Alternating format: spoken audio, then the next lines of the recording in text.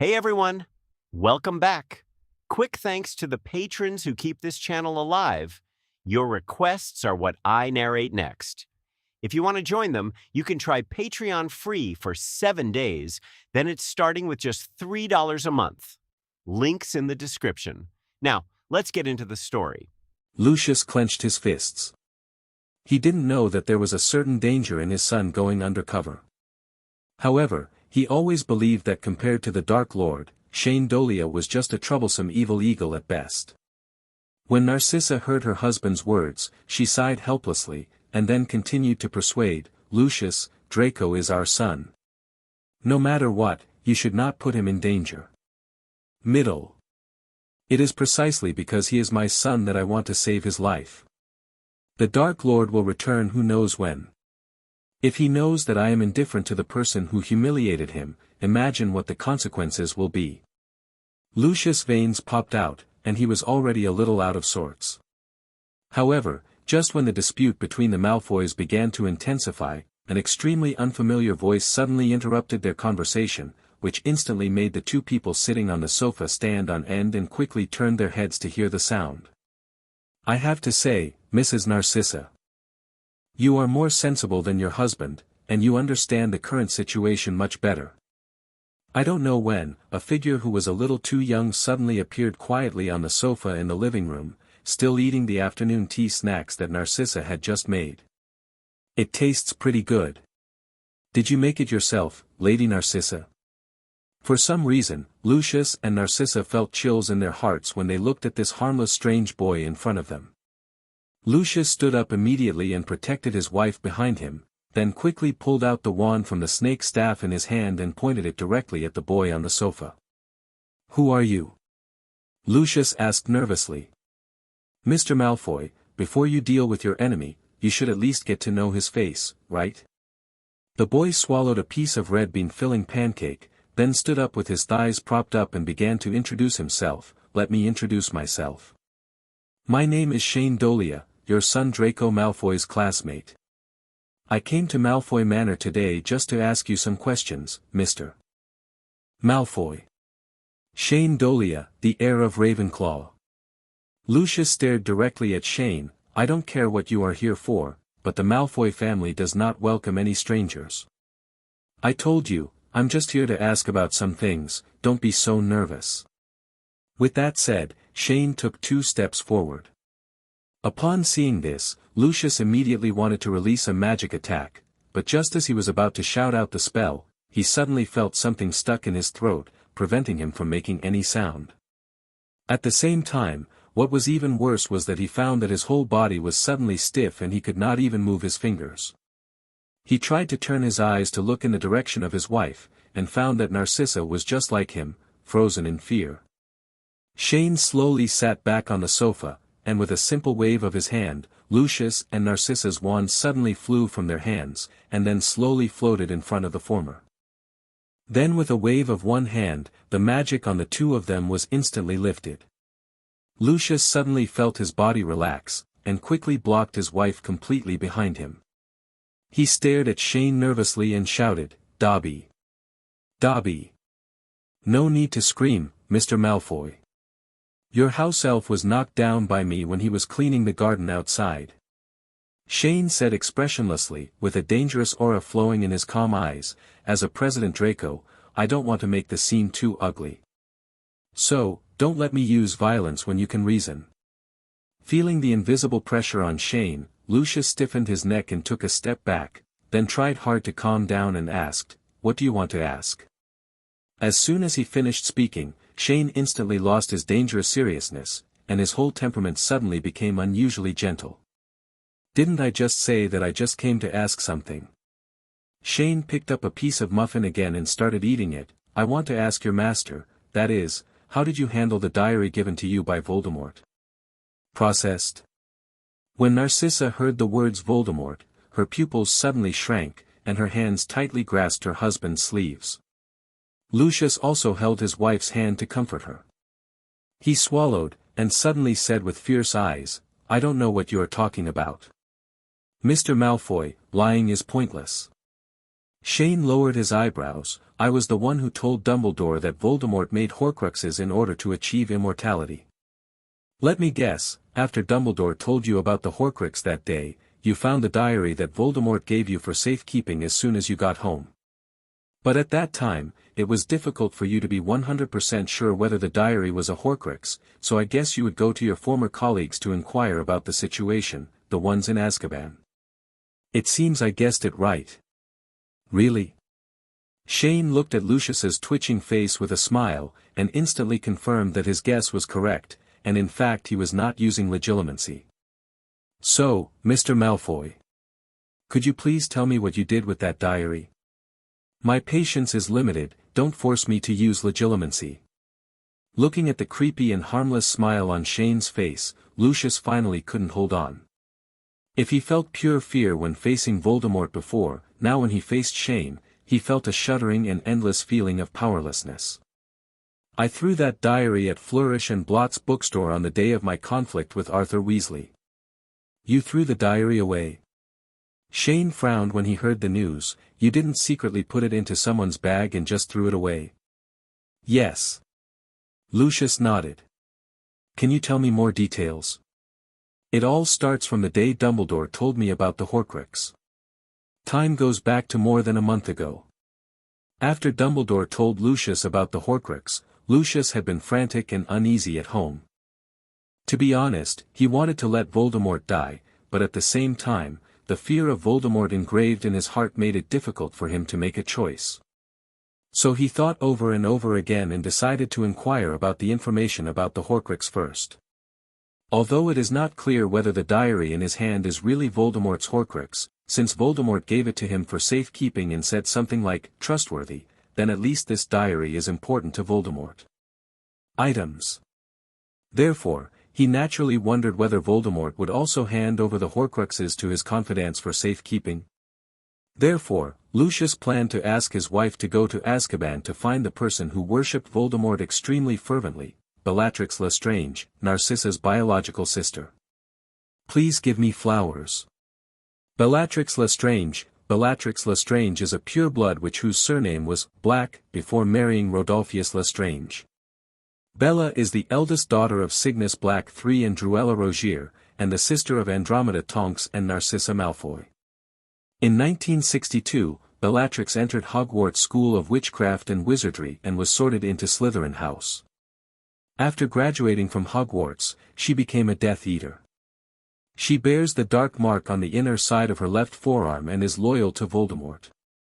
She is one of the few known female Death Eaters and the most dangerous and cruel among Voldemort's followers. Bella possesses the typical beauty and arrogant demeanor common to the Black family. She is a tall woman with thick, shiny black hair. She has a thick jaw, thin lips, thick eyelids and thick long eyelashes. 00. In 1981, Voldemort was defeated and seriously injured, but Bella and her husband Rodolphus Lestrange remained loyal to Voldemort and tried to figure out what happened. They captured Auror Frank Longbottom and his wife Alice Longbottom, and together with Rabaston, Rodolphus' brother, and Crouch Jr., they used the Cruciatus Curse to torture the Longbottoms until they went crazy. Soon after, the four were captured by Aurors and sentenced to Azkaban. After being sentenced to prison, Bella refused to condemn her master and vowed that he would return. Because of this, Bella, as a Death Eater, had done too many evil things before and was a serious criminal in Azkaban, so it was not easy for Lucius to get his wife to visit. So, after using a lot of the Malfoy family's connections and resources, Narcissa finally obtained permission to visit from the Ministry of Magic during the summer vacation. Early August 1992, Azkaban. Located on an isolated island in the icy waters of the North Sea, it is the highest-level prison for prisoners in the magical world. The guards are terrifying, immortal dark magical creatures, Dementors. Walking through the dark and damp prison corridor, even though I was wearing a thick cotton coat, I could feel an inexplicable coldness constantly penetrating into my bones. After walking for who knows how long, Narcissa came to a separate prison.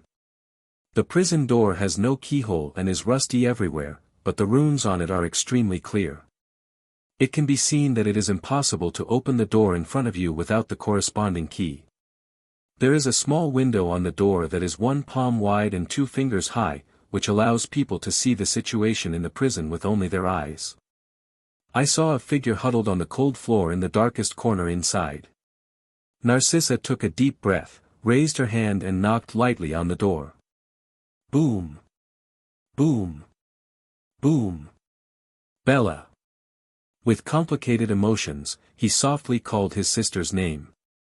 When the figure huddled in the corner heard this familiar voice, its thin body suddenly shook, and then it crawled out of the darkness on its hands and feet like a spider.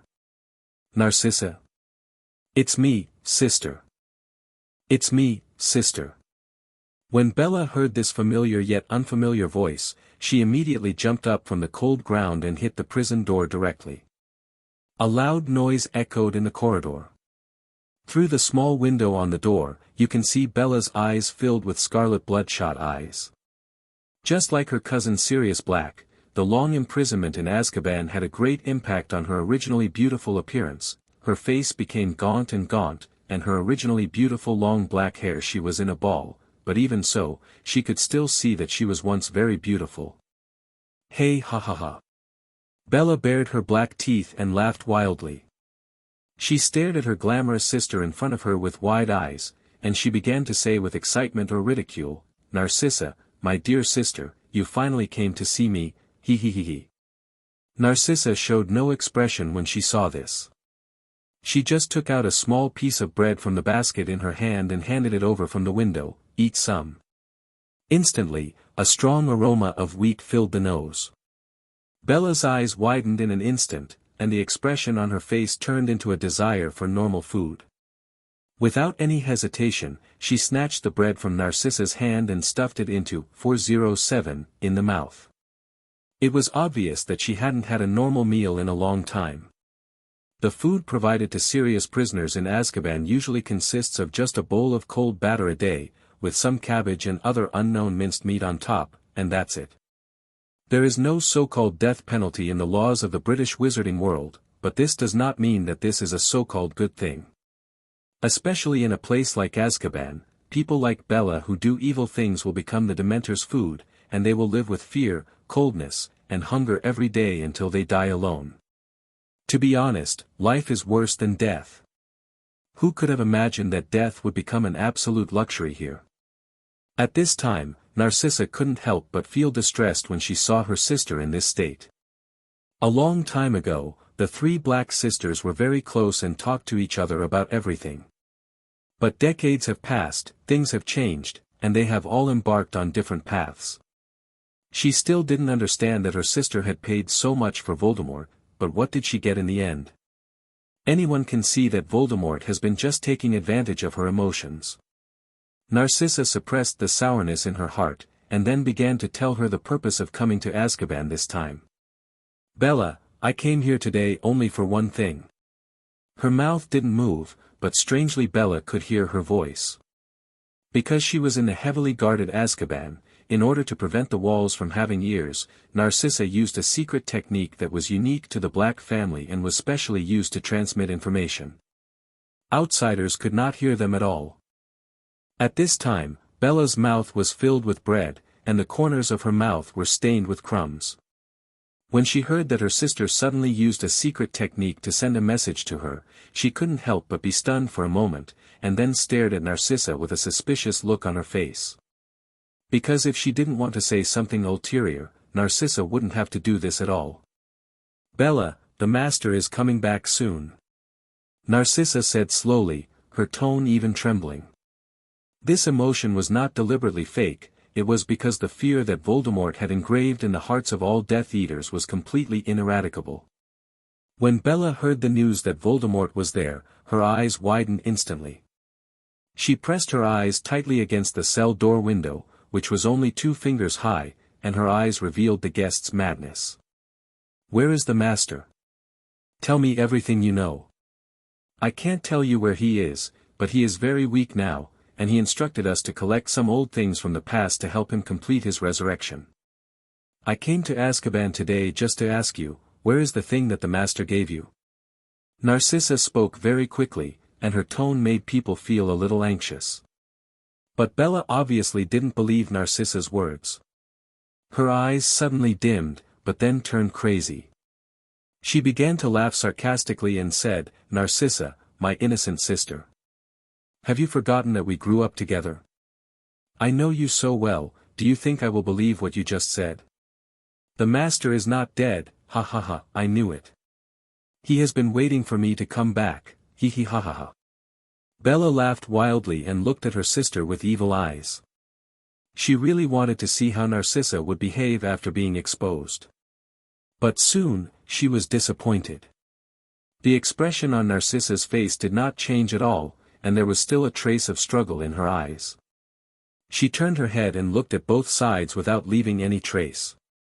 After making sure that no one was patrolling nearby, she slowly opened her left sleeve, revealing the corner of a black smoke-like pattern inside. That's right, it's the Death Eater's symbol, the dark mark. At first glance, the dark mark looks like a pattern made up of leprechauns. A huge skeleton is made up of countless turquoise star-like things. A ferocious python sticks out from the skull's mouth, like a big tongue. It looks very weird. This mark was used by Voldemort to create terror. In the past, whenever Death Eaters killed someone, they would leave the dark mark on the body or on the top of the house as a form of fear. It is usually branded on the left arm of everyone who joins the ranks of Death Eaters. Whenever Voldemort is powerful or appears around, the mark on the Death Eater's arm will feel like burning pain, and it will become more and more painful.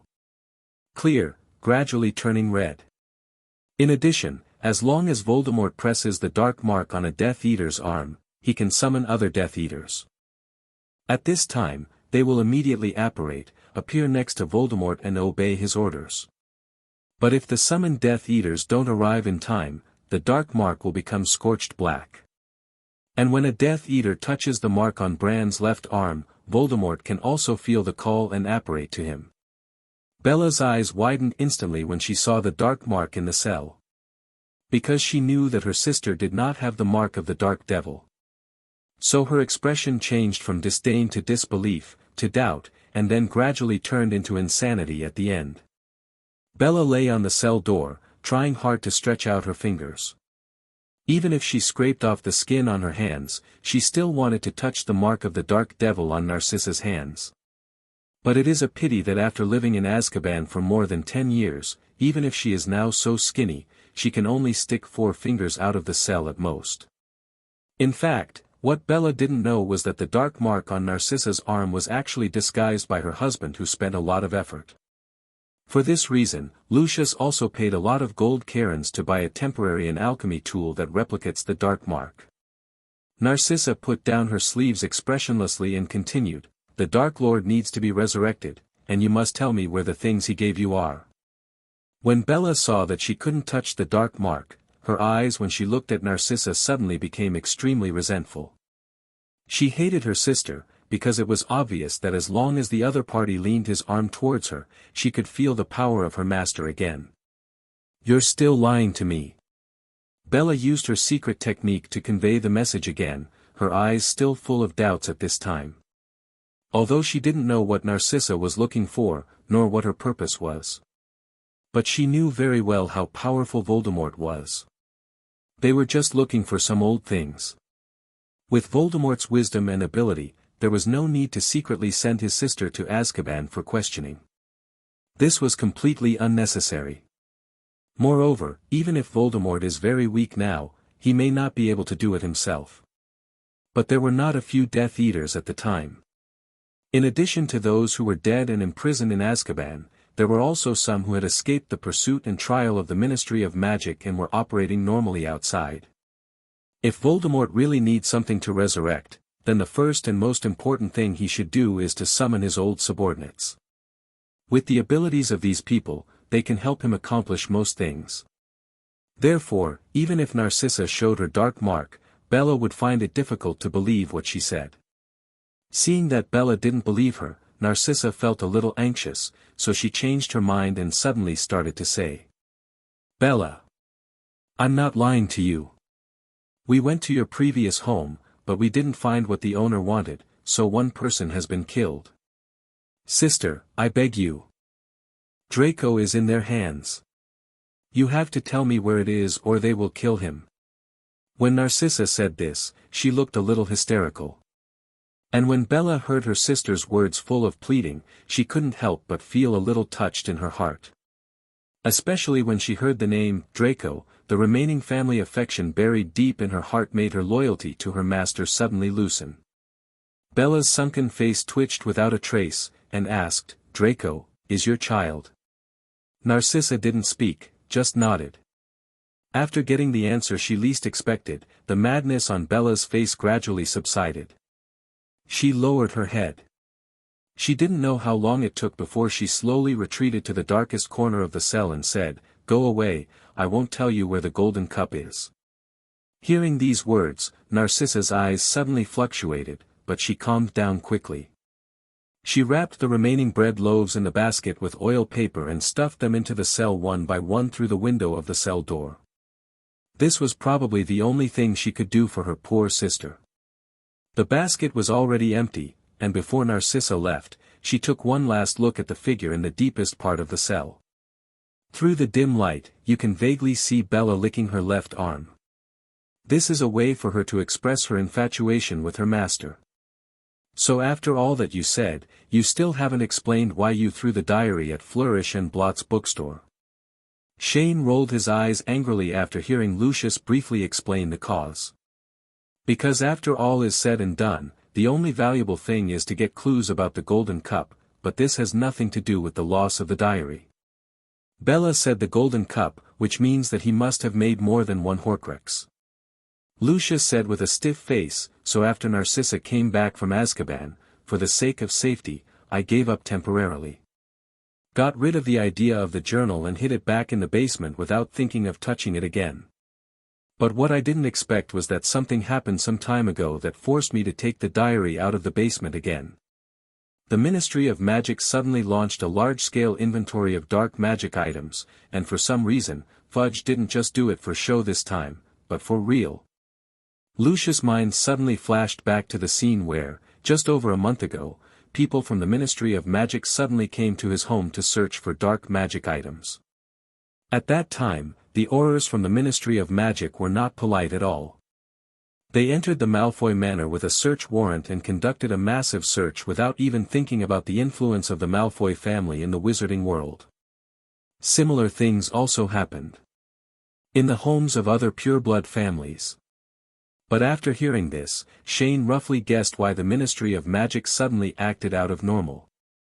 Because since he took control of the little beetle Rita Skeeter, in order to weaken the influence of the Ministry of Magic on the Daily Prophet, the official media, he basically sends letters every now and then. Let the little beetle continue to expose the dirty information about the Ministry of Magic or Fudge. The main content of these black materials is actually focused on the Ministry of Magic's long-standing supervision of black products. In fact, in the magic world, the collection and circulation of black magic items can basically be regarded as an open secret. But generally speaking, black magic items are expensive and are only commonly found in the shops of the more powerful pureblood families and those missing people in Nocturne Alley. Their impact on ordinary people is not as great as imagined. Therefore, the Ministry of Magic has been negligent in supervising dark magic items simply because it is a thankless task and can easily offend those pureblood families who are deeply rooted in the magic world. It may also cause the Ministry of Magic to further lose control of Nocturne Alley. Control. You must know that everything in the world has light and darkness, and the Ministry of Magic also has some shady matters that need to be dealt with or resolved through Nocturne Alley. The most representative department is the Department of Mysteries.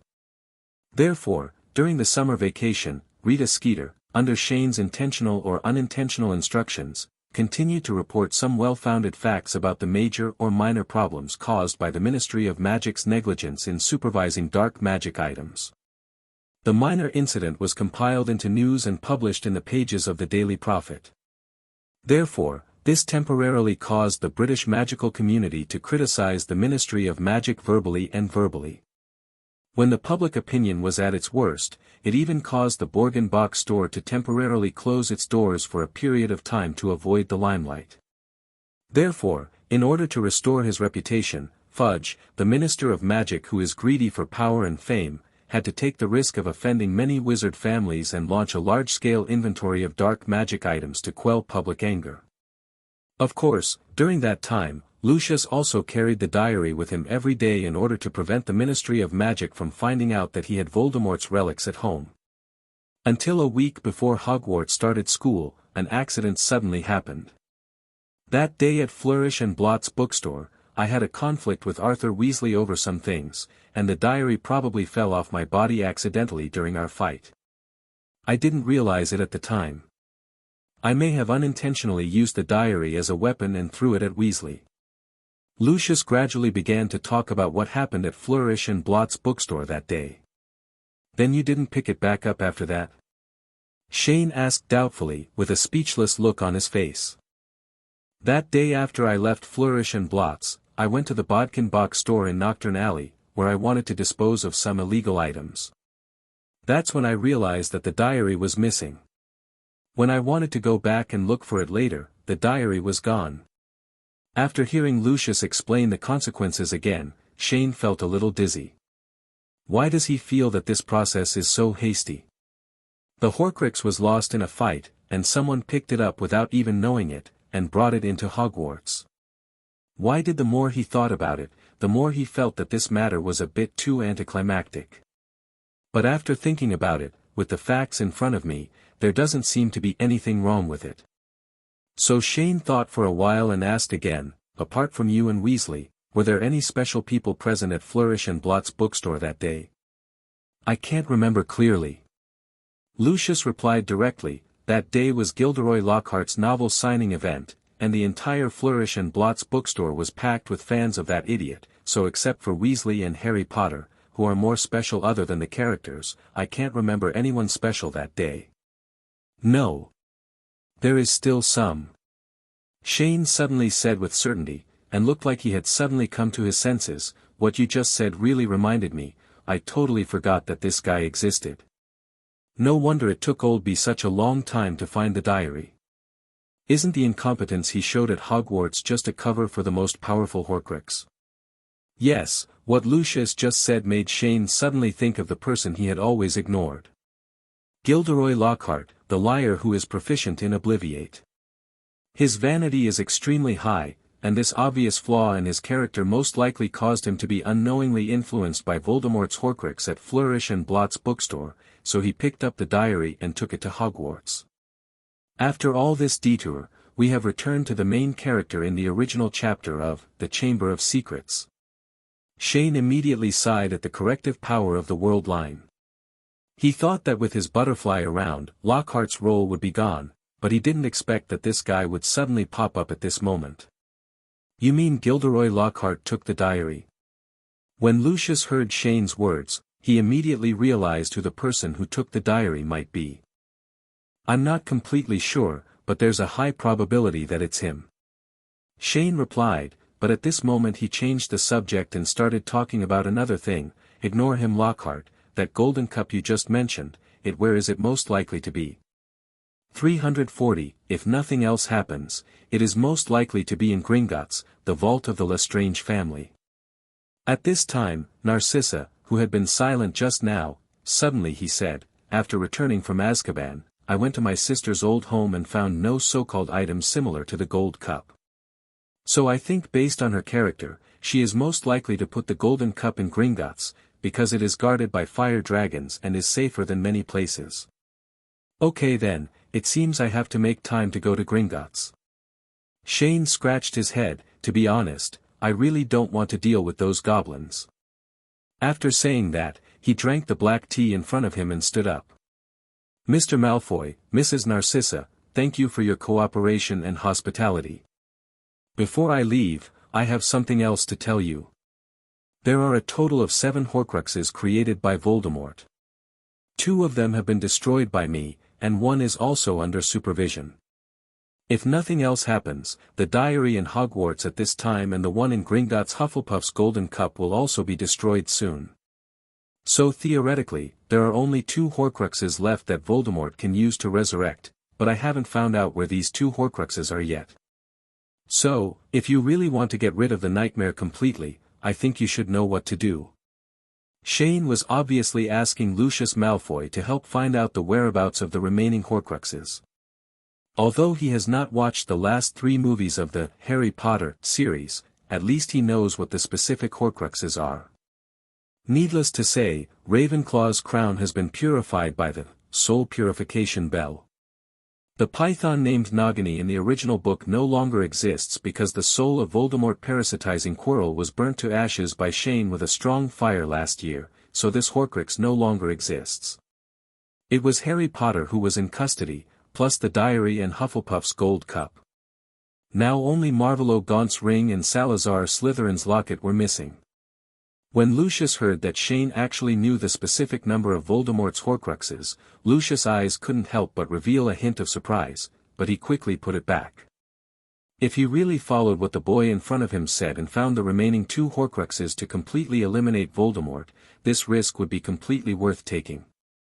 After Shane left the news about the Horcrux, he disappeared into Malfoy Manor and returned to Hogwarts without saying anything else.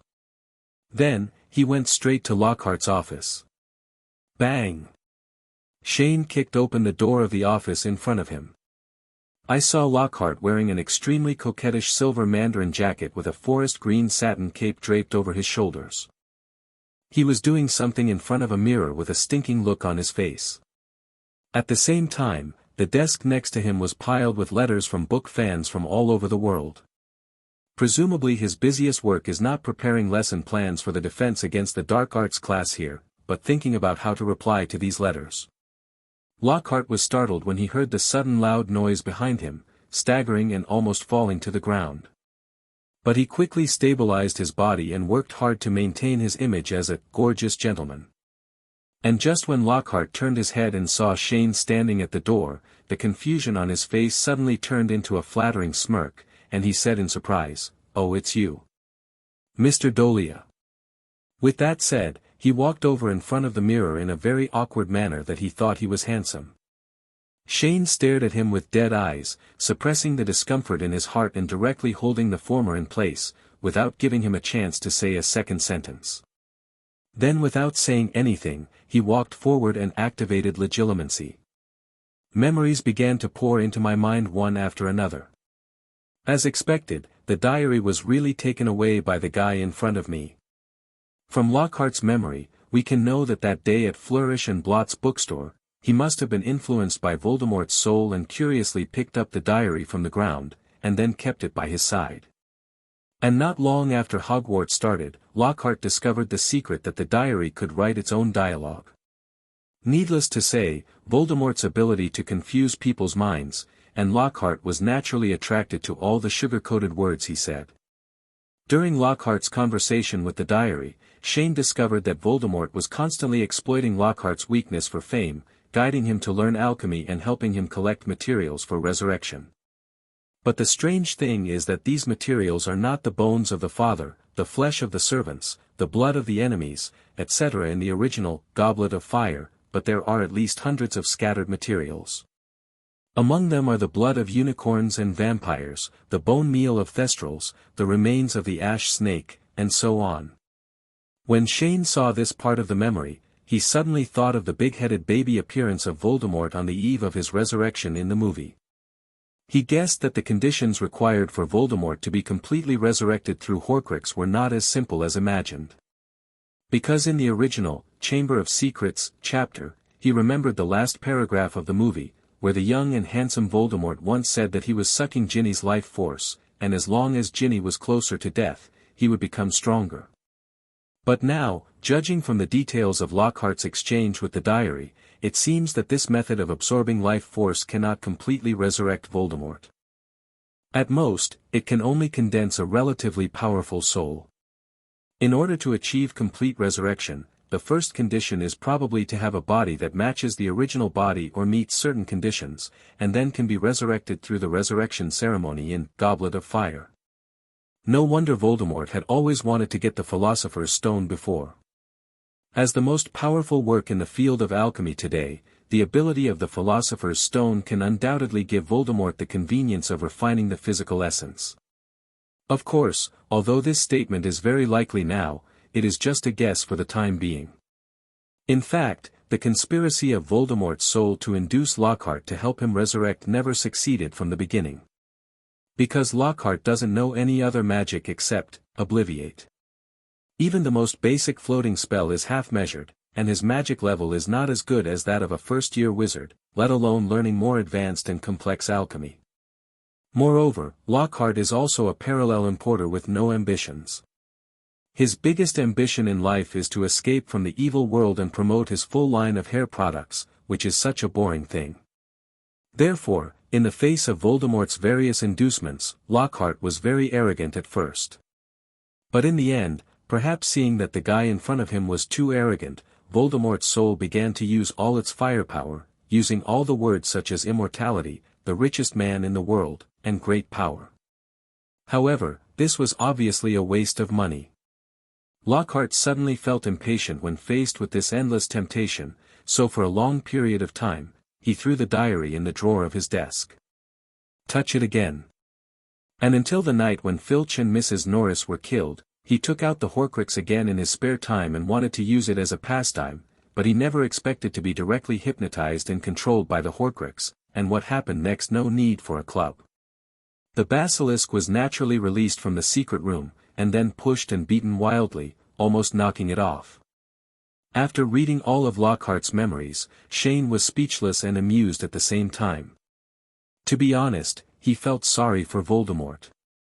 There were so many people at Flourish and Blot bookstore that day, but he happened to meet Lockhart.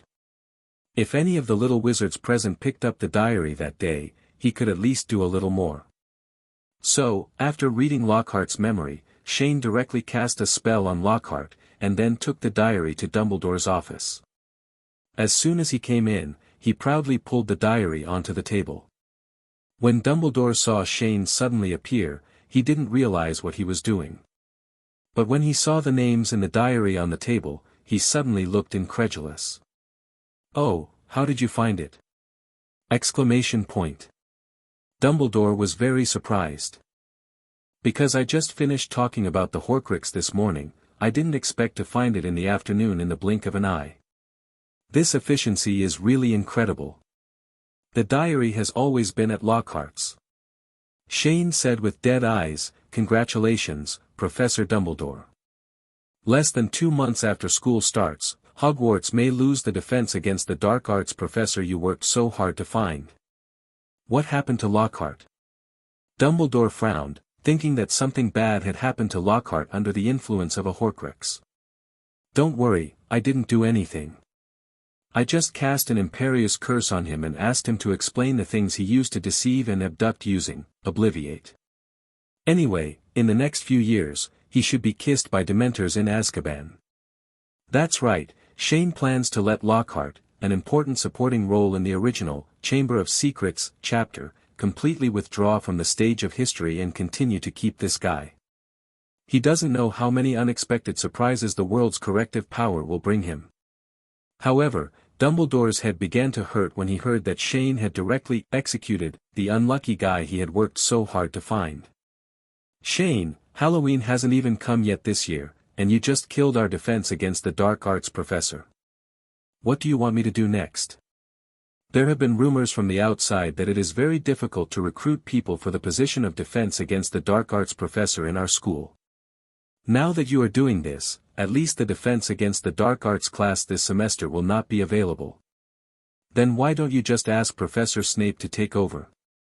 It's not like he didn't do it last semester, and with your ability, the potions professor should be able to find someone willing to teach soon. Shane's face was expressionless. He said, "Don't tell me you're still afraid of that bullshit curse, Wooda District. It's always true to be careful with your ship." Dumbledore directly admitted the fact that he was timid. In fact, over the years, there have been times when he did not believe in evil. But it was actually because every year the defense against the dark arts professor had various accidents that happened to him inexplicably, forcing him to finally face Voldemort's curse first and seriously. "Forget it, it's up to you." Shane shrugged, as if he was giving up on the boss. Anyway, Lockhart's defense against the dark arts class is the same whether you take it or not. What can you learn? As he said that, he gave Dumbledore a knowing look. Facing Shane's ridicule, Dumbledore could only sigh helplessly, and then turned his attention to the Horcrux in his hand. I'm confused, how did you find it so quickly? Don't ask for details, but I can tell you that this Horcrux had been kept by Lucius Malfoy before, but Lockhart brought it into Hogwarts because of some chance. Moreover, your threat to Malfoy worked last time. He found the location of another Horcrux. Hufflepuff's golden cup is probably in the vault of the Gringotts Lestrange family. Shane did not explain the specific investigation process, because he could not explain how he knew that the diary was in the Malfoy family. He has shown this kind of prophetic ability many times before, but it is difficult to find a suitable way to deal with it, so he simply turned this ability into an ulterior secret, so that at least people like Oldby can. It's not easy to question people like this. When he heard that the diary had been kept in the Malfoy family, Dumbledore had a look of surprise on his face. Then he pondered for a while, and then said slowly, "It seems that Tom did not protect his Horcrux properly, but used it as a weapon." "What is this?" Shane asked confused. The purpose of the Horcrux itself is to keep Tom alive. However, the soul in this diary manipulated Lockhart to open the secret room and released the basilisk to attack Filch and Mrs. Norris. Such self-exposure was very risky, because it would make it impossible for Tom to conceal his creation of the soul. The secret of the weapon, but he did do it. Why do you think this is? Arrogant? Hearing Dumbledore's question, Shane thought for a moment, and then said these two words. Yes, that's arrogance. Dumbledore nodded. The diary, Ravenclaw's crown, Hufflepuff's golden cup, there have been 3 Horcruxes so far. The diary drove Lockhart to open the Chamber of Secrets. Although this action is risky, as long as there are multiple Horcruxes as backup, Tom is absolutely willing to do something that can show that he is a direct descendant of Salazar Slytherin. If you put it this way, 423 is not arrogant at all, but inferior. Shane said, taking the diary from Dumbledore's hand, and then used natural magic to forcibly condense a life force and poured it into it. Immediately afterwards, a younger version of Tom Marvolo Riddle appeared in the office. Tom. Dumbledore looked at the figure in front of him in surprise. It was exactly the same as the Voldemort he had seen decades ago. You see, this guy is just a little less handsome than me, and coupled with his own talent, what do you think it does to him to show that he is a descendant of Salazar Slytherin? Does that make sense? Shane said, pointing his wand at young Voldemort's face. If it wasn't for his low self-esteem, he would have done so many things for no reason. Am I right? Shane said this last sentence to Tom, and this directly caused the latter to explode. Shut up, you mudblood. Aren't you a mixed race yourself? If you scold me, you're scolding yourself. Before Tom could start scolding, Shane interrupted him directly and started a magical verbal exchange. Shut up. Tom suddenly looked hysterical, and it was obvious that Shane's words directly hit him where it hurts. I took out my dirty muggle father's surname from my name. I am Voldemort, a descendant of Salazar Slytherin, But your own diary doesn't have your and your father's surnames written on it. It's right here. Read it for yourself. Shane interrupted Tom's scolding again, Kfey, and pointed to the diary in his hand. Said Tom Marvolo Riddle's name on the notebook. Shut up, you. Your father is a muggle. You this. You're a mixed race. I'm not. You are. In the next few minutes, Shane made Tom furious with just a few simple words. At this time, the soul magic developed just before to catch Peeves suddenly came into use. Shane looked at Tom, who was enveloped in silver light, restrained in place and furious, and asked Dumbledore, Professor, do you think he is arrogant or arrogant now? Dumbledore was speechless. Because he could no longer use words to describe the scene in front of him, although Shane's evaluation of Tom seemed not wrong. I don't know how long it took, maybe the vitality that Shane had just poured into him was exhausted, and young Tom disappeared into the office in an instant. "Professor, do you still need this thing?" Shane raised the diary in his hand and asked, "If you don't need it, I will burn it directly." "Wait." When Dumbledore heard that Shane wanted to destroy the Horcrux, he immediately moved forward and snatched the diary. "I keep it and it is still useful. How can I help Hagrid clear away the crimes he has committed for decades? Just remember it. Do you think Fudge will agree? Sometimes when a person is in a high position, this is not necessarily a good thing." Dumbledore said, "It doesn't matter whether he agrees or not, as long as he can agree." So just like that, the Horcrux that plagued the entire Hogwarts for an entire school year in the original work was solved in advance, and the turbulent undercurrent under Hogwarts was temporarily restored to calm. Then more than half a month passed, and the annual Halloween arrived as scheduled. During these more than half a month, something happened at Hogwarts. First of all, Gilderoy Lockhart was exposed as a liar who stole other people's memories, and was quickly escorted to the Ministry of Magic for trial. This also caused the defense against the dark arts class at Hogwarts to be suspended until now. In addition, the basilisk captured by Shane from the secret room was also well raised in fairy tale. Because he discovered that the basilisk's ability was somewhat different from that of the original work, with the ability to petrify other substances, Shane formed a basilisk research team, consisting of Luna, Zoe, Justin, and Harry. These 4 people each perform their own duties in the group. Luna and Zoe are fans of magical creatures and are mainly responsible for specific research on basilisks. Justin likes to study the history of magic. He is responsible for finding historical information about basilisks and providing research direction and basis for Luna and Zoe. Needless to say, Harry was a Parseltongue, he was just acting as a translator. In addition to providing research subjects for people like Luna and Zoe who like magical animals, the basilisk also has an extremely valuable ability, and that is the venom it produces. Basilisks are extremely rare in the magical world, because cultivating one in the first place is against the law. So, when Shane sold the basilisk venom on the black market, he found that its value was as high as 2,000 gold galleons per pint, which was 20 times less than the venom of the acromantula. Later, he also heard that after the basilisk venom entered the international black market, its price instantly doubled or tripled as soon as it changed hands, making money almost faster than robbing Gringotts. So of course, the high price of basilisk venom not only directly guarantees the daily expenses of the Fairy Tale Guild, but also provides great financial support for the Weasley twins to research alchemy props and Neville to research herbs and potions. In addition to the matter between Lockhart and the basilisk, there are also matters within Fairy Tale. In the past half a month, everyone at Fairy Tale has made rapid progress in learning magic circles, and has gradually begun to enter the stage of compressing the time to create basic magic circles. And the reason why they learn faster than Hermione and Cedric in the past is not because these new guild members are talented, but because of the collective learning forced by Chong'en. Under Shane's arrangement, new guild members are guaranteed to have at least 4 hours of learning time on the basics of magic circles every day from the day they join the guild, and this is increased to 10 hours on weekends.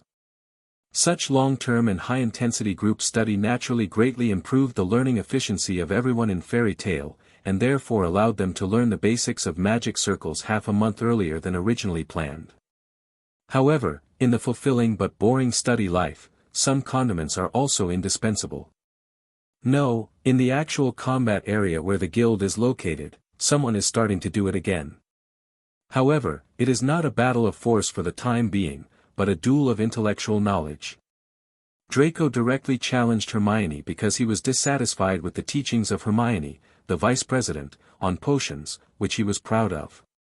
I have to say that Draco is very brave. Although his father was a good friend of Snape, the potions master, he had learned a lot about potions from a young age. He even ranked first in his grade in the potions exam last semester, but he couldn't stand up to Hermione, a top student. Roll. According to everyone's knowledge, Hermione has memorized all the potions textbooks for third-year students and below, literally, and is now studying the fourth-year potions class on her own. So everyone watching the show outside the venue dared to conclude that Draco would lose miserably. In today's intellectual duel, Neville serves as the referee. He glanced at both sides of the duel, and then began to announce the rules of the duel. Both sides compete in a question and answer format. If one side cannot answer the question raised by the other side, it will be deemed a failure. Now, please choose the literal or the fancy. With that said, Neville took out a silver coin. I choose the literal one. Draco said confidently. I choose flour noodles. Hermione looked very relaxed. Immediately afterwards, the silver coins were thrown up. Face up, Draco asked first. Tell me the function and main ingredients of hair elevating agent. Hair-raising potion is a potion that can make the user's hair stand up. The main ingredient is mouse tail. Hermione answered without thinking. The question Draco asked is actually very basic. It is the knowledge that second-grade wizards need to learn. However, because the school has only started for 2 months, they have not learned this yet. Hermione raised her arrogant little head. Tell me about the function of hellebore. Hellebore can cleanse sins, protect livestock from evil spells, grind into powder to cure blindness, and can be used as a palliative in potions. This is the content of the 3rd grade. From this question, it can be seen that Draco still has some worries. It's a pity that the showdown between him and Hermione has just begun. Where does the explosive fluid come from?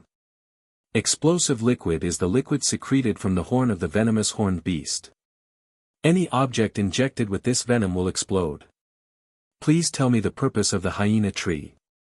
Ariud is a magical tree, also known as the hyena tree, whose leaves can induce hysteria and uncontrollable laughter. The syrup produced in sadness acts as an antidote to the area leaves. In the next 10 minutes, the two asked and answered questions and fought for more than 10 rounds. But judging from the whole process, compared to the several times when Draco almost couldn't answer the question, Hermione's fluent answers were obviously much easier. Name the 3 laws of Gorbolot. This round was Hermione's question session, and she said a term that no one had even heard of. And Draco couldn't help but be stunned for a moment when he heard this question. Gorbolot's 3 laws. What did it come from? I've never heard of it myself. Draco began to stir his brain hurriedly, and gradually sweat began to form on his forehead nervously. But the worst thing is that no matter how much he thinks, he can't remember what this so-called law is. So in the end, all I heard was Neville holding his watch and saying, "It's time." Draco, you lose. Damn it. Draco waved his fist with a look of reluctance. He really never thought that he would lose, and he was still doing what he was best at. So he pointed at Hermione a little angrily and shouted, "This is wrong. I'm sure I haven't seen this Gorbolot's law in the book. Having never heard of it only means that your potions knowledge is just like that." Hermione raised her little head arrogantly, and then began to explain, "When we studied magic potions and potions, in the 1st grade, the preface at the beginning was already detailed. Expounded the 3 laws of Gorbolot. Gorbolot's 1st law, for single prescription medicines, there must be magic medicines that can produce opposite effects. 2 single prescription medicines whose effects can be offset or weakened by each other are antidotes to each other. Gorbolot's 2nd law, any single medicine can have several different antidotes, and vice versa, but any compound medicine does not necessarily have a corresponding antidote. Gorbolot's 3rd law, the antidote of a mixture is greater than the sum of the antidote of its individual components." Hermione held up 3 fingers and explained the specific concepts of the 3 laws at once. The 3 laws of Gorbolot are the cornerstone of the existence of the antidote field and are the required test points for the Ultimate Wizard Proficiency Test (OWL) in the past 10 years. It's just that this law is usually only understood and used by those who like to study new potions. For those of us students who are still in the basic stage of potions, it is not necessary to understand this law. That's why Snape has never taught it in class. Mentioned above. Everyone in Fairy Tale nearby was stunned when they heard that Hermione had already started reading the OWL exam books when she was in 2nd grade. Penelo, do you know this law? Surrey looked at Hermione with shining eyes, while the quill in his hand was still swinging, and he asked the eldest sister from the same college next to him. You must know that Penelo is already in 5th grade, which is the time to start preparing for the OWL exam. I know the concept, but I can't recite it completely like Hermione. Penelo replied, with a look of admiration on his face. Sonia, do you know? Surrey looked at the girl next to him with a very cold temperament. I don't know. Sonia shook her head, potions is not my strong point. Then Zoe, forget it. What do you mean I just forget about it? A girl named Zoe Mathis jumped right into action. She is a first-year badger and the naughtiest person in the fairy tale guild. She is also a good friend of Luna and also likes magical animals very much. She has waist-length orange-yellow hair, with a slight gradient of purple-pink at the end. She also has a lowly figure that doesn't seem to grow up like Surrey. You have the worst academic performance here, so asking you is in vain. Su Rui rolled his eyes. You are clearly looking down on people. Zoe pointed at Surrey and said frantically. Then please repeat what are the 3 laws of Gorbolot. You repeat it first and then do it again. Facing Surrey's provocation, Zoe directly did the opposite, but this little trick couldn't stop Ravenclaw's eagle at all. Surrey opened the small notebook in his hand and directly repeated the contents of the 3 laws of Gorbolot that he had just copied. A person who has the title of top student in Ravenclaw Academy carries a notebook with her to record new knowledge she hears at any time. This strange behavior is normal for her. You cheated. Zoe said angrily, pointing to the notebook in Surrey's hand. Humph. If you have the ability, you can cheat like me. Surrey continued to provoke. I'll fight with you. Zoe finally couldn't help it, gritted her teeth and pounced on Surrey. Just like that, a pair of enemies appeared on the decisive stage on a daily basis. Flip avert statum. Finite incantatum. Tarantella colloportus. Magic spells flew across the battle stage. Draco, on the other hand, had a slumped face and walked down the captain's stand angrily, wanting to go to Harry to regain his confidence. Please give me flowers. That's right, besides Zoe and Surrey, there is another pair of enemies in the guild now, namely Harry and Draco. The 2 boys also taunted each other from time to time, and often went to the actual combat area to fight without saying anything. So far, both sides have their own victories. Hermione also got off the fighting platform immediately.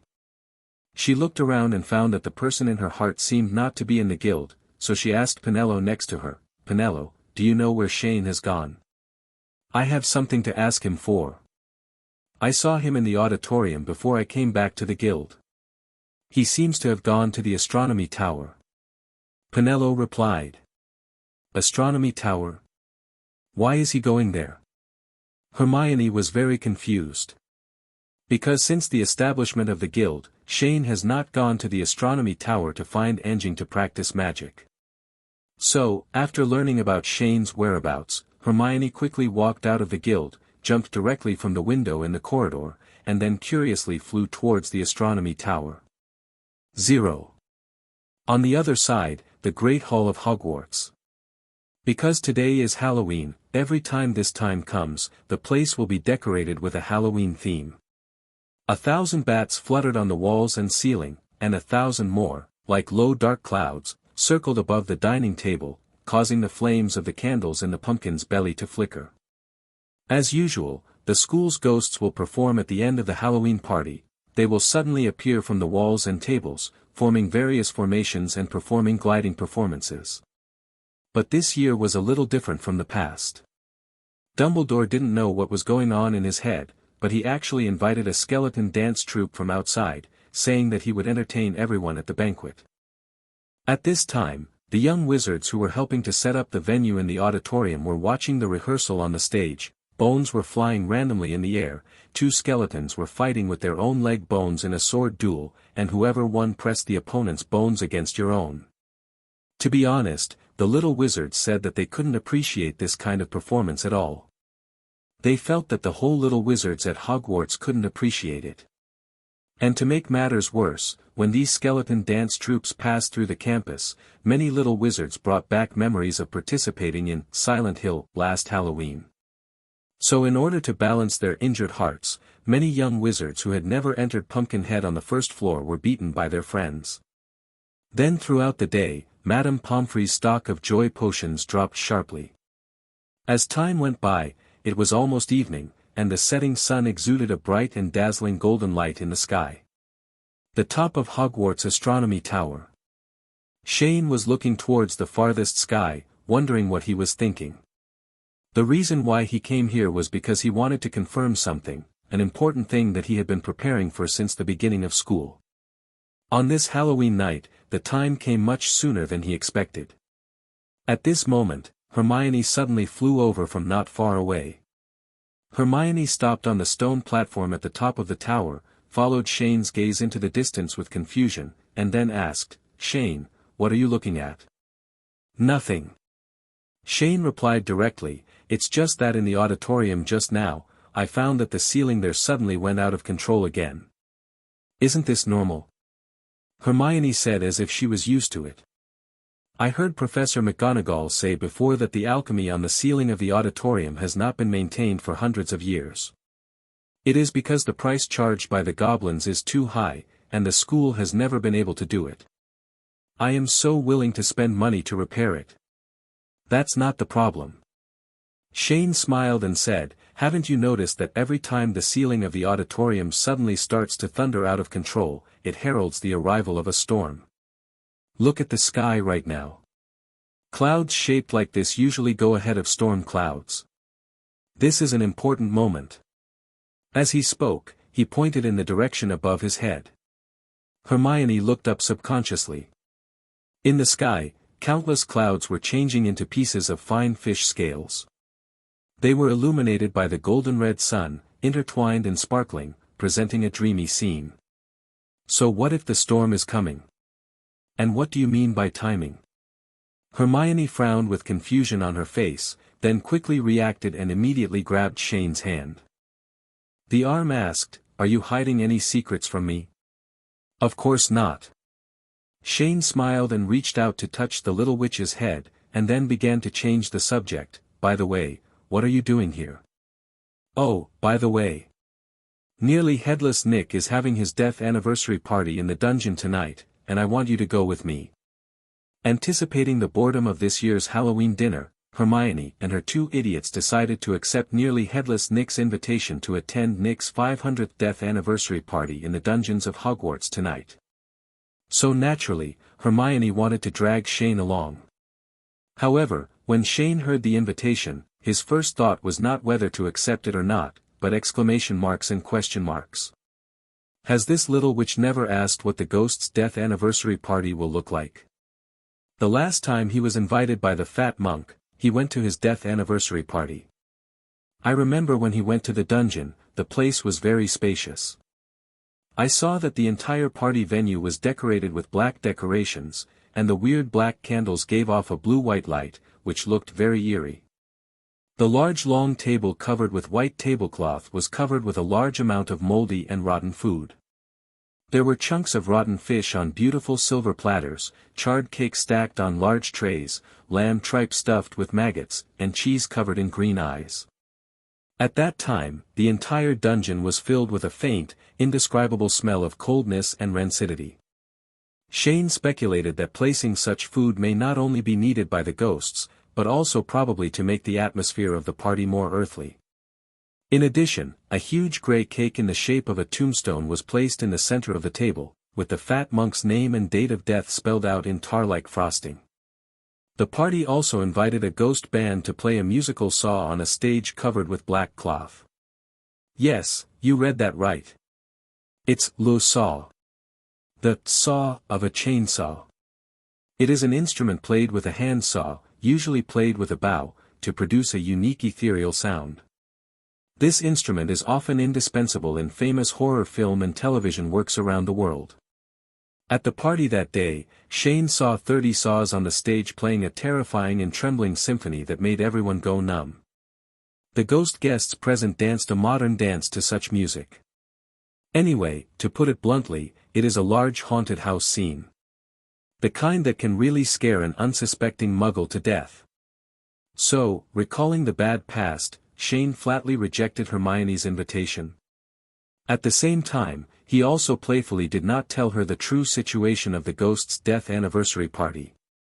And he gloated in his heart and shouted, "Little lions, go and eat the tribute." After a while, Hermione left angrily after failing to invite Shane to the party. And the time quickly came to night. At this time, the little wizards at Hogwarts were enjoying the delicacies of the Halloween dinner, while the 3 little Gryffindors were also undergoing unexpected torture with pale faces. And as a blazing lightning flashed across the night sky, Shane instantly disappeared from Hogwarts Castle and arrived at the top of an unknown mountain. Then he clapped his hands and a temporary, giant magic gathering array was instantly formed. The heavy rain fell on my body, but it didn't get any hair wet. Shane lowered his head and looked at the ground that had been marked. He waved his hand and exploded the soil above. 10 bottles of red potion appeared in front of him. Reaching out to suck the potion into his hand, Shane immediately took out the wand and pointed it at his heart, and began to say, "Amato, Animo, Animato, Animagus." Then he pulled it out. He took the cork out of the bottle and drank the potion in one gulp. That's right, as Shane just showed. On this Halloween night, the night of the storm. This is the critical moment that Shane has been waiting for to complete the final step of Animagus transformation. However, compared to the previous wizards who had become Animagus, his ideas were bolder and broke the rules. Before Shane drank the potion, he arranged the largest magic gathering circle he could cast in advance. He wanted to gather a large amount of primitive magic power to help him complete the transformation of the magical creature Animagus. From the emergence of the superb transformation technique of Animagus in this world to today, the wizarding world generally believes that Animagus cannot transform into any animal at will, and the animal it changes has the same personality and weight as the wizard. Related. Generally, a person who wants to transform into an Animagus can usually only transform into an animal, and it is limited to non-magical creatures. There have been rare births of Animagus in the past, and they can transform into 2 animals. And if the transformation of magical creatures, such as phoenixes, fire dragons, hippogriffs, etc., is forcibly carried out, this will bring unpredictable consequences. People may become obsessed, and cannot transform back into normal humans. For example, the Red Hat, which is classified as a dark magical creature, is said to be a failed product of a former wizard who failed to forcibly transform into a magical creature. Therefore, based on these past examples of failure and through long-term research, people believe that the reason why humans cannot become Animagus of magical creatures may be because there is an essential difference in the operation of the body structure between wizards and magical creatures. Different.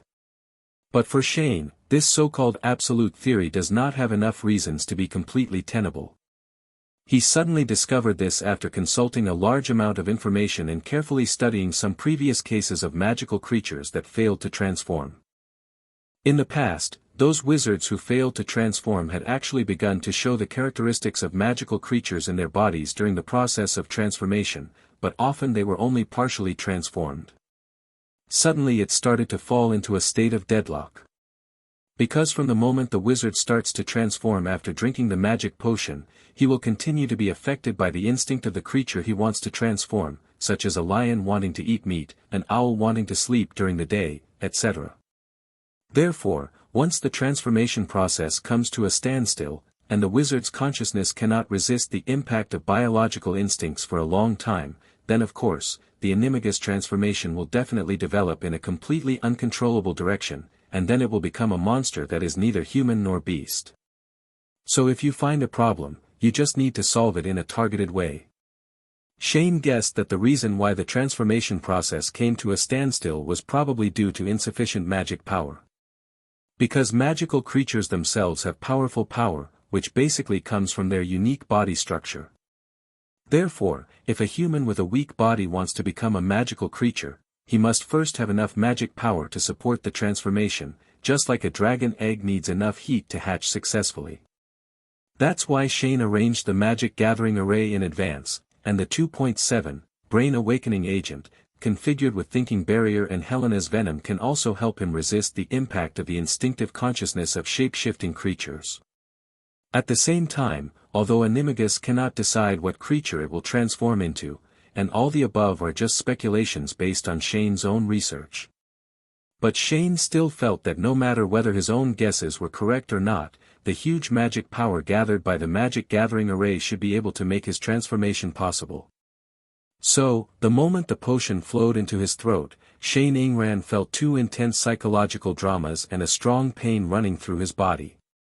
Immediately afterwards, a creature began to appear in his mind, a bird covered in blue-gray feathers with white forehead and crown feathers.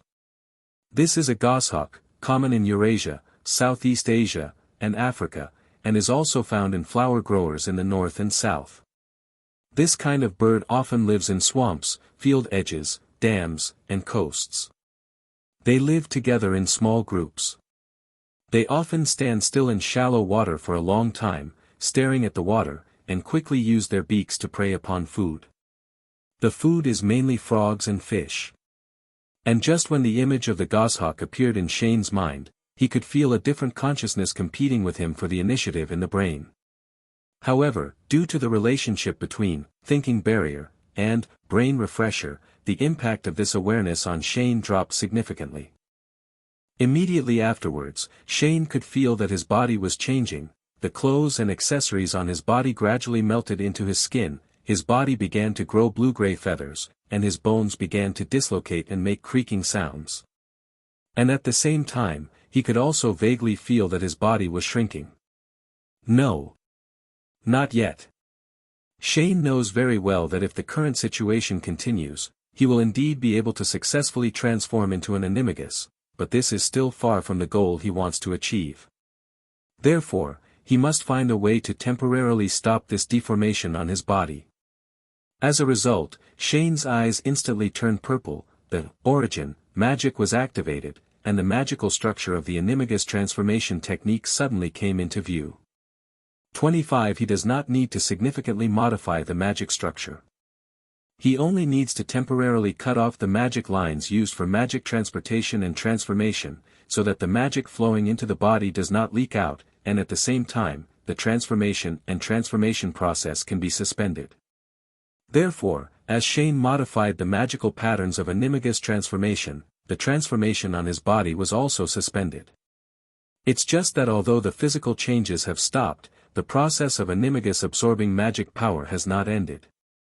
I saw the magic gathering array starting to run wildly, a magic storm suddenly rising, and strong winds blowing all around. The storm clouds in the night sky faintly formed a huge vortex as the huge amount of magic power gathered, and massive amounts of magic power were continuously poured into Shane's body. And everyone in Fairy Tale who was 10 kilometers away at Hogwarts Castle immediately felt the trembling magic power of the superstar. Because if you want to practice Magic Circle, feeling the original magic power is the foundation of the foundation. Although everyone in Fairy Tale is just a beginner, they can still directly sense the magic power from the star gathered by Jeannen's transformation. What happened? Where did such terrifying magic power come from? In the Hogwarts dungeon, Harry and Ronald were looking in the direction of the source of the superstar's magic with horrified expressions. This kind of magical power gave them a feeling of suffocation, as if a meteorite that could cover the sky was hanging above their heads and might crash down at any time. Shane. It's Shane. Hermione immediately thought of who this was most likely to be related to, Storm, timing. Yes, it's Storm. Hermione, is this done by the president? Harry turned around and asked curiously. It must be him. Hermione replied angrily, I just said that when he was in the astronomy tower this evening, he looked like he was talking in a daze. It turned out that he was practicing Animagus. Animagus? Is that the superb transformation technique that can turn into animals? How can you make such a big move by practicing this? Ronald looked shocked. The dean of my family is an Animagus, so the little lions of Gryffindor are more or less aware of this transformation technique, but they have never heard that practicing Animagus can be so popular. Of course Hermione didn't know what happened to Shane, but when she thought of Shane's super strength, she felt that it was all so natural. So, without any hesitation, he started to walk quickly outside the dungeon, and said in a somewhat excited tone, "I want to go take a look." Harry and Ronald looked at each other and quickly followed him. At the same time, the other members of Fairy Tale also felt the huge amount of magic power of the magic gathering circle. Curious, they seemed to have attacked and began to fly out of Hogwarts Castle one after another. On the other side, 5 people had already arrived not far from Shane through apparition. Previously, Shane had given basic principles and formation of magic circles to Dumbledore in return for the latter giving the Sorcerer's Stone to him. Dumbledore later passed the book to the 4 college deans with Shane's consent. Therefore, as soon as something strange happened on Shane's side, Dumbledore and the 4 deans arrived immediately. In front of me, I saw that with the continuous operation of the magic gathering array, the storm clouds in the sky had formed a huge funnel. Countless lightnings pierced the air and tore the earth, and thunder roared, shaking the earth. Large tracts of forest were ignited and then extinguished by hurricanes and heavy rains, making the entire area look like an apocalyptic scene. What on earth happened? Professor Sprout looked at everything in front of her in shock. She still didn't know what caused the scene in front of her. Because Dumbledore and several deans just sensed the huge magic power and came here, and the wind was blowing in front of them, the smoke was filled, the earth and rocks were flying, and it was night again, so they couldn't see Shane who was in the center of the storm at this time. So far, they still don't know what the source of this sudden magic power is. 7:43 At this moment, Fox, who went to inquire about the situation, broke through the turbulence and flew back. Dumbledore felt the information sent back, glanced seriously in the direction of the center of the storm, and then said, "Shane is preparing the Animagus to transform magical creatures." "What?" Professor McGonagall exclaimed instantly, "This is too dangerous. You must know that even an ordinary Animagus needs a strong will to resist the beast instinct, not to mention the magical creatures. If you are not careful, Dolea will turn into a monster that is neither human nor beast. I remember when she first became an Animagus, she often had trouble resisting the temptation to catch mice and eat small dried fish after transforming into a civet cat state. And as an Animagus, a master of transformation, when she heard that someone was challenging the transformation of magical creatures, she subconsciously thought that this must fail. Because Animagus cannot transform magical creatures, this has always been an iron rule in the magical world. In fact, a long time ago, someone actually proposed a similar theory: wizards are unable to complete the Animagus transformation of magical creatures because of insufficient magic power.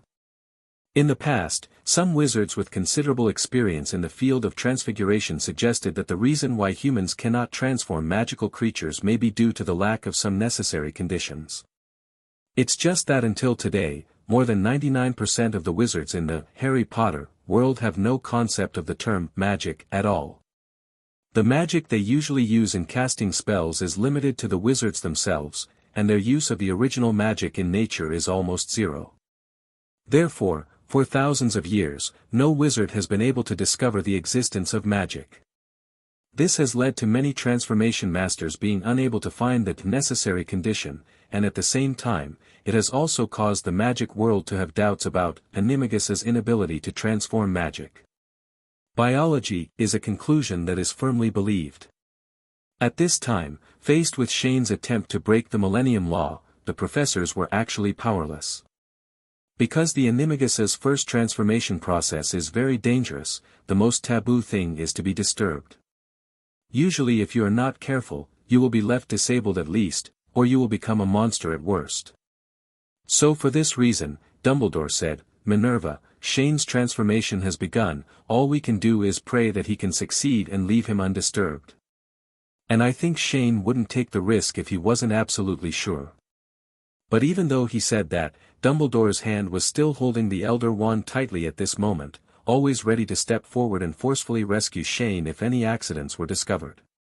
At this time, in the center of the storm, Shane could clearly feel that his body could no longer withstand any more magic power. If this continues, the original magic power that is approaching liquefaction will fall and homogenize his whole person. Therefore, he decided to reconnect the magic lines of Animaga's transformation magic power to complete the final transformation. Therefore, as the magic structure was completely rebuilt, the huge magic power began to transform and prompted every cell in Shane's body to begin to transform. Shane instantly felt as if his blood was boiling. At the same time, he also felt that the image of the heron in his mind was beginning to change. The heron's blue-gray feathers began to change to blue-red, and the beak gradually changed from yellow to white. The body size is also gradually increasing, and the image is somewhat similar to that of a white crane, with two slender legs merged into one. As the image in his mind gradually became clearer, Shane's body began to twist and deform. The limbs were folded, the skin shrank, and the bones were misplaced. Green-red feathers began to grow all over the body, and unknown red flames ignited around him. The deformation process was extremely painful, and the tearing and burning sensations on his body made Shane feel as if he was in a closed, extremely high-temperature furnace, almost fainting. And that's not the worst. The worst thing is that an extremely violent consciousness also broke through the defense of thinking barrier. Shane was caught off guard and almost lost his mind. TNND, it's too big. Chongyan shouted anxiously in his heart. This situation was completely beyond his expectation, and he had completely recognized the object he was about to transform. The classic of mountains and seas Shishan Jing records, there is a bird, which looks like a crane, with one leg, red and green texture, and a white beak. It is called Bifang. It sings by itself. If you see it, there will be a fire in the town. That's right, what Shane transformed was a demon-like and godlike bird recorded in the most absurd Shanhai Jing that has been passed down by flower growers for more than 2,000 years, by Fang. You know, if you pick a random one out of the Book of Mountains and Seas, and put it into a mythological background, most of them will be natural disaster-level monsters. Now just a temporary magic gathering array cannot support him to completely complete the transformation, and Hua Shi's violent consciousness beyond ordinary magical creatures is likely to destroy his rationality. Crush. Sure enough, while Shane was trying to stay awake, the magic gathering array began to develop a large number of cracks due to overload. If this continued, there would definitely be a big problem. Without a large amount of magical power to support the transformation, Shane may follow in the footsteps of previous transformation failures and turn into an irrational, deformed monster. The instability of the magic gathering array caused the accumulated magic power to start flowing everywhere. Dumbledore noticed something strange, so he quickly ignored the lightning that was striking everywhere, and immediately activated his apparition and flew forward, followed by the 4 professors. After a while, everyone passed through many dangers and arrived not far away from Shane. The extremely high temperature of the red flame completely made it impossible for them to get close. Dumbledore looked at the magic gathering circle that was about to collapse, and immediately said, "Everyone, we have to help Shane." As he said that, several rays of light carrying the same memory content floated out of the Elder Wand. Several professors grabbed the light, and a magic method suddenly appeared in their minds. Immediately afterwards, 5 white magic arrays suddenly lit up, and 5 white lightnings shot out of the sky, forcing the magic gathering array that was already on the verge of collapse to stabilize. With the help of Dumbledore and 5 other professors, massive amounts of magic power continued to pour into Shane's body, the nameless red flames turned into flames, and Bifang's body gradually took shape. I don't know how long it took, but a high-pitched cry broke through the sky, and red flames suddenly exploded. Countless sparks flew in all directions, causing raging fires in the mountains. Bifang slowly spread his wings and soared into the sky, directly shaking away the funnel cloud in the sky. A huge clear hole suddenly appeared in the night sky, and the shining stars like gems were suddenly revealed. Bifang was flying under the stars carrying strange flames, and at this time, the fairy tale talents arrived one after another. They had just been blown away by the strong winds whipped up by the magic storm and were unable to move at all. In addition, Hogwarts Castle was indeed a certain distance away from here, so it took them a while to fly over. "What is that?" Hermione asked in surprise as Bifong looked at the sky in shock. She had never seen such a strange bird. "Isn't that the President's animagus?" Harry looked up and guessed, "I think there is nothing else but this." And while everyone was still observing, a figure with golden hair suddenly flew out of the crowd and flew quickly in the direction of Bifong. "Luna, come back quickly!" Penelo shouted anxiously at the figure. It was Luna who rushed out. Now they are not sure whether the strange bird in the sky is Shane. If it is some kind of dangerous magical animal, it would be too dangerous to rush towards it rashly. However, it is obvious that Luna is a person who completely follows her own will. She didn't listen to Penelo's advice and flew straight to Bifong. The professors who were observing the sky on the other side also discovered Luna's figure. "That's Miss Lovegood?" Professor Flitwick said in surprise. "How did she get here?" "Oh no. It's too dangerous for her to do this." Professor McGonagall said, "Now Mr. Dolea has just completed his transformation, and he is still an unprecedented magical creature animagus. No one knows whether he still has the transformation." Reason. After hearing Professor McGonagall's words, Professor Flitwick became even more anxious. "The girl in front of me and Shane, who has become perfect in the sky, are the only two people recognized by the Ravenclaw crown. As the headmaster of Ravenclaw, they must not let any mistakes happen." So, he immediately blessed himself with magic and flew over. Under the night sky, Bai Fangzheng was constantly hovering in the sky carrying blazing flames. His emerald-like eyes turned and noticed the girl flying towards him from below. Suddenly, the flames opened a passage, and the girl came to Bifong without any injuries. Luna tilted her head, curiously looking at this beautiful animal in front of her that she had never seen before. She couldn't help but want to step forward and touch the shining blue-red feathers.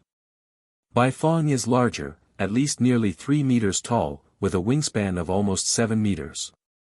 Luna's hand sank directly into the feathers, and a silky and soft feeling suddenly came over her.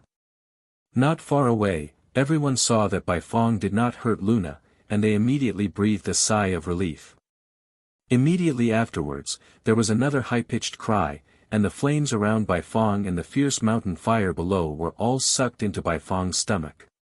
Then, Bifong's body began to twist, and within a few seconds, he transformed directly into a human form. Shane reached out and gently touched the golden hair of the girl in front of him, and said with a smile, "Luna, how are you sure it's mine?" "Intuition." Luna replied softly, stroking Shane's chest, and then asked curiously, "What was that just now?" "Bifong, a magical bird from my hometown." Bifong. Luna felt that the name was a bit difficult to pronounce. At this moment, several professors and everyone from Fairy Tale also flew over. Before Shane could express his gratitude to the professors for their help, Hermione flew up to Shane angrily and shouted angrily, "Shane, why did you lie to me?" "Huh? I lied to you? Where do you start talking about this?" Shane looked confused. "In the evening I asked you if you were hiding something from me, and you said no. It's true that I didn't hide anything from you. What you asked at that time was whether I had any secrets to hide from you. My cultivation of animagus is not a secret. You are making excuses again." Hermione's face turned red with anger, and she raised her fist as she spoke, but she never thought that Shane would shamelessly hide behind Luna, and Hermione couldn't hit him at all. Fairy Tale, Dumbledore and others on the side couldn't help but have a long ellipsis fly over their heads when they saw this scene. Snape snorted coldly when he saw this, and said, "Boring." Then he started to apparate back to school. Dumbledore, on the other hand, exclaimed, "Oh, it's so good to be young, and you can feel the beauty of love."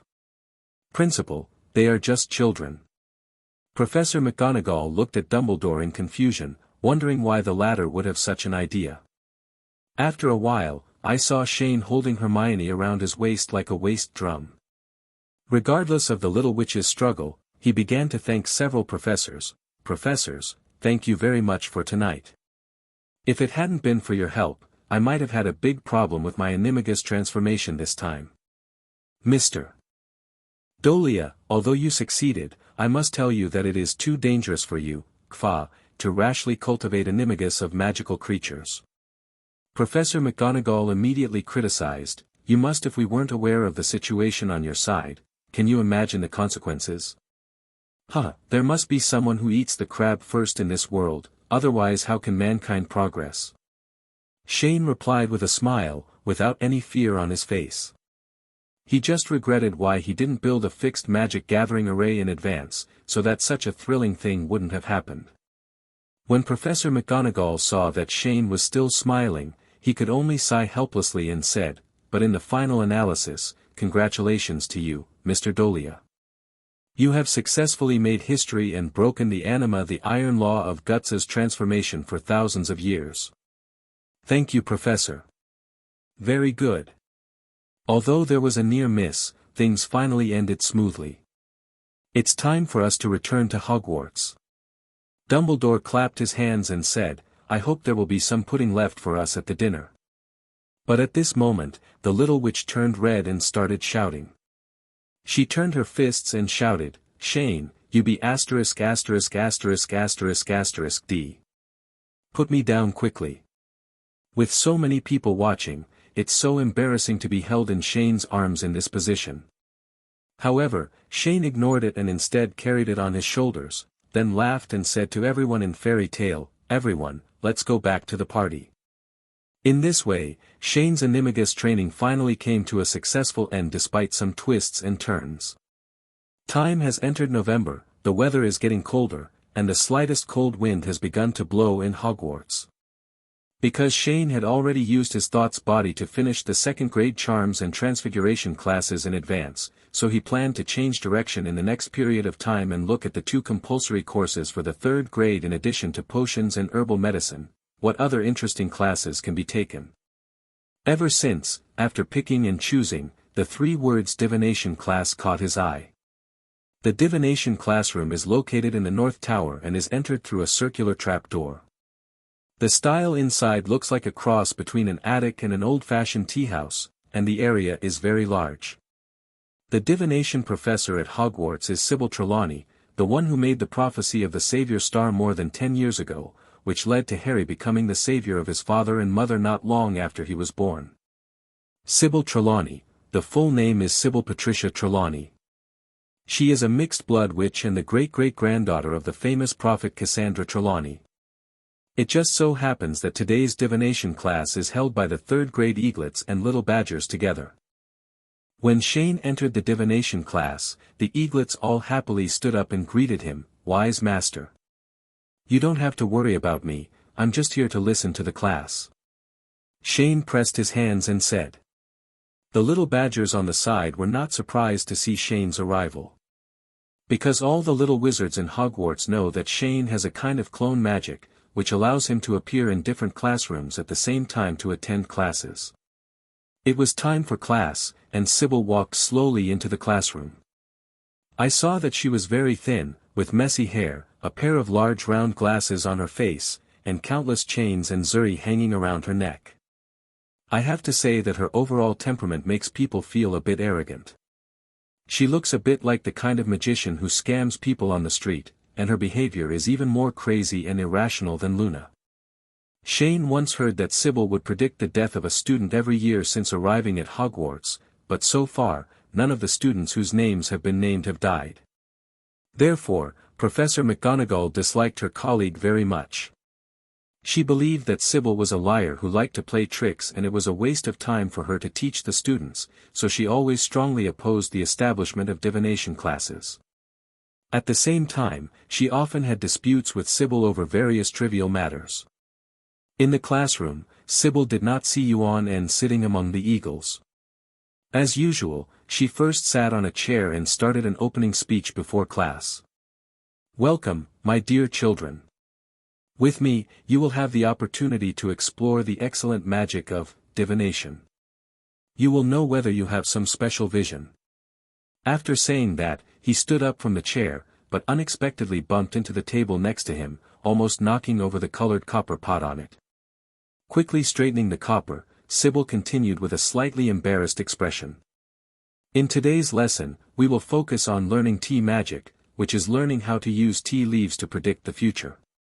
Now, please, all students, please exchange tea cups with the classmate sitting opposite you. As soon as he finished speaking, the little wizards in the classroom began to exchange tea cups with each other with great interest. Please tell me, classmates, what did you see in the teacup? Please note that just as the truth will always be hidden in the darkness, the tea leaves in the cup are like sentences in a book, waiting for capable people to interpret. First of all, we need to broaden our minds and take a broader view. Having said this, Sybil walked up to a little eagle.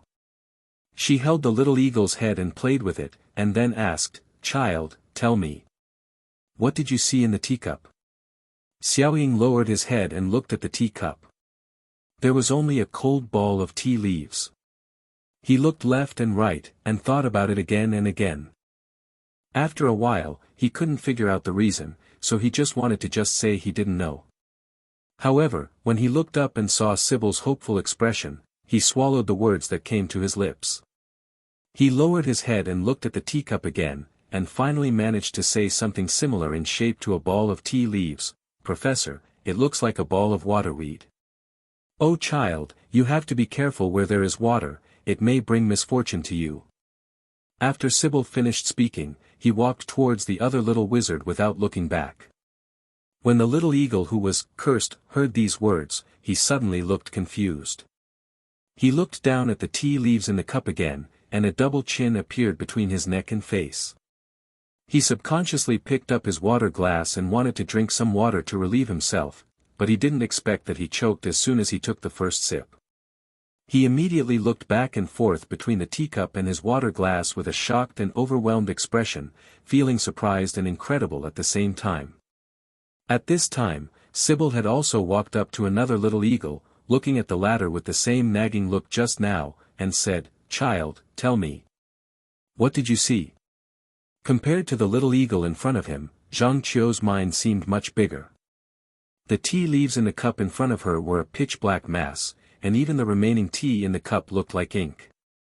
"So, I just heard her say, Professor, I feel like a giant squid soaking itself in ink.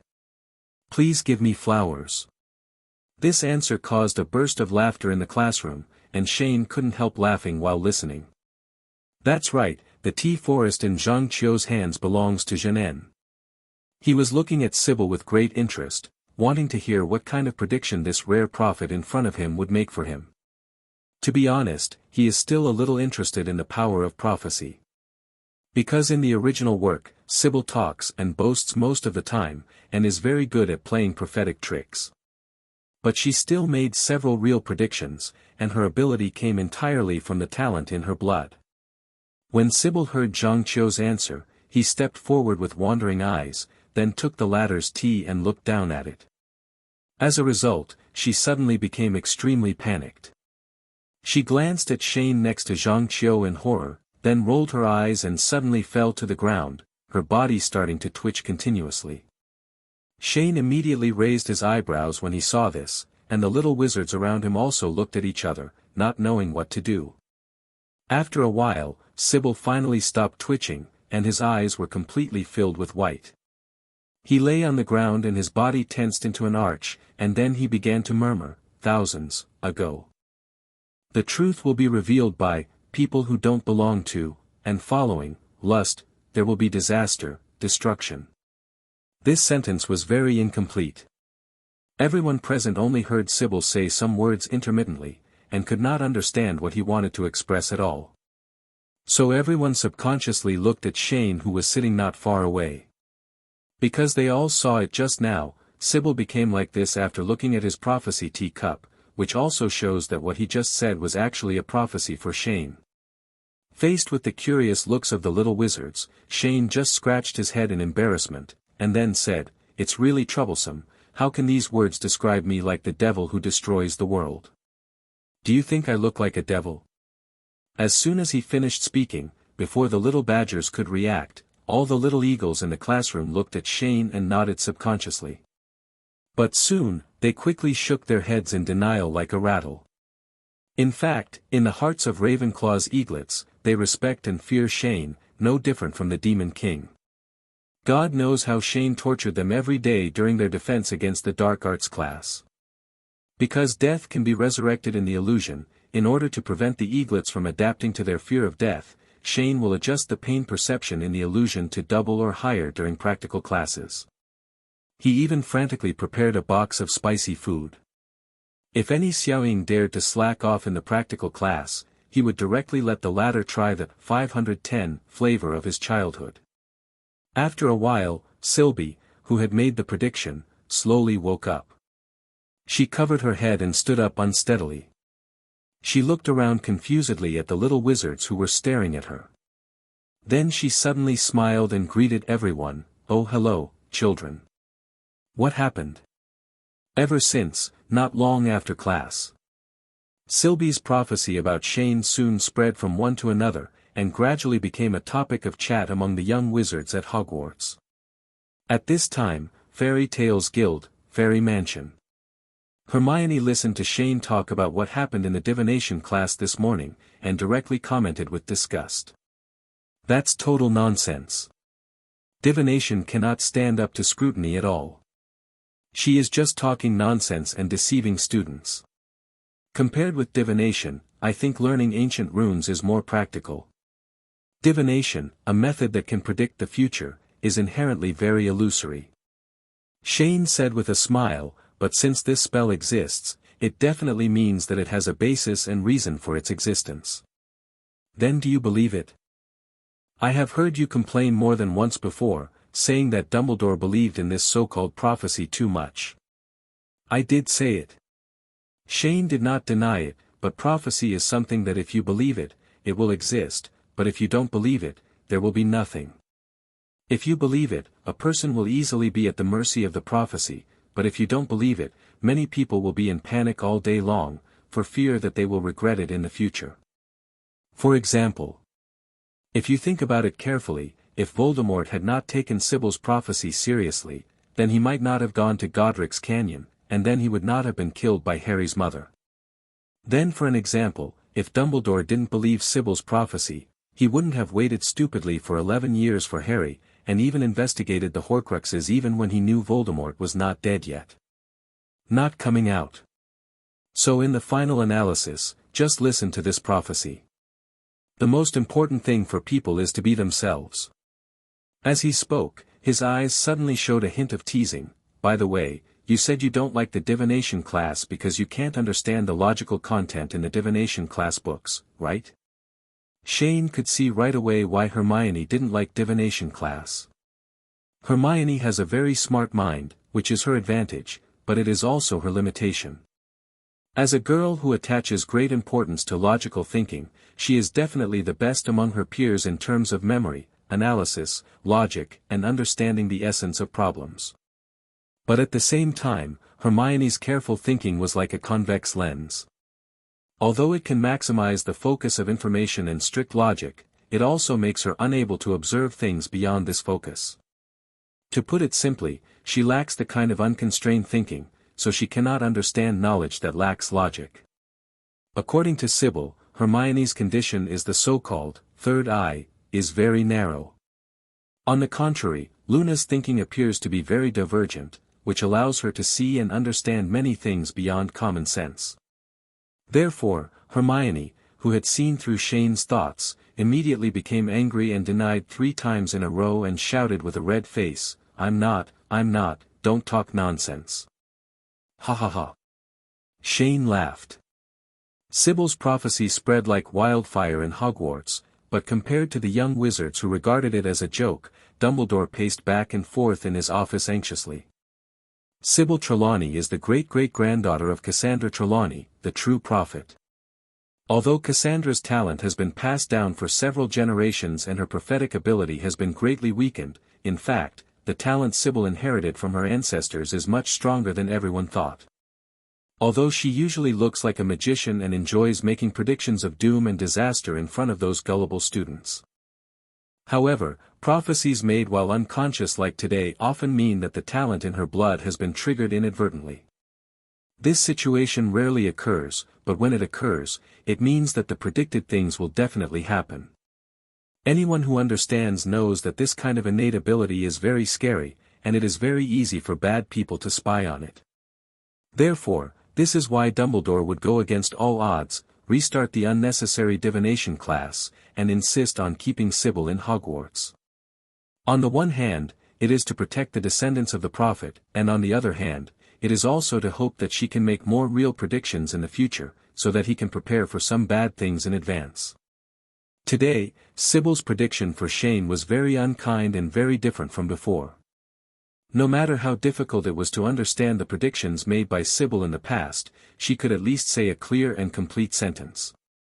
But today, there are only a few intermittent words. This actually shows that Shane, an existence beyond common sense, is completely beyond her ability. She couldn't bear the consequences of telling the prophecy in full. Words such as disaster and destruction, coupled with Shane's own powerful power and his desire to overthrow the pureblood theory, had to make Dumbledore think about it. So, after thinking over and over again, Dumbledore decided to go see someone immediately. A person who also possesses the power of prophecy. Fawkes. Dumbledore called the phoenix's name. A melodious cry sounded, and the flames of the phoenix instantly enveloped Dumbledore. One person and one phoenix disappeared into the office in an instant. Austria, the weather here in November is quite mild. High mountains, huge canyons, and vast stretches of hills, with endless broad-leaved forests growing as far as the eye can see. And just on top of a steep cliff, a cold, dark, distant tower stands at the highest point. The gray and monotonous brick walls make people feel a strong sense of loneliness. This is Nurmengard, a prison as famous as Azkaban. Decades ago, when the powerful dark wizard Gellert Grindelwald came to power, he built this place to imprison opponents, but no one knows whether it has been abandoned. And at this moment, the golden flame of the sun suddenly appeared in front of the tower. Dumbledore slowly walked out of the flames. He raised his head and looked at the top of the tower with complicated emotions, wondering what he was thinking. Pushing open the rusty iron door that was crumbling and creaking, you could see the sign on the door vaguely written in German, "For the greater good, firmer Nutzen." The 25th highest cell in the Nurmengard Tower was extremely dark. The only window was an extremely narrow gap in the black stone. Only thin rays of sunlight could shine in, adding some light and warmth to the room. Under the extremely narrow window, Grindelwald was lying with his eyes closed, doing nothing on a heavy and cold stone bed, covered only by a thin tattered blanket. After losing to Dumbledore, he spent almost every day in prison in this way for decades, except for some special holidays. At this moment, a familiar sound of footsteps came from outside the cell. Grindelwald opened his eyes, still looking sharply at the voice that appeared from the stairs. Gellert. Haha, this is really strange. Grindelwald slowly climbed up from the slate bed. You must know that you only came here to visit me before Halloween. Looking at your appearance, you must have encountered something difficult, right? And you have to need my help. Let me guess, is it related to the inheritor of Ravenclaw? Grelt, I need your help. Dumbledore said, and then he saw that he ignored the restrictions of the cell, and his whole body went straight through the door of the cell and came to Grindelwald. Today Sybil Trelawney made an incomplete prophecy, and I need your help to piece it together. Trelawney, a descendant of Cassandra. Grindelwald was extremely cold to Dumbledore's request for help. If it's her, do you think I can surpass her in terms of ability? You are the only person in the world who has the power of prophecy and can actively open the third eye. So at the very least, you can see some things in the future more clearly than the unconscious Trelawney. After Dumbledore finished speaking, he began to wait silently for Grindelwald's answer. He actually knew that the person in front of him who had a complicated relationship with him would not refuse his rare request. Sure enough, after a while, I heard Grindelwald ask, "Did you bring any wine?" Dumbledore heard the sound and took out a bottle of wine. But when Grindelwald saw the color of the wine in the bottle, his expression immediately turned disgusted and said, "Why is it butterbeer again? I want to drink German rye. I told you that the winery you liked before has closed down a long time ago." Dumbledore said, and then he drew his hand in front of him. 10 tables and 2 chairs appeared before the two of them. He put the butterbeer in his hand on the table, and then pushed the whole bottle to the other side of the table. I also said, "Just rye wine will do." Grindelwald sat on the chair, then raised his head and took a sip of butterbeer. The look of disgust on his face deepened. "How do you drink this greasy wine? Going down. Honey can relieve greasiness, but you only like bitter wine." Dumbledore said, "But I brought you a bottle of absinthe last time, and you said it was too bitter." "That was all so many years ago." Grindelwald took another sip of wine, then put down the bottle and looked up into Dumbledore's eyes. "Forget it. Tell me, what happened?" So immediately after, Dumbledore recounted the contents of today's Sybil's prophecy and Grindelwald. "Ha ha ha." After hearing what happened, Grindelwald immediately laughed contemptuously. "Albus, ever since you told me about Shane Doria last Christmas, I just expected that such a day would come. Although he is very young now, he is a powerful person and has an active mind. Coupled with his unscrupulous performance, it is destined that no matter what is in front of him in the future, it will only be destroyed by his powerful strength crushed into powder. And you said before that he wanted to overthrow the pureblood theory and said it was a revolution. I think you know what this means. Shane Dolea, he knows very well what he is doing. For the success of the so-called revolution, all the lives and money before this may be just the price he should pay. This kind of person is more dangerous than you and me back then, because he is too young, and time is his greatest weapon.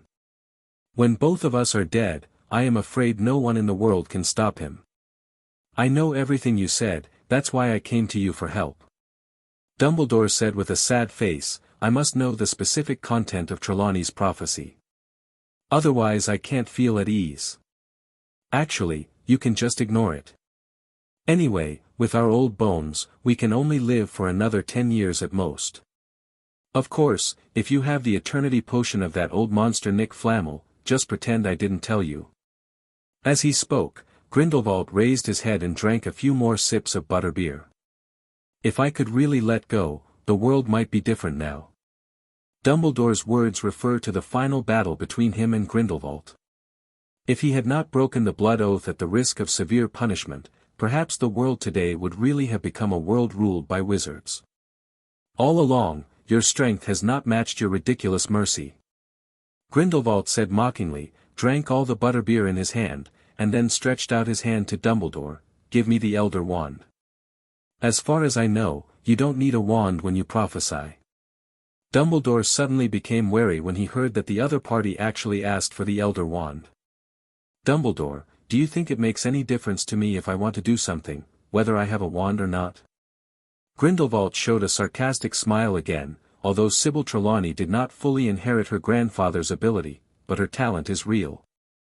Without the help of the Elder Wand, the predictions I made would not be much clearer than hers. After hearing this reason, Dumbledore pondered for a while, and finally said, "Gellert, don't do meaningless things."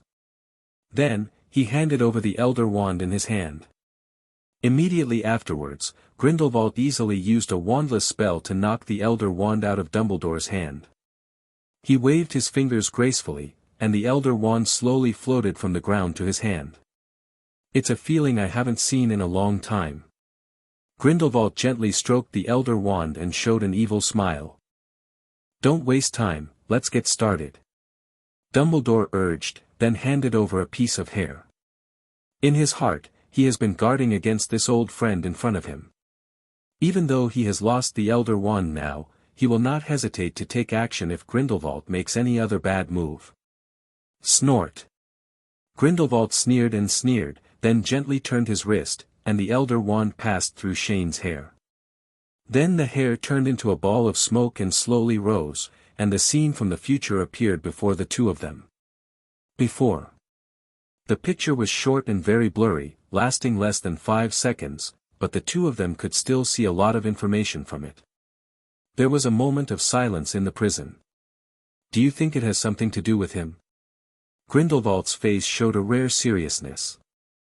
Because the scene in the smoke just now completely surpassed their understanding. The Shane Doria I know wouldn't. Dumbledore replied, then knocked the Elder Wand out of Grindelwald's hand without leaving a trace, and turned to leave. Thank you, Gellert. I should go back. Got it. How do you want to do it? Someone once told me that you shouldn't let your fate be manipulated by a so-called prophecy. I thought I should give it a try. Dumbledore replied softly before disappearing into the dark cell.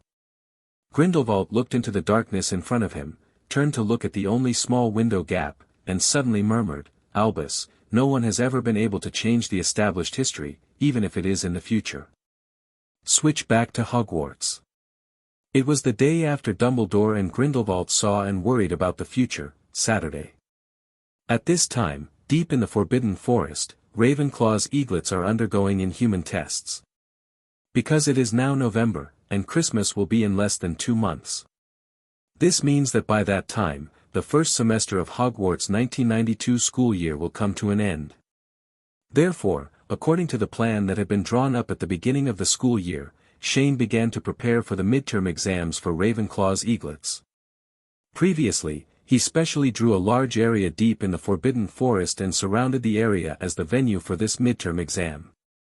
That's right, the midterm exam of the Little Eagle's Defense Against Dark Arts class was not held in a fantasy world. They had to face a real battle this time. The rules of the exam are that the eaglets of each grade form their own teams, with 6 people in a group, and 2 groups in each round go up to take the exam. The time limit is half an hour, and the scores are based on individual performance and team performance. If there are more or less people in a group, the difficulty of the exam will be adjusted according to the actual situation. The content of the first grade Kitty Eagle exam is relatively simple. Because they had not been exposed to defense against the dark arts for a long time, they were faced with fixed targets. As long as you cast magic on 10 targets representing different dark magic creatures, such as werewolves, vampires, black fairies, etc., Chong-En will score based on the spell Xiaoying chooses to release and the damage to the target. Note that each target corresponds to the physical qualities of different types of dark magical creatures, which means that except for being inanimate and immobile, they are no different from real dark magical creatures. So after more than 20 minutes, the first grade Xiaoying's exam was quickly over. In terms of grades, except for Luna and 4 others who got O, excellent, the rest of the eaglets all got E, good. Unlike the first grade eaglets, starting from the second grade, all eaglets have to face practical exams. The target of the second-year eagle's actual battle was a mountain monster. Shane went to the monster's hometown, Scandinavia, to capture it. This 4X level magical creature has well-developed limbs, a simple mind, and not very fast movement speed.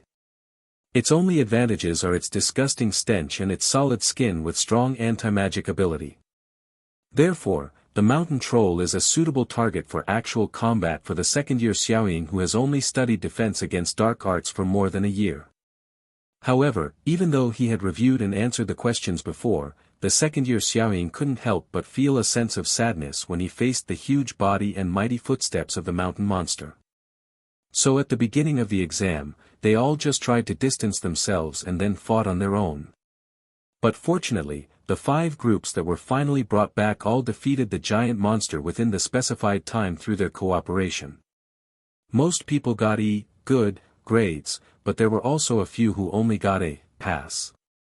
Originally, Shane wanted to give them all A's, Noah Wang Zhao, pass, but considering that the second-year Xiaoying's defense against the dark arts was taught by Quirrell, a fake stutterer, he gave them the grade as appropriate. Conscience score. When it was the turn of the third-grade Xiaoying, their actual combat targets were 20 evil spirits. Erkling is a creature similar to an elf. It is larger than a goblin, with an average height of 1 meter. It has a long pointed face and especially likes the smell of human children. This 4X level magical creature lives in the Black Forest of Germany all year round.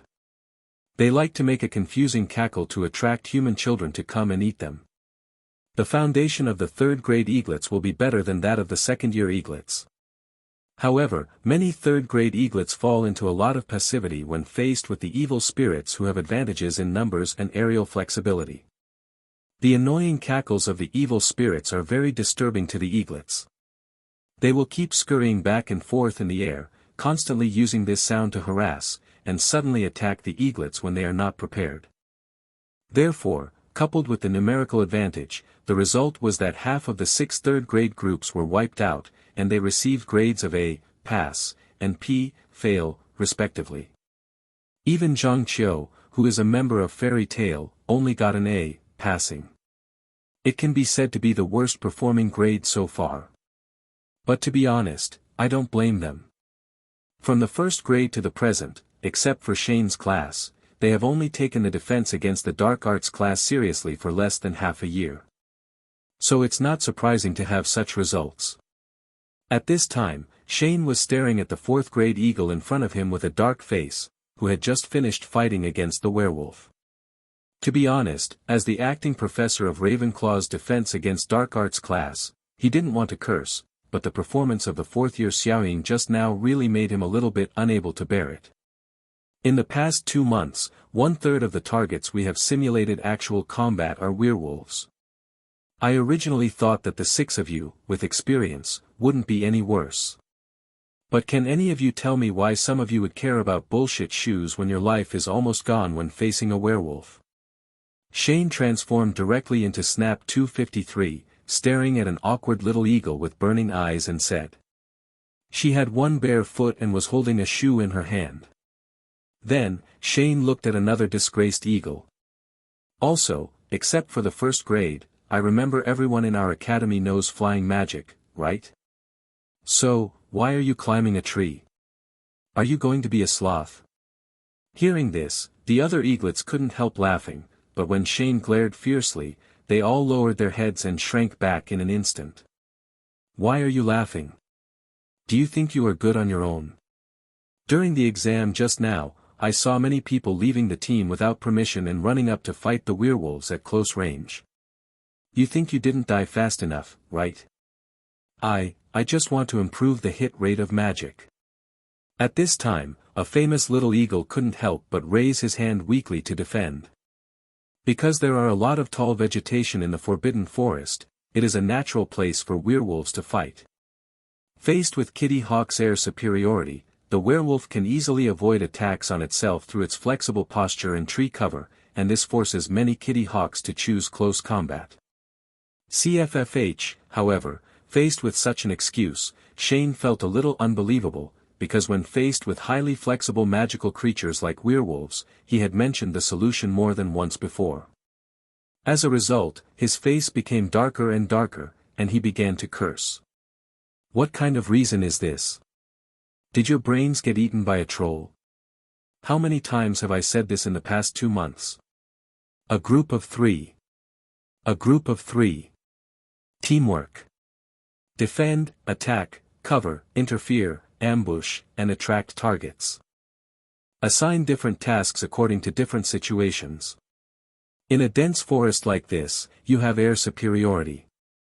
As long as 2 groups of 6 people can cooperate with each other, 1 to attract the target, and the other 5 to cover, ambush, and attack respectively, I can guarantee that this werewolf will be defeated by you if he can't hold on for 5 minutes. Solve. The 4th grade eaglets almost cried after being scolded, and many girls had tears in their eyes. However, even though they feel a lot of dissatisfaction and grievances, they can't find any reason to refute Shane, so they can only learn their lesson silently and try again next time. So, in addition to 1 group of 4th grade eaglets getting E, good, 1 group getting A, pass, and the other 3 groups all got P, fail. For 4th graders with grades below A, if you still haven't made any progress by Christmas, I will let you know what cruelty means when school starts next year. Now give me the 5th grader, your opponent is it? Shane raised his head from the notebook in his hand and pointed at a figure not far away that was at least a quarter the size of a basketball court. The eaglets immediately looked in the direction of Shane's finger. I saw a body close to the ground, covered with thick reddish-brown hair, a magical animal with 5 legs on the body like a millstone, and a deformed foot at the end of each leg, lying motionless on the ground. There. The 5th grade Xiaoying turned pale instantly. Because this magical animal with 5 legs is classified as a 5X level, highly dangerous carnivore that can never be domesticated or tamed, the 5-legged monster. The 5-legged monsters can only be seen on the island of Dolea, the northernmost island of Scotland, and because of the presence of 5-legged monsters on the island, this island has never been plotted on the map. At the same time, 5-legged monsters are also one of the very few magical animals that have been identified as transformed from humans. A long time ago, there used to be 2 master families, McIver and McBoone, living on Dolea Island. But just after drinking, Dugald, the leader of the McIver family, had a duel with Genties, the leader of the McBoone family, and Dugald was accidentally killed. So in order to take revenge, McIver's tribe suddenly surrounded McBoone's mansion one night and used a transformation spell to turn all the people named McBoone into a 5-legged monster. At that time, some of McIver's tribe looked at the McBoones who had been transformed into 5-legged monsters, and realized that they might be more dangerous after transformation, so they tried to transform all the 5-legged monsters back, but it was too late. Soon, the 5-legged monsters killed all the McIvers on Dolea Island. As time went by, these McBoones, who had become 5-legged monsters, gradually lost their humanity, and then turned into magical animals that are now classified as 5X. So, to sum up the above. The 5th grade Xiaoying, who clearly knew the danger of the 5-legged monster in front of him, began to walk onto the battlefield tremblingly. The exam began, the 5-legged monster was released, and at the same time the first group of eaglets took off without any hesitation. And less than 3 seconds after the 6 eaglets left the ground, the 5-legged monster suddenly climbed to the feet of one eaglet at a speed that was beyond the reach of the naked eye, jumped up, and opened its arms. Its bloody mouth pointed upwards. "Yulia, be careful." When Penelo saw that the 5-legged monster was about to bite off her friend's foot, she subconsciously pointed her wand at the 5-legged monster and shouted, "Defindo." This spell directly caused the 5-legged monster to begin to feel the power of gravity in advance, but before it fell, its sharp teeth still scraped Yulia's calf, causing blood to drip from it. Penelo quickly flew forward and asked worriedly, "Yulia, are you okay?" "I'm fine. These minor injuries are nothing." Yulia shook her head in cold sweat. She had suffered many injuries of this kind in her usual simulated combat, some of which were even more serious. But she just didn't know why, this kind of wound, which was usually nothing in simulated actual combat, caused her pain so clear and terrifying at this time. "Everyone, be careful. Fly to a safe height, the 5-legged monster has very strong jumping power." After Penelo treated Yulia's wound, he immediately told the other team members. Immediately afterwards, the 6 eaglets gathered together and began to discuss countermeasures against the 5-legged monster. "Penelo, what should we do now?" a young eagle asked at this time. Since Penelo has officially taken over from Ivana as Ravenclaw's prefect starting from this semester, everyone naturally focuses on her. At this time, everyone lowered their heads and looked at the 5-legged monster with 5 legs hunched on the ground and half-exposed fangs. They didn't know what to do for a while. To be honest, our strength is not enough to deal with the 5-legged monster. It is almost immune to most of the magic we know. But I'm thinking, just like what we have learned in the past 2 months, we cannot stick to using magic spells to attack, but we must flexibly use magic to create conditions that are beneficial to us. Penelo said slowly, and then began to talk about the plan in his mind. "This way, we will do it like this later." 10 minutes later, the 6 people finally discussed the combat plan on how to deal with the 5-legged monster. Penelo and the other 5 eaglets immediately led their tasks non-stop and made preparations individually. What Penelo undertook in this combat plan was the most dangerous mission. She needs to face the 5-legged monster directly, fully collect the latter's attack method, attack speed, attack pattern and other information, and at the same time attract its attention, so that the other 5 people have enough time to prepare the trap. Penelo looked at the 5-legged monster on the ground and began to analyze it in his mind. It can be seen from the only attack just now that the five-legged monster moves very fast on the ground, and people at a distance of about 50 meters cannot react at all. Moreover, the height he jumped when he attacked Yulia just now was very likely not that he used all his strength. So, looking at the five-legged monster under his feet, Penelo began to descend little by little. And when she was still about 10 meters away from the ground, the five tight legs of the five-legged monster suddenly contracted like a slingshot, and then with a bang sound, the huge body jumped up instantly, and flew up. A circular air current was stirred up on the ground. The other five eaglets who heard the sound in the distance also quickly started preparing traps. Penelo had already quickly risen when the five-legged monster's legs moved, but she didn't expect that before she could react, she was almost bitten by the five-legged monster. 12 meters. This should be the limit distance that the five-legged monster can jump. But at this moment, Penelo looked at the five-legged monster parallel to himself and at the same height, and a trace of cold sweat inevitably flowed from his forehead. If her eyesight hadn't been good enough just now, she would have at least one of her legs bitten off when she saw the five-legged monster's legs moving and immediately dodged subconsciously. Judging from the fact that the five-legged monster actually puts itself at a closer distance before launching an attack, this magical animal should have a certain degree of intelligence. It is not like what people have studied, it only attacks and attacks aimlessly. Eat human. After basically determining the jumping height of the five-legged monster, Penelo began to use the clone magic they had used to fool Lockhart before, constantly testing the five-legged monster's attack speed and attack method. In fact, needless to say, the attack speed of the five-legged monster is mainly due to its very weird attack method. First of all, the ankles of its five legs can rotate 360 degrees. This means that it can be like a tumbler, unless its five legs are cut off, it will never fall down. Secondly, there are two ways for five-legged monsters to attack on the ground. One is to keep your body close to the ground to hide yourself. Once you find a prey approaching, you will rush to the prey at an extremely fast speed, and then just like a spider or octopus hunting. It spreads its five legs and drags the prey into its bloody mouth. The second method is for flying prey. It jumps high, attacks from bottom to top like a shark in the water, and then wraps its five legs around the prey. In this way, in the next period of time, while collecting intelligence, Penelo used the magic of clones to attract the five-legged monster so that it could not disturb the other five members of his team. And just less than 10 minutes before the end of the exam, Yulia suddenly flew quickly from a distance, then waved and shouted, "Penelo, you are ready." "Okay."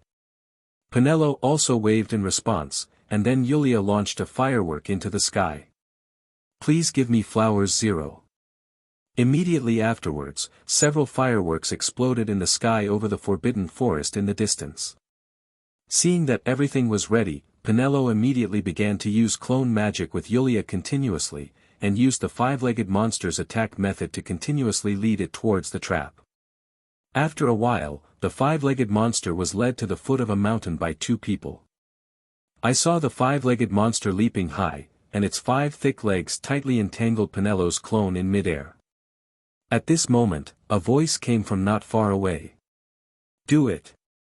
In an instant, two incarcerus spells directly hit the five-legged monster that was unable to move in midair, causing the latter to freeze in a short time. At the same time, two magic spells and two thunderbolt explosion confringo blew down a large rock on the mountain that was already crumbling. 0, 0. It takes less than 3 seconds for the boulder to roll down the mountain, and it takes exactly this time for the five-legged monster to rise from midair. The five-legged monster, which was struck by magic and fell into a state of stiffness, was hit by a huge boulder as soon as it landed on the ground. Moreover, in addition to the boulders, there are pits created by dig 3 feet Defodio under the five-legged monster, and there are also some stone spikes transformed by the transformation spell. As a result, under the weight of the boulder, the five-legged monster was directly stabbed to the core. But here, the exam is not over yet. Adhering to the post-mortem principle taught by Shane before, Penelo and the other five eagles pointed their wands at the five-legged monster and began to bombard them indiscriminately.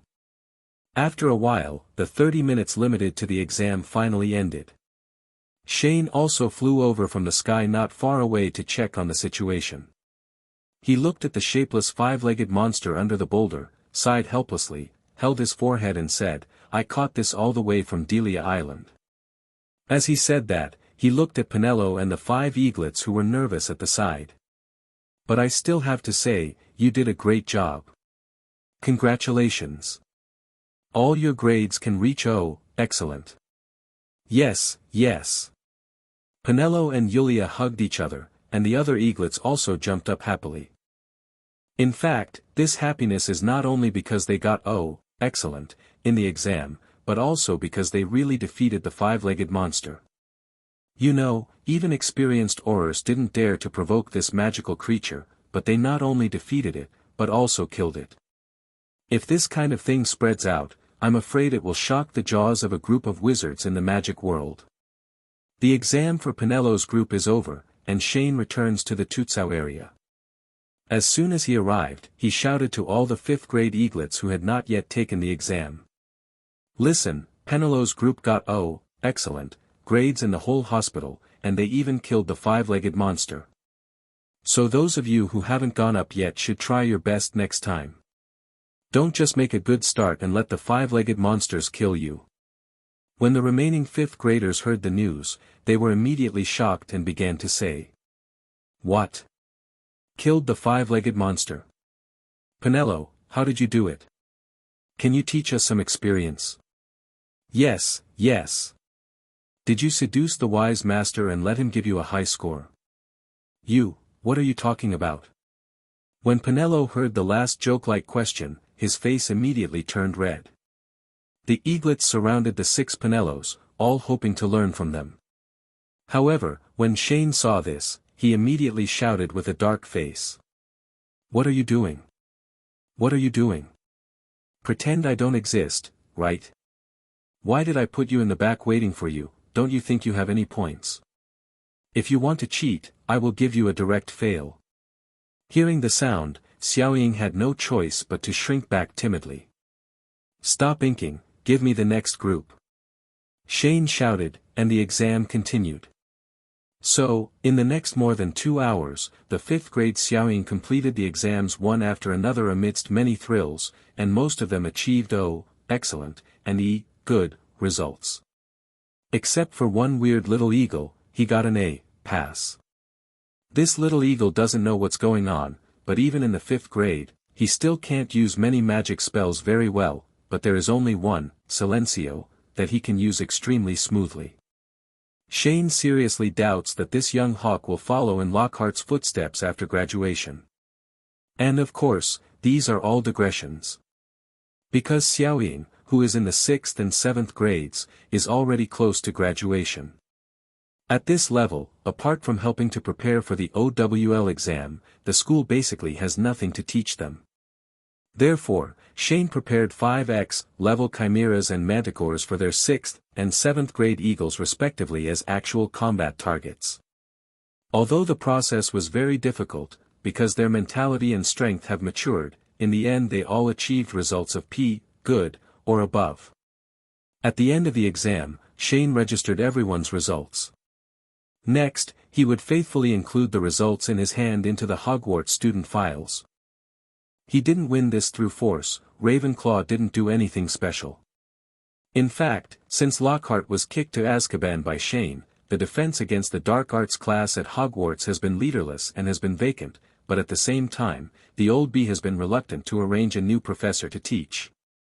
Therefore, the 3 deans who had long heard that Shane was teaching the little eagles of Ravenclaw suddenly couldn't help themselves some time ago and began to secretly arrange tutoring courses on defense against the dark arts for the students in their own colleges. To put it bluntly, I was caught up in Shane's behavior.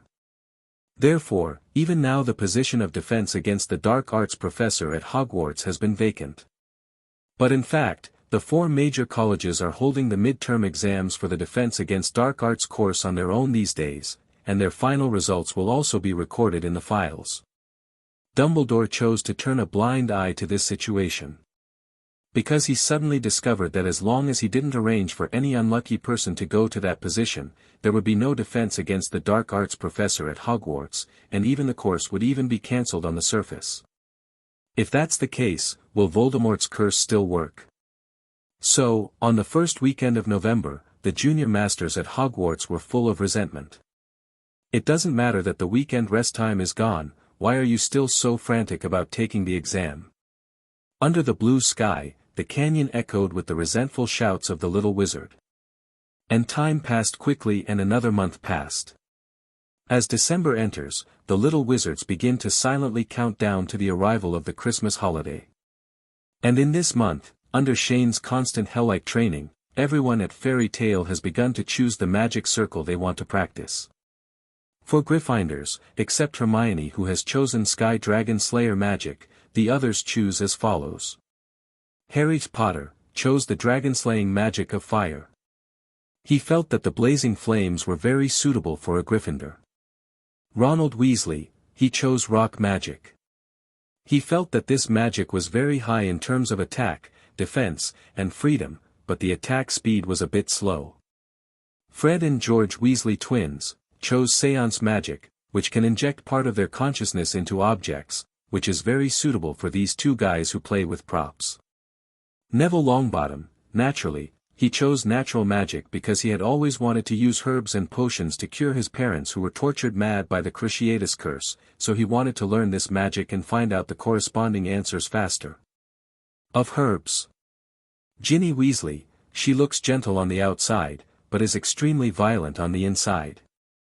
She chose the super advanced destructive magic, Crash. From here you can see why she is very good at using Reducto in the original work in 2.0. Her talent and nature are all here. Hufflepuff 4 little badgers, except Cedric who chose Skyscraper.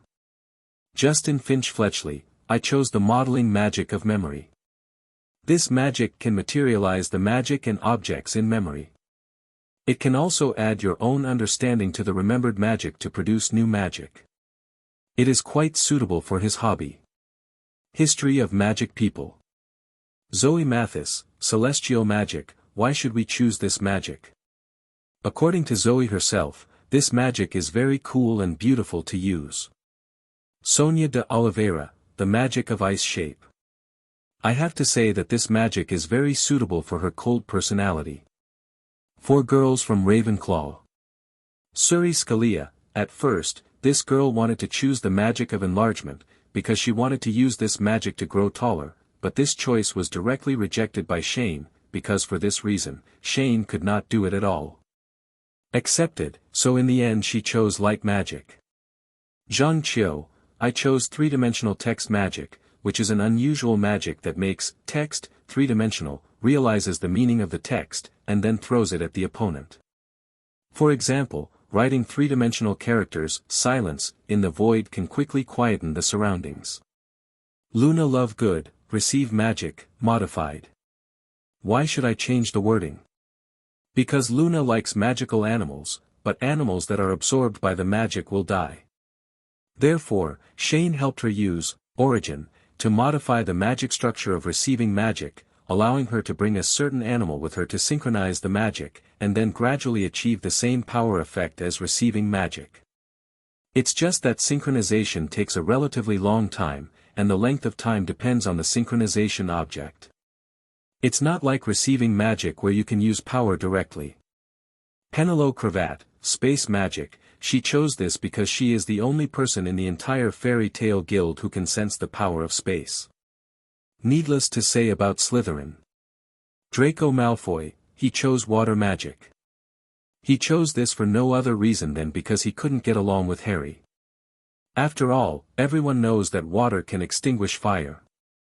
However, just when everyone in Fairy Tale was practicing magic circles hard in this cold winter, suddenly, something that no one expected happened, breaking the peace that Hogwarts had maintained for more than 2 months.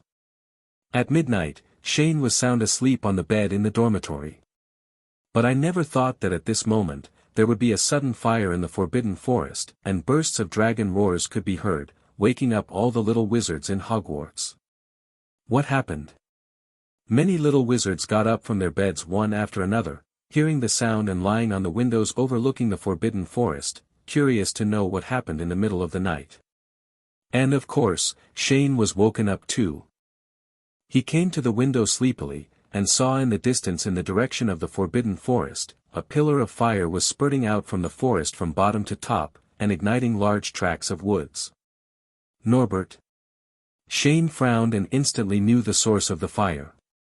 This fire dragon was born in Hagrid's hut last year and has been kept in the forbidden forest by Hagrid. But it's strange. Logically speaking, Norbert wouldn't be so crazy. Something must have happened. So, opening the window and jumping down, Shane instantly transformed into his animagus, flapped his wings and flew towards the forbidden forest. As soon as he flew over the forbidden forest, Bifong opened his mouth to swallow all the flames, and then landed in front of the giant dragon and transformed back into his human form. Norbert. Norbert. Calm down. Shane quickly stretched out his hand to comfort Norbert, who had grown as big as a bus in front of him. Hearing Shane's voice, the dragon slowly calmed down. But it was still breathing hot breaths, and the whirring sound in its throat never stopped. This means that it is very anxious and irritable. At this moment, Dumbledore also arrived close behind. Shane, what happened? I don't know, I just made it quiet. Shane frowned and replied, not long after Norbert was born, I used magic to help Hagrid make a contract with it. Without my and Hagrid's orders, it would not be able to survive. He would do such unnecessary things. I guess something happened to Hagrid. There was so much noise just now, but he hasn't appeared yet. Maybe Norbert sensed this and went crazy like this. After listening to Shane's analysis, Dumbledore also realized this. Norbert was kept in the forbidden forest. He had always known about this, but he chose to turn a blind eye. At the same time, as Shane just said, Norbert made such a big noise and burned a large area of the surrounding woods, but Hagrid, as the owner, has not appeared for a long time, which is very abnormal. So, under Noble's guidance, the two of them gradually walked to the shore of the lake where the forbidden forest and the Black Lake bordered. On a rocky beach not far away, Hagrid was holding a crossbow, half submerged stiffly in the water, and the magic lamp in his hand for lighting also fell to pieces on the ground. Petrification curse, how is this possible?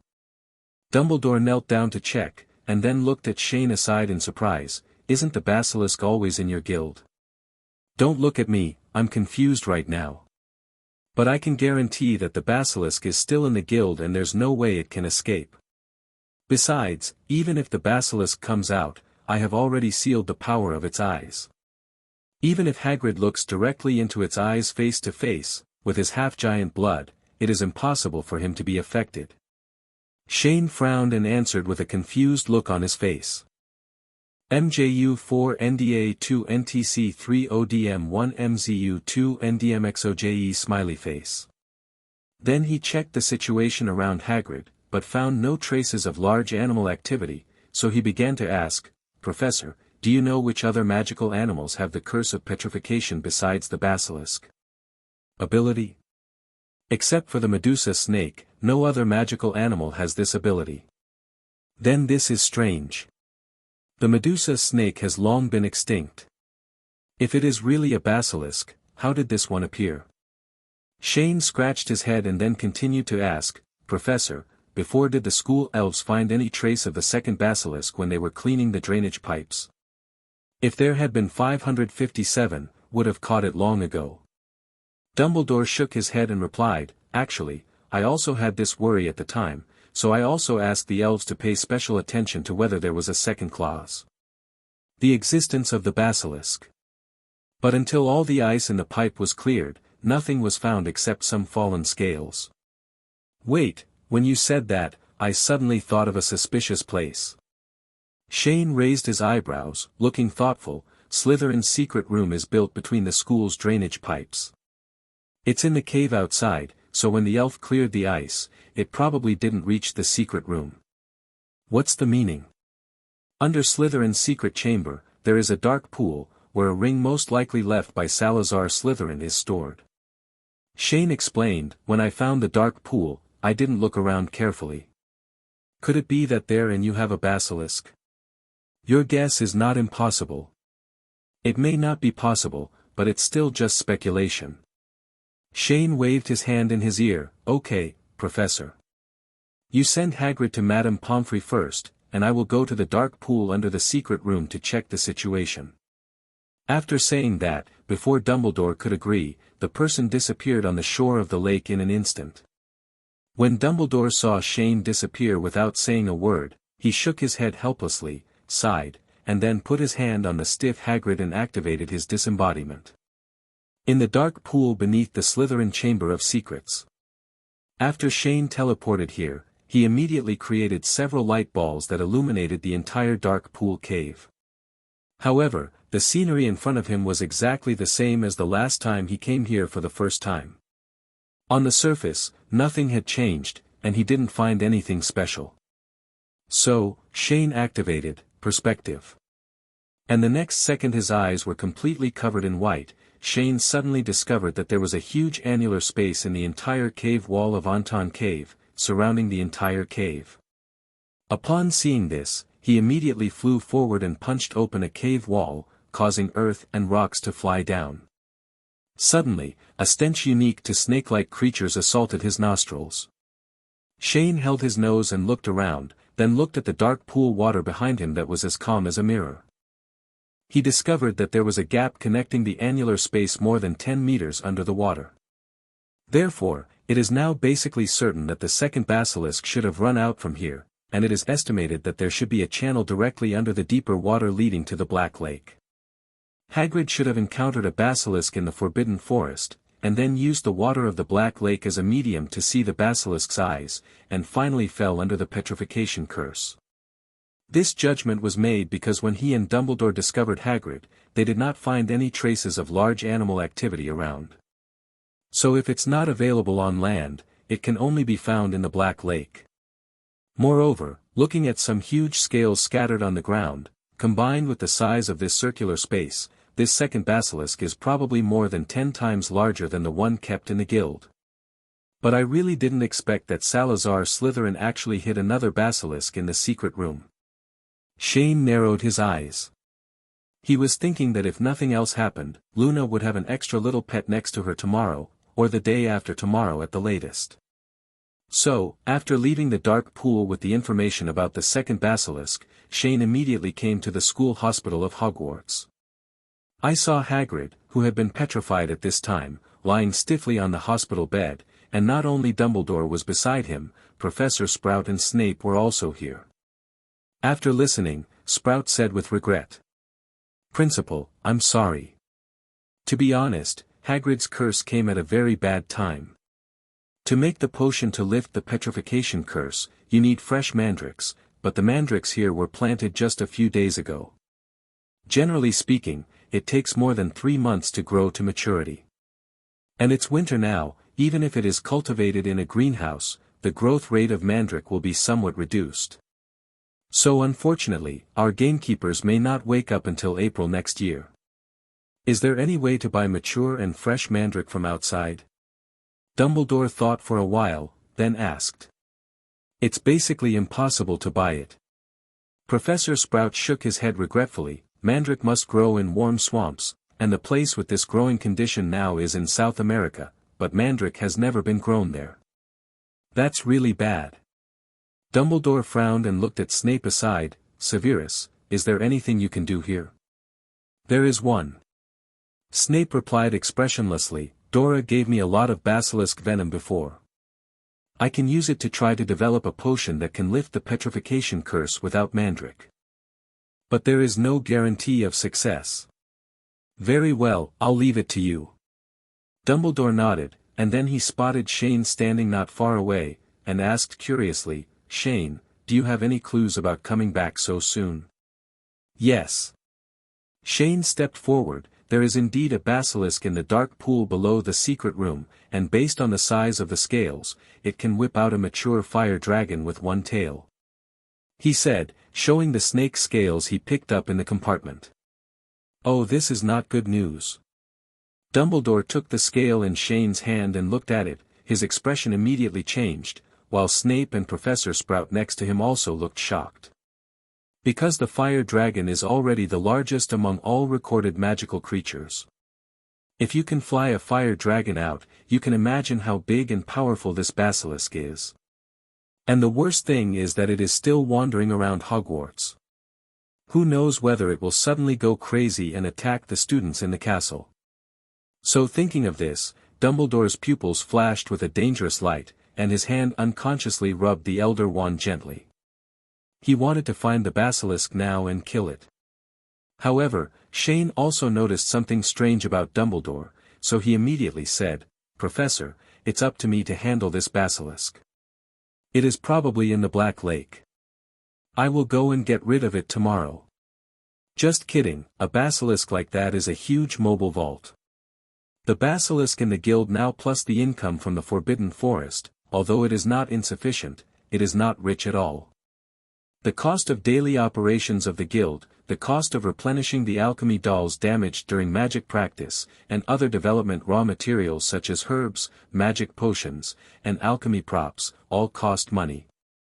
In addition, at the end of the school year, he also wanted to hold a big event in the school, so a basilisk fell from the sky, and the small money he had no capital would be in vain. When Dumbledore heard Shane say that he was going to deal with the basilisk, he nodded without any hesitation, and then asked, "When do you plan to take action?" "At the end of lunch time tomorrow. I was woken up by Norbert in the middle of the night. I don't want to get up early in the morning." "Okay, then I will notify Minerva to ask the students to stay in the dormitory." "But apart from the basilisk issue, Professor, have you ever thought about who should replace Hagrid as the Professor of Care of Magical Creatures?" Shane suddenly asked a very important question, "Professor of Defense against the Dark Arts at our school. There has been no one at this location for several months, do you want to stop taking one more course?" "Oh, you really reminded me of this." Dumbledore scratched his head in embarrassment. "Professor Kettleburn has gone on a trip. To be honest, I can't find him. And he had just retired, so I was embarrassed to ask him to come back. But it doesn't matter. I thought of a person. Although he is relatively old, he should still have no problem giving lessons to our little wizard. Ever since, in the Owl Dormitory of Hogwarts, a poor little guy suddenly received a temporary overtime notice and flew south overnight. It was also the day after Hagrid was attacked. The north coast of the English Channel in southwest England, Dorset, is a very beautiful place. Under the steep strait, huge waves surged into the sky, and sea flowers splashed everywhere. The giant-like reef has been washed by the waves for a long time, gradually forming various soft caves that penetrate the giant cliff. Some are in the shape of arches, and some are the wonders of giant pillars formed after the collapse of arches. Due to ancient geological activities, Dorset has completely preserved the remains of various stages of the Jurassic and rare specimens of marine reptiles and dinosaur fossils, which has made the coast here a world-famous paleontological research base. And it is in this magical place that Newt Scamander and his wife settled here. Newt Scamander, whose full name is Newton Artemis Fido Scamander, is a famous magizoologist and the author of Fantastic Beasts and Where to Find Them. Because he was influenced by his mother's raising of hippogriffs when he was a child, Newt has had a strong interest in various magical creatures since he was a child. He enrolled in Hufflepuff House at Hogwarts School of Witchcraft and Wizardry in 1908, but was eventually expelled from the school for helping his friend Leta Lestrange cover up a crime. With the help of Albus Dumbledore, he was expelled without any other punishment and was able to keep his wand. After being expelled from Hogwarts, for money, Newt began to travel around the world, engaged in the protection of magical creatures. It was not until 1918 that he was commissioned by August Worm of Obscurus Books to write Fantastic Beasts and Where to Find Them. Later, during the First World Wizarding War, Newt assisted Dumbledore in defeating the international criminal Gellert Grindelwald. After that, he married Porpuntina Goldstein, and the two lived together in Dorset after retirement. Special County. At this time, At Scamander's house, Newt was in his room concentrating on observing the bone fossils of some ancient creature with a magnifying glass, while recording something with a quill. He is already 95 years old this year, but it can be seen that he has a spirit that is not suitable for his age. W. Newt. His wife Porpentina Esther Scamander suddenly called her husband's name outside the room, and then shouted, "Newt! An owl has brought a message, and it's for you." Hearing the sound, Newt slowly put down his magnifying glass, stood up with his support on the table, then slowly walked to the door, twisted the handle, leaned out the door and asked, "Dear, help me see where the letter is sent." "Trash. I've seen it, it's from Hogwarts School of Witchcraft and Wizardry." Porpentina glanced at the envelope and said, "It's really strange that there are still letters sent from there even after you have been expelled for so many years. It's from Hogwarts? Come and show it to me." When Newt heard that the letter was sent from his alma mater, his eyes lit up immediately and he trotted out from behind the door. He took the letter from his wife and looked at the Hogwarts school emblem sealing wax on the envelope. He couldn't help but start to think of some past events in his mind. "I really miss when I was studying there. It's a pity that I didn't graduate there. You brought this upon yourself, and it was not your fault back then. It was you who had to take the blame for others." Porpentina rolled her eyes and said angrily, "I volunteered. Rita is my good friend. Back then. Look who is looking for you." Seeing that her husband was about to talk about the past again, Porpentina immediately interrupted him. "It's really strange why such a social phobic and quiet person in the past has now turned into a bad old man who likes to recall the past." Newt removed the sealing wax on the envelope, opened the folded letter inside, and began to read it carefully. After a while, he slowly put down the letter and fell into deep thought. "What's wrong? Who is looking for you?" Porpentina couldn't help but ask curiously when she saw this. The letter was sent by Professor Dumbledore. He said that 2 basilisks suddenly appeared in Hogwarts, causing the professor of the school's Care of Magical Creatures class to be cursed with petrification. So, he wanted me to go to Hogwarts to teach the Care of Magical Creatures class for a period of time. "Oh, then you can go." Porpentina nodded expressionlessly. "Huh. 580" Newt raised his head in surprise. "You actually agreed to let me go?" When Newt read the content of the letter just now, although he showed no expression on his face, he was extremely excited in his heart. Because not only could he take this opportunity to return to his alma mater, but he could also study the basilisk he had never seen since he started working on magical animal protection. And the reason why he didn't show excitement just now was entirely because he was worried that his wife would not let him pass. In fact, it is also because he is old now and is not suitable for tossing around like he did when he was young. The wife was also worried that she would run around outside, lest she be digested into a cake by a magical animal one day without even knowing it. At this time, Porpentina looked at her husband's surprised expression and immediately rolled her eyes again and said, "Is it useful if I don't let you go?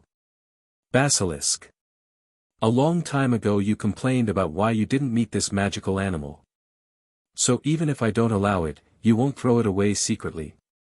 Newt immediately smiled awkwardly upon hearing this. This old couple has been together for decades, and both parties know each other very well. He was really thinking about how to find an opportunity to sneak out of the house just now.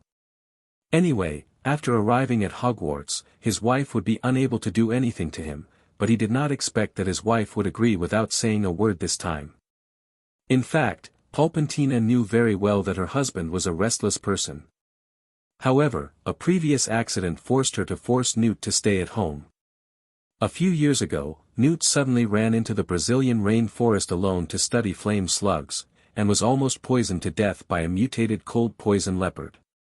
In fact, according to Newt's ability, even though he is old now, he is still not at the point where he cannot deal with a poisonous leopard. The bad thing was that his hand was burned by the fire slug's mucus, and he couldn't hold the wand steady, so he had an accident. So since he returned home from Brazil, Porpentina has strictly restricted her husband's travels, so that the latter will not know when he will go to other places alone, and he will not even know where to collect the body. So until now, Newt has been holding it in for several years, and Palpentina also knows that her husband's heart yearning for freedom has long been unable to be restrained. So when Dumbledore's letter just arrived and she heard the word basilisk, she knew that there was no way she could stop her husband from going to Hogwarts this time. Considering that it was guarded by the most powerful wizard in the world, Albus Dumbledore, and was not as dangerous as the Wild, and her grandson was also studying there, she agreed. I'm going to help pack some things and bring some gifts to Rove. After Porpentina agreed to her husband going to Hogwarts, she turned and walked into the room and started to help Newt pack his luggage. At the same time, she told her, "Be careful when you go to Hogwarts, even if Dumbledore is here. But creatures like the basilisk have not appeared for hundreds of years, and no one knows whether there will be some unpredictable accidents." Newt nodded sharply, "Okay." On the other side, Hogwarts School of Witchcraft and Wizardry. At noon, after finishing lunch, the little wizard was suddenly informed that everyone had to go back to the dormitory and the school needed to deal with a dangerous magical animal urgently. And just when the little wizards were desperately lying in front of the window, curiously trying to get some information. On the shore of the Black Lake, Shane was preparing to launch the water, and Dumbledore was standing beside him in case anything unexpected happened. Everyone in Fairy Tale heard that there was a basilisk staying in the Black Lake, and they all came to join in the fun. Don't ask why they can't go back to the dormitory, it's your privilege to ask. At this time, Draco was standing on the river beach, looking at the calm Black Lake in front of him, and suddenly muttered to himself, "No wonder the lounge is so quiet during this time. The mermaid and Grindy in the Black Lake. I'm afraid not all of Luo was eaten by the basilisk." "What do you mean?" A person next to him heard Draco talking to himself, CFFD, and suddenly asked curiously. "Slytherin's common room is built in the basement. Our windows can see the view of the Black Lake, so there are usually some fish or magical creatures hitting the windows, but they seem to have disappeared this time." "So that's the case, but this is strange. The basilisk ran into the Black Lake, but the mermaids didn't panic and ask for help. Instead, they calmed down. Why? Then what do I?" Draco subconsciously turned his head and agreed, but he suddenly discovered that the person he had been talking to just now turned out to be his mortal enemy, so he subconsciously shouted, "Why is it you, Potter? Why not me? Were you testing my knowledge of magical creatures just now? I see, you can't beat me in a wizard duel, so you want to win in this ridiculous way. Shut up, Malfoy. Don't forget who I beat until my pants fell off a few days ago. It's just that my pants are broken, you scarhead who takes advantage of others' danger. Draco horse manure. What did you say? I called you horse shit." With that said, the two started to fight again, and everyone in Fairy Tale on the side was also used to it. But when Hermione heard the noise in her ears, a few tic-tac-toes appeared on her forehead. She rushed up and pressed their heads to make a close collision. "Shut up, you two, if you want to go back to the guild and quarrel. Wait, if the basilisk suddenly comes up, are you two going to hug each other to soak up the stomach acid?" Hermione stared at the two men with her hands on her hips, while Harry and Draco were too shocked to say anything. The vice president, the top student, and the violent methods, both of them said, "Don't dare to mess with me. Don't dare to mess with me." And just when Harry and Draco were in love with each other, Shane had already gone into the water and started looking for traces of the basilisk. To be honest, the Black Lake is covered with algae and the visibility is extremely low, so it is still difficult to find the basilisk here.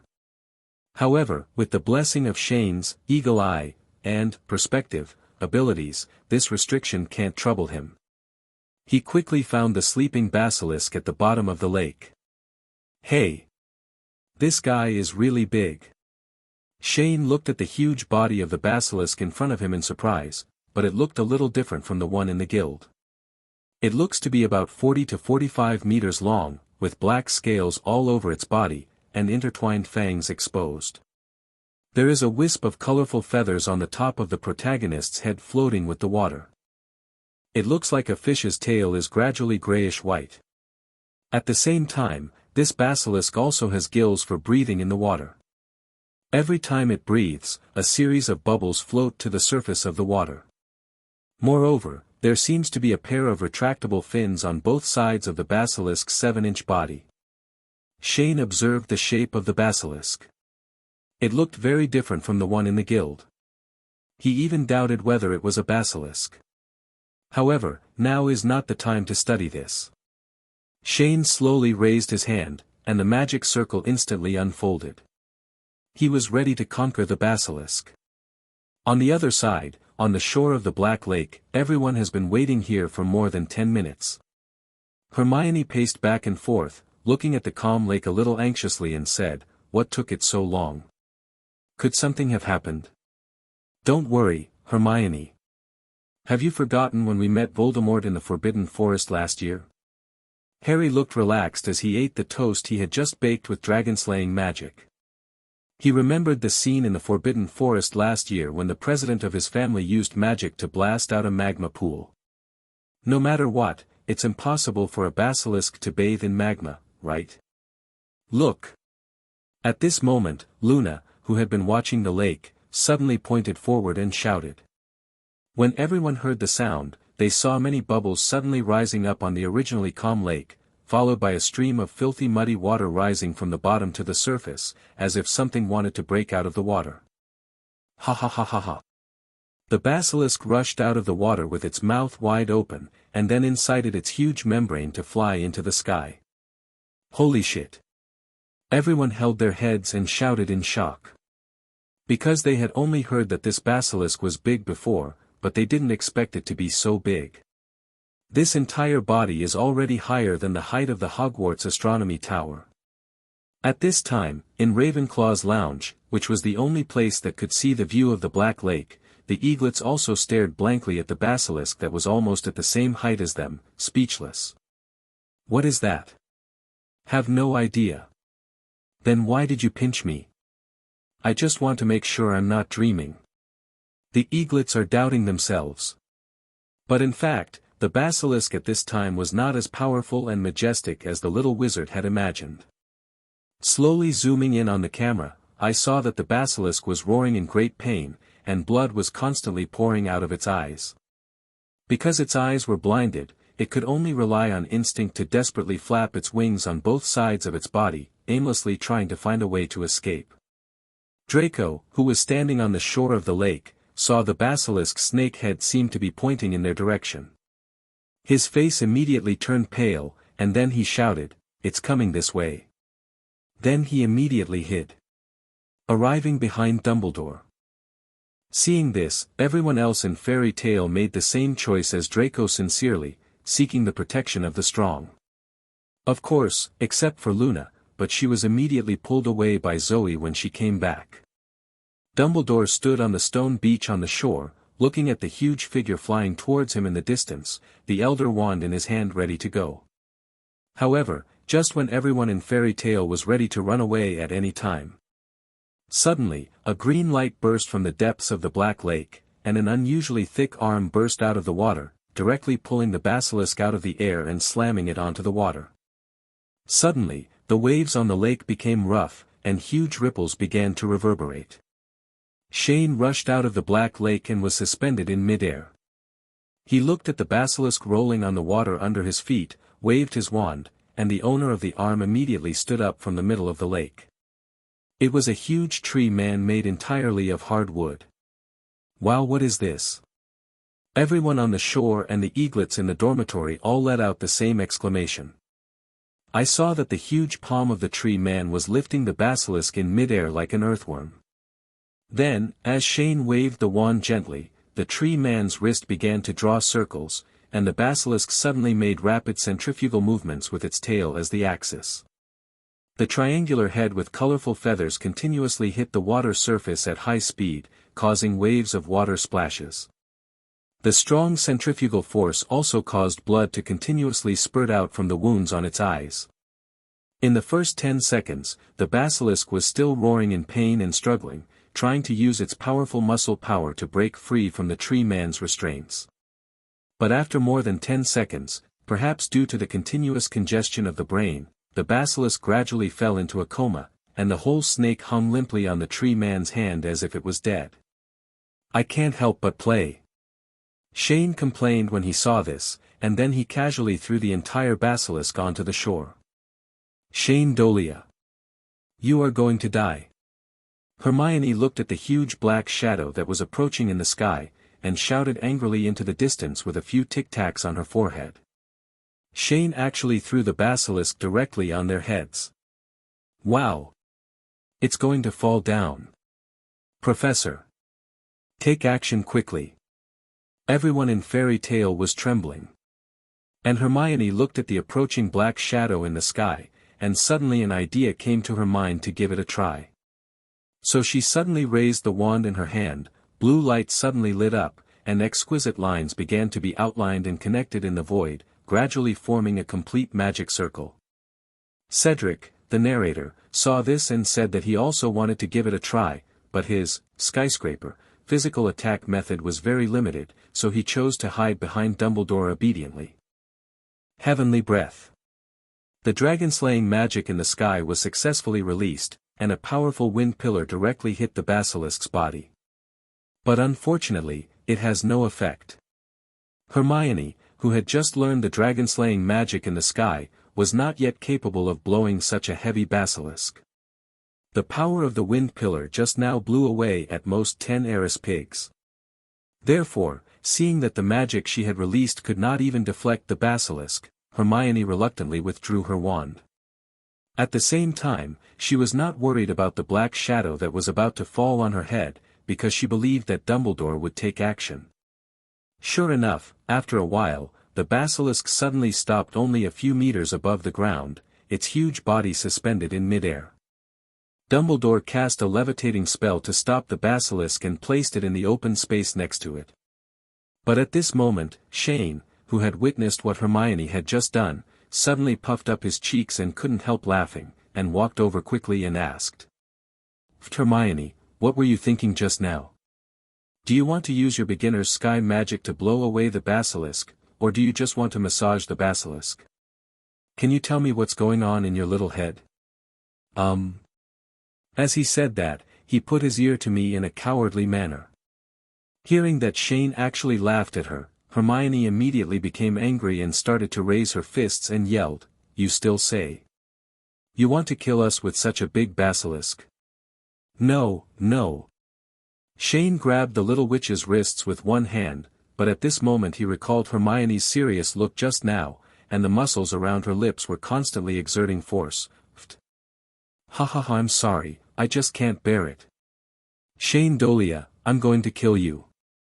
Hermione was sprayed with saliva, her face turned red and she said frantically.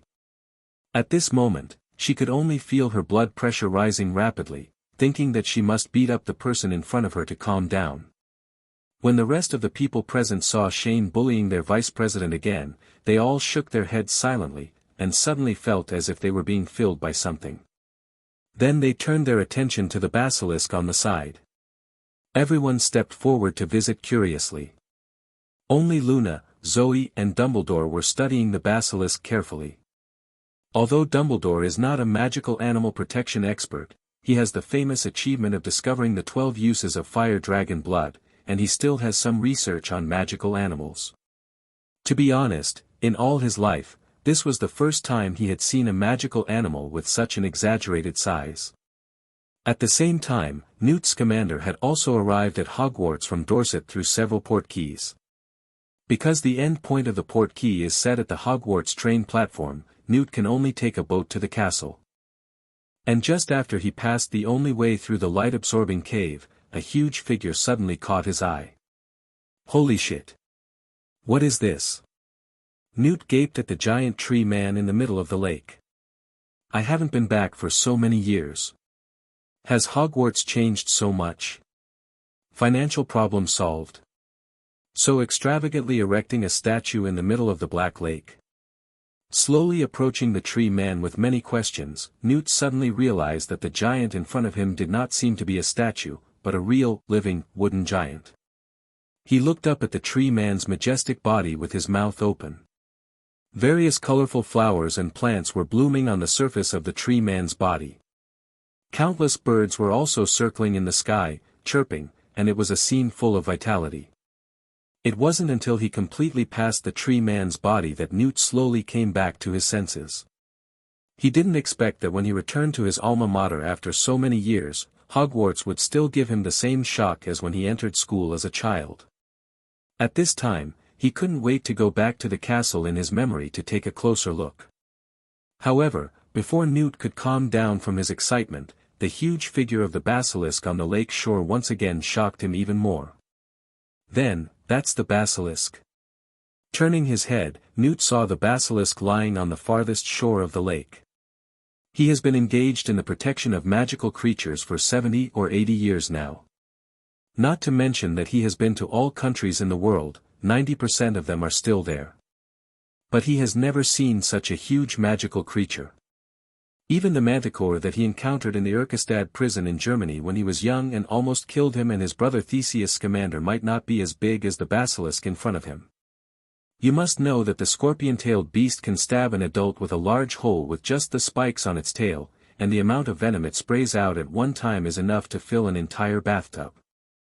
Newt looked at the basilisk and suddenly pumped his fists in excitement. He quickly took out a bunch of black stuff from his suitcase, and then shouted to the bottom of the boat, "Please, please speed up." After saying that, he threw the things in his hands into the water. After a while, I saw that the boat under me seemed to have suddenly been turbocharged, its speed doubled several times, and it quickly headed towards Hogwarts Castle. Hermione, who was also fooling around with Shane, suddenly saw something on the lake in the distance coming towards her quickly, so she subconsciously asked, "What is that?" Shane heard the sound and saw an old man with a white beard carrying a box arriving at the shore of the lake in a boat. As soon as Newt got off the boat, he ignored everyone present and ran to the basilisk like crazy. I saw Newt excitedly stroking the scales on the basilisk with his hands, and began to admire to himself. "Oh Merlin! This is so beautiful. Look at these black scales. If you look closely, they actually have colorful brilliance. And are these wings? Can they fly?" Then he ran to the basilisk's wings, which had contracted to look like fish fins, stretched them out, studied them for a while, shook his head and continued. "Oh no, no. The shape and size of this kind of wings should only allow it to fly short distances and glide for a period of time. This is a poison sac. It is softer than expected. Although the scales are small, they are more densely arranged than other parts of the body. It should be to prevent the scales from being too hard and conducive to muscle contraction when injecting venom. The fangs can be retracted, but the others are blunt fangs with no chewing ability. The food should be fish or acromantulas, creatures without thick bones." Newt touched the basilisk from tail to head, and he was immersed in his own world. Until Dumbledore couldn't stand it anymore, he walked over and shouted, "Newt!" No respond. "Newt! Oh, I'm sorry. Professor Dumbledore, I'm just a little." This time Newt finally came to his senses. He looked at his former professor in front of him and rubbed his hands awkwardly and nervously. Dumbledore looked at Newt's action and suddenly recalled the fierce tiger he looked like when he was young.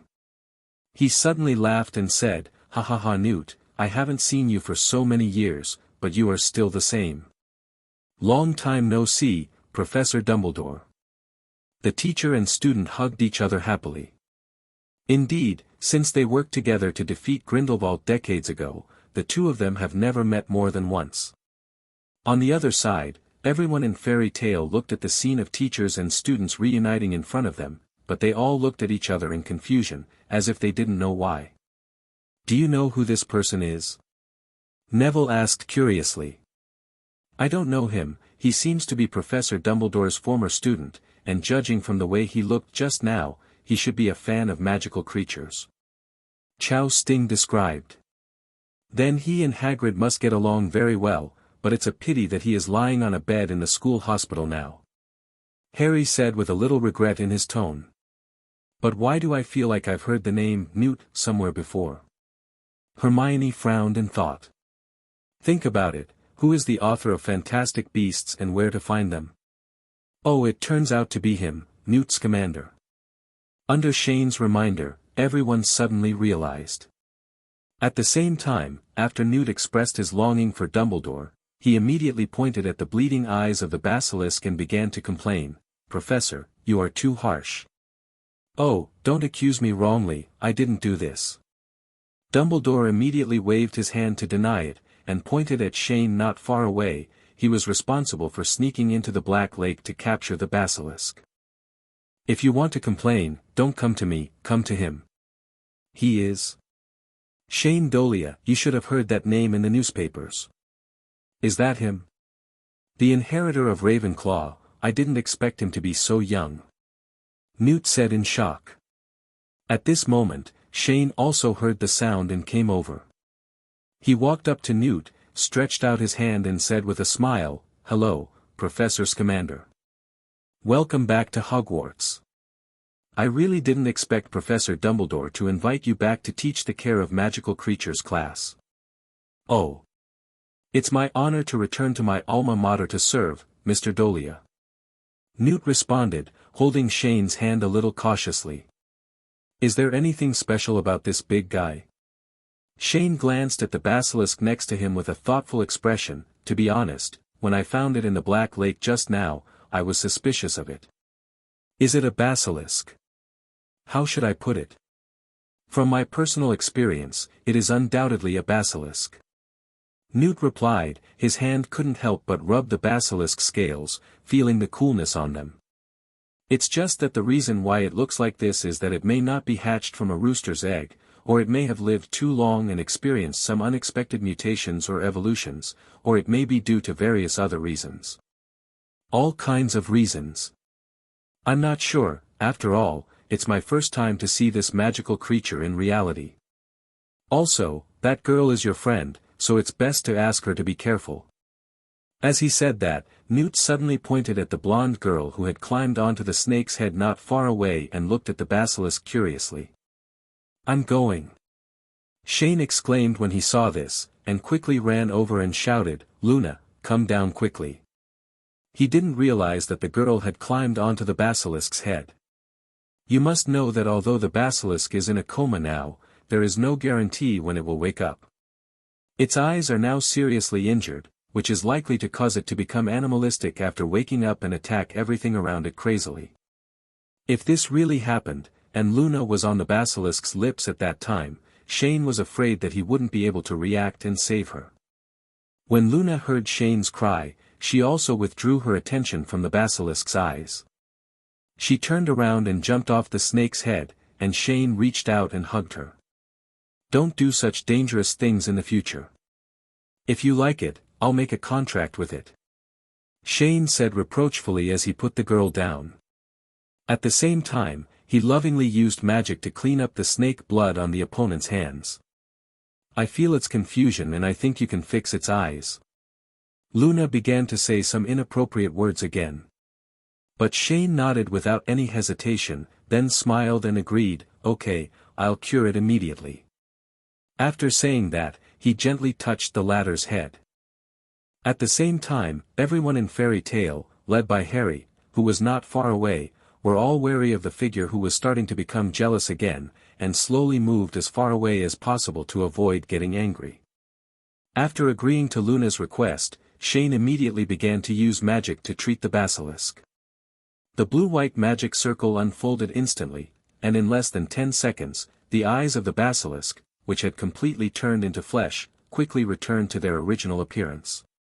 At the same time, Shane also put a seal on the basilisk's eyes just in case. When Newt saw this, he immediately ran over. Seeing that the basilisk had fully recovered from its injuries, he was shocked and wanted to ask Shane, "Mr. Dolea, how did you do that? Just turn back the time." Shane waved his wand with a mysterious look on his face. What he just used was not sky magic, but the Arc of Time, a lost magic that can control time. In fact, even Shane, who has magic like the bug, Origin, still cannot make the healing power of sky magic reach the level of flesh and bone. But the Arc of Time is different.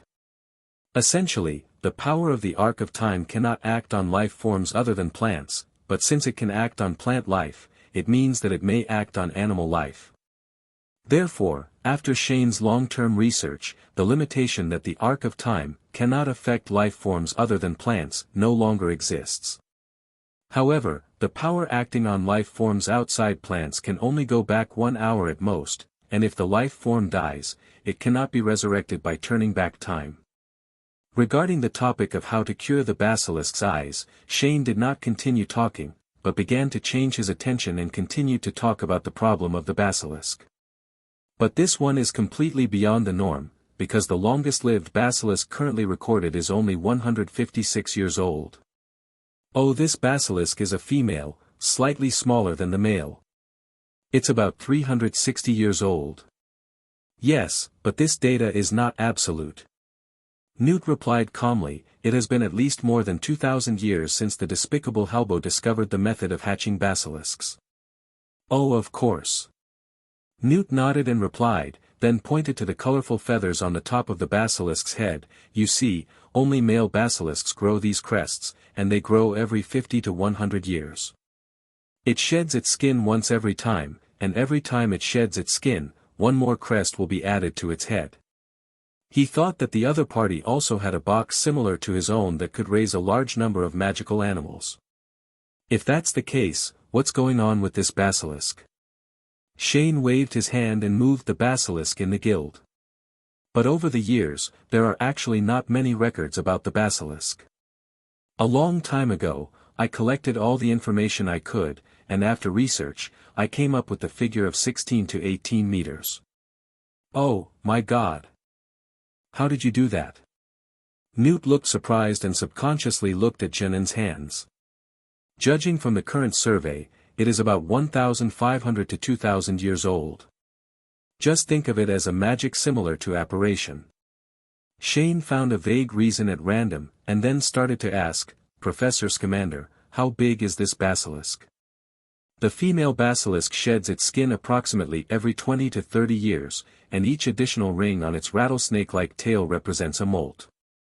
Professor Scamander, can you tell how old this basilisk is?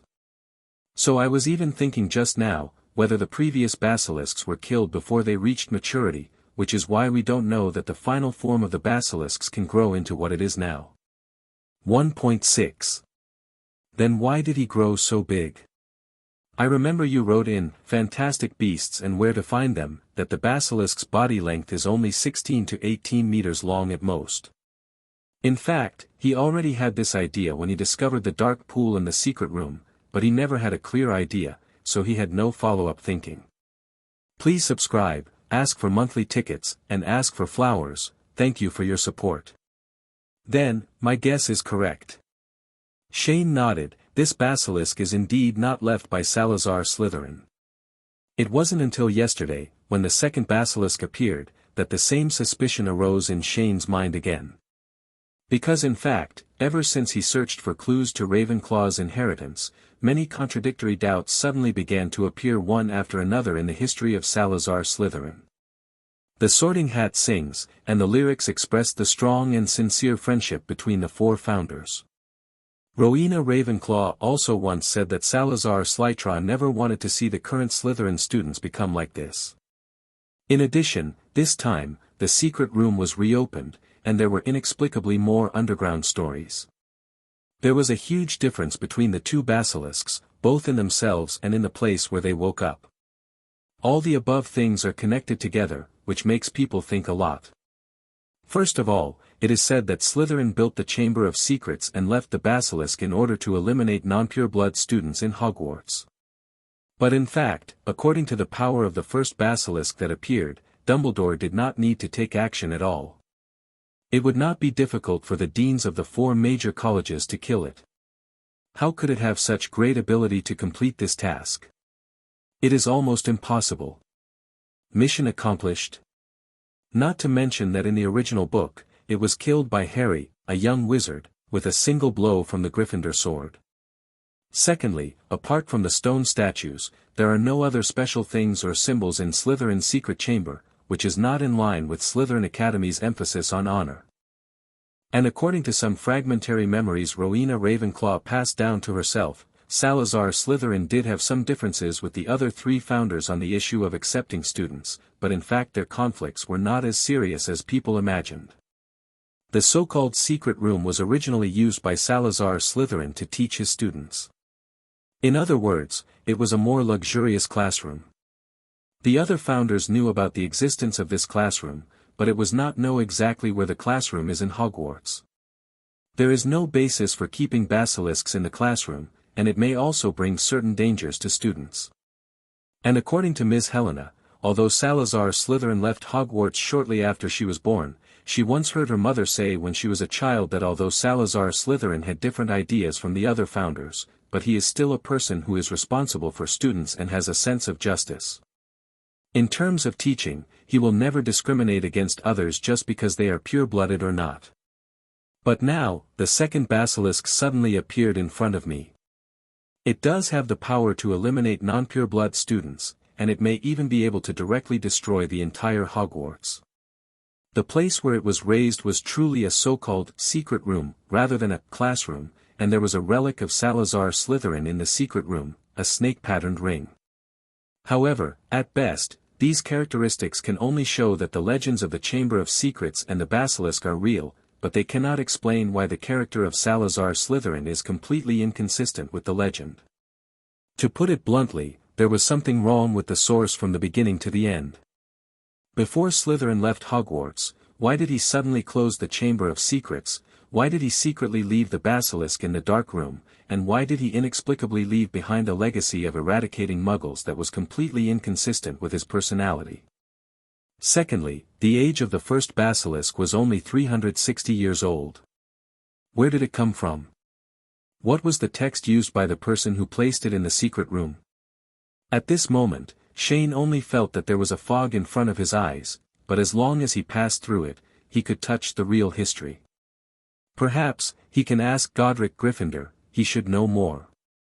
And just when Shane was lost in thought, the basilisk had begun to gradually wake up as his injuries had fully recovered. I saw a burst of turbid air suddenly blowing out from its nostrils on both sides, and its eyes suddenly opened. The yellow vertical pupils covered with bloodshot eyes and nerves made most people present unable to react, and their heads were buzzing for an instant. Except for Luna, who had the protection of the Ravenclaw crown, and Hermione, who had the ability to eliminate abnormal conditions with sky magic, everyone else covered their heads and fell to the ground. It was obvious that the natural ability of the basilisk in front of him was much stronger than that of the first basilisk. Even everyone in Fairy Tale who had gradually become accustomed to the petrification curse, being sealed, couldn't bear it and fainted one after another. The sound of the basilisk waking up and everyone falling to the ground also brought Shane out of his deep contemplation. He stared at the basilisk trying to get up with dead fish eyes, and snapped his fingers. The green magic circle of natural magic unfolded instantly, and several solid and thick vines rose from the ground, directly knocking the basilisk to the ground. The basilisk immediately began to struggle hard, turning up all the soil under its body and making a rumbling sound. However, the tree and vine remained motionless, and the more the basilisk drilled into the soil, the tighter it tightened. Hermione, let them all wake up. Shane ordered the little witch who was fine not far away, and then started to complain, isn't it a shame, you fainted so easily. Please don't put your standards on us. Hermione rolled her eyes at the former, and then began to use unfamiliar sky magic to wake everyone up one by one. When Newt next to him saw this scene, his head was filled with exclamation marks and question marks. Newt did not speak. He first pointed at the vines on the basilisk, and then pointed at the huge tree man in the middle of the Black Lake. He looked at Dumbledore with eyes full of questions. Of course, Dumbledore also received Newt's message, so he replied calmly, Newt, you will gradually get used to these things in the future. After a while, the basilisk gradually calmed down after struggling hard. It was lying on the ground, its entire huge body was fixed tightly, only its head and tail were exposed, its eyelids were drooped, and it looked a little lifeless for some reason. Luna stepped forward and stared into the basilisk's yellow eyes. Blue light was constantly flowing in the gray pupils. Then she heard her shout, "Shane!" "Huh? Luna, what's going on?" Shane came over and asked curiously. "It's talking, but I can't understand it." Luna turned her head and looked at Shane. "I think it has something to say to us." "Oh, then I'll call a translator." Then, Shane shouted to the man who had just woken up and was shaking his head not far away, "Harry, come here and listen to what it is saying." "Coming." Harry got up from the ground, covered his head and trotted over, then put his ear next to the basilisk and began to listen carefully. When Newt saw this scene from the side, he immediately exclaimed, "Shah Sasha." And it also said that now that it's winter, it usually just sleeps at the bottom of the lake. "What are you looking at me doing? What did it say?" Shane raised his eyebrows and asked in confusion. "Let's not talk about Mr. Dolea, a parseltongue, a natural legilimency who can communicate with magical animals, and the girl who knows healing magic. But the person who selected and gathered them was not me, but Yuan." However, he did not translate immediately, but looked at Shane with a strange look. "Wow! That's really awesome. Then I would like to ask 253 if I can accept that blonde-haired girl as my student. I like her very much. And I can see that she should be very talented in the study of magical animals. I think you have to ask Miss Lovegood herself and Shane for their opinions on this. After all, Miss Lovegood is a person of special significance to Shane. It's just that you are a Hufflepuff, and you didn't even a professor who successfully graduated from Hogwarts suddenly wants to accept a girl who has inherited the Ravenclaw crown as a student. I always feel that the Ravenclaw students in the school will rebel if they find out." Harry slowly translated and conveyed what the basilisk said, and finally couldn't help but said, "President, it seems to be right. If it really wanted to hurt Hagrid last night, Hagrid might not have the chance to go to the school hospital." Inside. Please subscribe, ask for monthly tickets, and ask for flowers. Thank you for your support. Oh, don't get me wrong. Dumbledore immediately denied, they are indeed excellent. It can even be said that these dozen students are the best in terms of talent and character since I came to Hogwarts for so many years. The best group of students. Huh? Why don't you have any idea about attacking it? Shane put his hands on his waist and responded matter-of-factly, "Hagrid is still lying on the bed. If you don't catch it back, it might attack someone else at some point." And while Dumbledore and Newt were chatting, Harry had already finished listening to what the basilisk had to say. "Professor Dumbledore, how did you get these students together?" "Last night, it felt a spider was coming, so it climbed ashore to look for food. It didn't touch the human. The basilisk said that it will never attack people without orders. President, this basilisk has a name, Hogni. It's asking us why we attack it." As soon as Harry finished speaking, a wind called embarrassment slowly blew by, causing the grass on the ground to sway. Everyone in Fairy Tale stared at their president with reproachful eyes. The basilisk was sleeping peacefully at the bottom of the lake, but it only came ashore to find an acromantula to eat, but in the end it was accused of being a murderer. Although Hagrid's accident cannot be said to have nothing to do with it, it was not intentional after all. But Shane indiscriminately pulled the basilisk out of the bottom of the lake, blinded its eyes and beat it violently.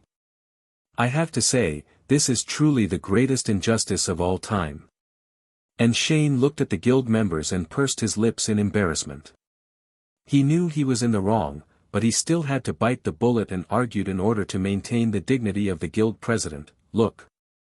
What are you looking at? I just caught it for a blind date with our guild's pet. You don't even think about it.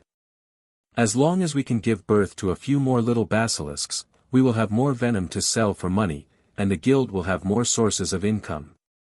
Then Fred and George will be able to make more money.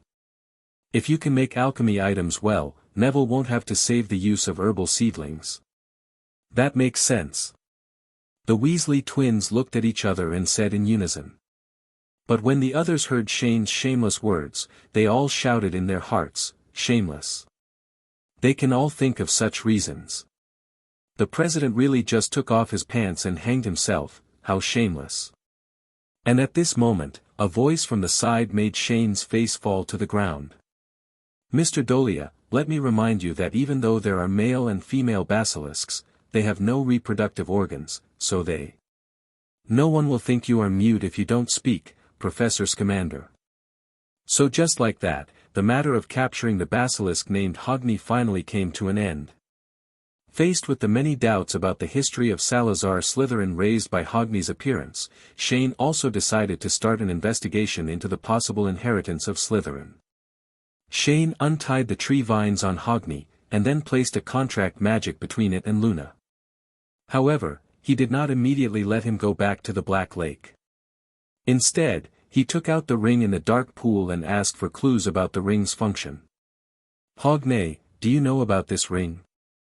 Hogni slowly approached with his vertical pupils open, staring at the snake pattern ring closely for a while, and then just listened to it say, "Door, YN." Shane couldn't figure out what this meant for a while, but after asking several times, Hogid seemed to have no other new clues to provide except these two words. So, Shane waved his hand and put it back into the Black Lake. In the evening, after dinner, Shane went straight to Dumbledore's office. The old bee was away, but Shane didn't care. I saw him taking the Sorting Hat and Gryffindor's sword directly from where they were stored, and then awakened Godric Gryffindor who was sleeping in the Sorting Hat. "Oh, Rowena's descendant, it turns out you are." Gryffindor moved the tip of his hat up and down, then looked around and asked, "Where's Helena? Why don't you see her? If you want to see your daughter, I can ask her to come over later. I have something I want to ask you about today." Shane explained. "That's such a pity. I thought it was because Helena missed me as her father that she called me out." Although the words Gryffindor said expressed his expectations and disappointments, his emotionless way of speaking made Shane feel no corresponding emotions at all, which was very awkward. "Tell me, what do you want from me?" Gryffindor asked expressionlessly. "I would like to ask, what was the reason why Salazar Slytherin left Hogwarts back then?" Serious Disease directly asked the core question. He felt that the Gryffindor at this time, as the hat that held most of the original memory, must know the secrets that were hidden in the long history. But unexpectedly, he was quickly disappointed. "Just listen to Gryffindor say slowly, if that's what you're asking, I'm sorry, I don't know." "I don't know, how is that possible?" Shane looked in disbelief. "Legend has it that in order to prevent Slytherin from leaving Hogwarts, you even used force to keep him here." "I don't need to lie to you. I deleted all my memories of Salazar leaving Hogwarts before I died." "Huh? Why?" "I don't know the specific reason. I only know that the reason why I did this back then was because I was afraid that some ill-intentioned people would discover the existence of my consciousness in the future, and then obtain Salazar through some means that could confuse the Sorting Hat." "Where to go?" "If you say so, does Slytherin have a special identity?" Shane narrowed his eyes and asked. If there wasn't a special reason, Gryffindor wouldn't have tried so hard to hide Slytherin's information during his lifetime. "I don't know. Many memories about Salazar have been deleted by me. You can't get a lot of useful information." Gryffindor shook his head. "Then do you know about this ring?" Shane took out the snake pattern ring from the dark pool. "This ring was carried by Salazar. I have seen Slytherin children communicating with Hogni with this ring." "You actually know about Hogni?" Shane's eyes widened immediately. He thought the existence of the basilisk was a top secret before. "Of course I know that Hogni is Salazar's pet. It is a basilisk that Salazar spent a lot of effort to cultivate from sea raven eggs." Gryffindor replied affirmatively, "It's just that it's too big. Salazar would only carry it when he was in class in that underground classroom." "Sea raven?" Upon hearing this unfamiliar name, a question mark immediately popped up on Shane's head. What kind of animal does this come from? And don't basilisk eggs need male eggs? How should I put it? The sea raven is a bird that lives on the sea for a long time, but its wings are very short and it is not very good at flying. It can only glide a short distance on the sea. The reason why it is called the sea raven is it's because its head and beak look like a raven, and its feathers are black and white. Gryffindor briefly described the image of the sea raven in his memory, and then began to answer another question. As for the issue of rooster eggs, according to Salazar, the despicable Herbo only said that basilisks can be hatched using rooster eggs, but he did not clearly say what kind of rooster eggs were used, so in the end it seemed to be a mistake. Salazar found it took dozens of birds' eggs to hatch Hogni. I'll go, this is fine. Shane marveled and quickly found 10 animal encyclopedias from his pocket. Auks were once widely distributed near the North Atlantic coast of North America, Iceland, England, Scandinavia and Spain, inhabiting coasts, islands and other places. From the 18th to the mid-19th century, due to the rapid development of the world's maritime trade, the great auk was hunted on a large scale because of its high commercial value for its fur and eggs. Coupled with natural disasters such as volcanic eruptions, the great auk was completely designated in 1844. To exterminate organisms. The murre is actually a bird creature between a murre and a penguin. Shane's mind was filled with questions, but he put these trivial questions aside for now. But this is strange, how did these other people find the now common method of breeding basilisks? But what he didn't expect was that he couldn't find the specific meaning of just 2 unfamiliar words for more than half a month. Since there are no clues from Gryffindor, we can only start with the 2 words Hogni said. Luna was gently stroking Hogni's head. Her hands were covered with algae and unknown wet and slippery mucus, but she didn't care at all. It likes to move in groups, rarely moves on land except during the breeding season, and is not very good at flying, but can glide at low altitudes over the water. It has good eyesight and feeds on small fish, shrimps and other marine invertebrates. According to modern official naming, its real name should be the great auk, which became completely extinct nearly 200 years ago. Then I took a closer look and soon discovered what kind of animal the so-called sea raven was. At the very least, you need to figure out what the meanings of these 2 words are before you can proceed to the next step. On the eve of Christmas Eve, after Shane arranged the final exams for the Ravenclaw Eagles, he walked around the library and then came to the Black Lake. Shane put down the animal encyclopedia in his hand and said that no wonder this Hogni was so different from the normal basilisk. It, the good king's, was cultivated through abnormal means. With this in mind, Shane put the sorting hat and the Gryffindor sword back in place, and then left Dumbledore's office. At the same time, the auk's reproductive capacity is extremely low. It only lays 1 egg at a time. The young birds can go into the water immediately after hatching. The main reason for its extinction is human hunting. Not far away, I saw the huge head of the basilisk sticking out of the water. The sunlight shone on its black scales, but there was a faint colorful halo. She didn't look back, but Luna noticed the arrival of the person behind her, so she whispered, "Hogni has not been very energetic recently, and he often says he wants to go back to the bottom of the lake to sleep." Shane looked up at the clear sky in the sky, then looked down at the silver-covered ground, and replied with a smile, "Although Hogni doesn't need to bask in the sun to maintain body temperature like ordinary snakes, it is still a snake after all. It's not surprising that species needs to hibernate. Every day I come here, Hogni will tell me about those 2 words." Luna's silver eyes faintly emitted blue light. It has forgotten many things, but it remembers the agreement with its master. Pound sad-faced 0*, sigh, Shane sighed helplessly, then shook his head with regret and said, "To be honest, I also want to find clues quickly, but there are no records about Salazar Slytherin. There are only a few fragments of information, and trying to find clues in these detailed historical materials without knowing whether they are true or false is really like looking for a needle in a haystack. I can help you get rid of those harassing flies in your ears." Luna suddenly said something strange, then turned around, staring into Shane's eyes with grey pupils and said, "Dora and Lynn, this is Celtic in human language, it means soil and lakes." "How do you know?" Shane's eyes suddenly lit up, but he was a little confused for a moment. He had been looking for information for a long time, and even went to the largest library in London, but he could not find the true meaning of these 2 words. The crown contains some memories about the Celts, and you have ignored the passage of time.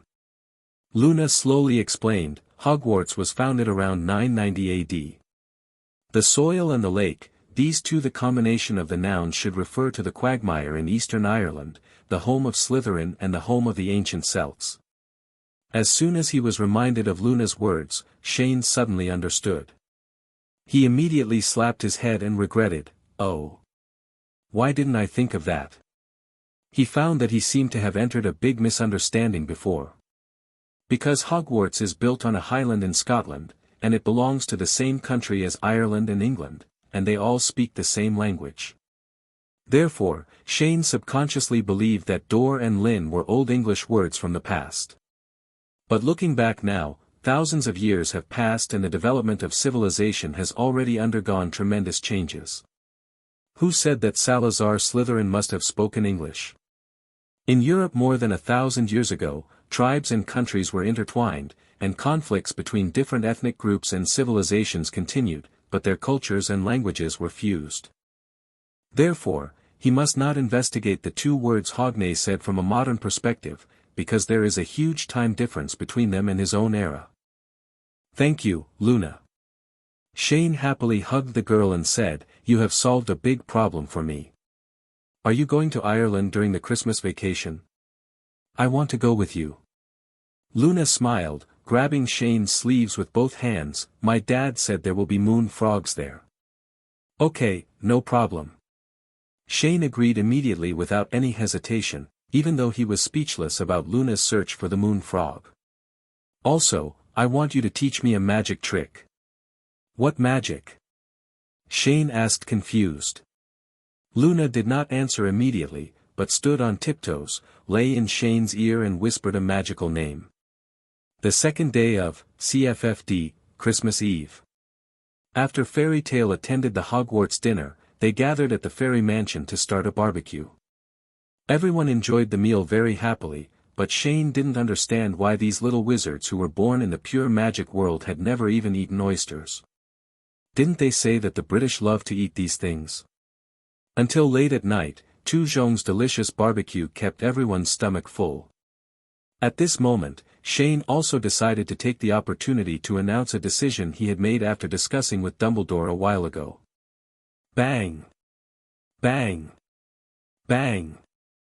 Shane clapped his hands to attract everyone's attention, then sat on the high bar and began to say, we are all full, so I will take this opportunity tonight to tell you something important. Is it a good thing or a bad thing? Fred asked, raising his hand. President, don't give us homework during the Christmas holiday. Zoe begged. These new members of the guild have not stopped since the beginning of the semester. There are only 2 days of rest in a month, and at the end of the day, plus Hogwarts classes, the study time is infinitely close to 12 hours. This level of evil is even more insane than the capitalists who exploit the people. I'm not giving you homework. Shane rolled his eyes and replied. He was not the kind of person who would break other people's umbrellas after getting caught in the rain. What I want to say is that I thought about it some time ago and decided to hold a large-scale wizard martial arts performance in the school at the end of this school year. Great show of martial arts. What's coming from? Upon hearing this unfamiliar term, everyone below looked at each other and saw the confusion in each other's eyes. To put it bluntly, in the name of Fairy Tale, I will declare a challenge for you, and you will have a wizard duel in the ring, and your opponents will be the entire Hogwarts students. Shane explained briefly, but everyone suddenly felt like a bolt from the blue suddenly hit their heads. What? Hermione exclaimed first. Shane, are you kidding me? We have a wizard duel with the entire Hogwarts. How is this possible? After hearing the vice president's words, the others nodded in agreement. What an international joke. There are only 17 people in their guild, and the president is so powerful that he will definitely not participate, which means that 16 of them have to fight against nearly 800 students in the entire Hogwarts. Even if they have practiced magic circles now, they are still beginners. How can they defeat so many people? There are 800 people on the other side, not to mention that a spittle can drown them, but a spell cast by one person can definitely blow them into pieces, not to mention that among the 16 of them, there are several girls who have just entered school for half a month. Shane looked at the incredible expressions of the members and immediately said, "Don't have such a big reaction first. I'm not asking you to fight 16 against 800 at once. I will definitely formulate corresponding rules to ensure fairness. President, can I apply not to participate?" Zoe raised her hand and asked tentatively. "No."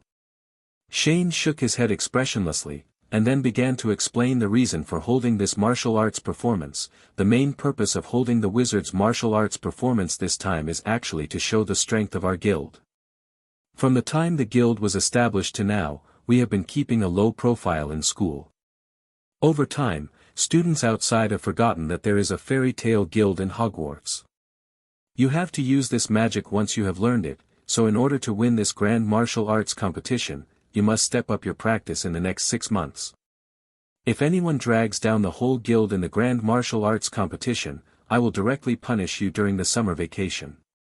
I'll take you back from home for special training. After hearing Shane's words, the entire Goblin house suddenly became filled with complaints. This is not to fold their umbrellas at all, but to throw them directly into the typhoon circle of level 17 to endure the violent wind and rain. But this year, due to the reform of the school system, the Academy Cup was cancelled, leaving him unable to avenge his shame. He didn't believe that under the stimulation of gold galleons and honor, there would be some little wizard in Hogwarts who wouldn't be tempted. Please subscribe, ask for monthly tickets, and ask for flowers. Thank you for your support. So I just heard him say slowly, "I have discussed the matter of the martial arts show with Professor Dumbledore and the 4 deans before. After my unremitting threats, At that time, he told Dumbledore that even if he didn't agree with him, he could still do it privately, and he would do it in a big way. So in order to keep themselves from being in a passive position, Dumbledore and the dear deans finally had no choice but to accept Shane's suggestion. At that time, Shane looked at Snape's appearance and felt that he seemed to be very confident about his student. No. It felt like he was very confident in leading Slytherin Academy to victory. Yes. Yes.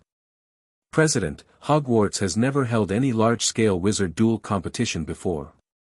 If the school doesn't agree, you can't force it.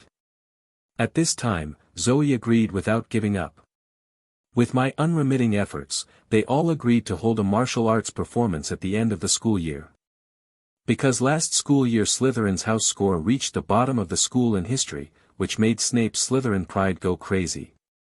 But let me digress here. Snape was the only one among the 4 deans who did not vote against it. By this time today, the application for holding the martial arts performance should have been submitted to the Ministry of Magic. He wants to turn this wizarding martial arts show into the second Triwizard Cup. He wants to turn it into a grander event in the entire wizarding world than the Quidditch World Cup. Although it sounds like this on the surface, in fact, the so-called negotiation in Shane's mouth is basically a threat. He will also add generous gold galleons as a reward to De Yenwu. President, will the school agree to your grand martial arts performance? At this time, Justin was the first to sound the horn of a desperate struggle. So, when he heard Shane's suggestion of holding a martial arts show, he agreed without any hesitation.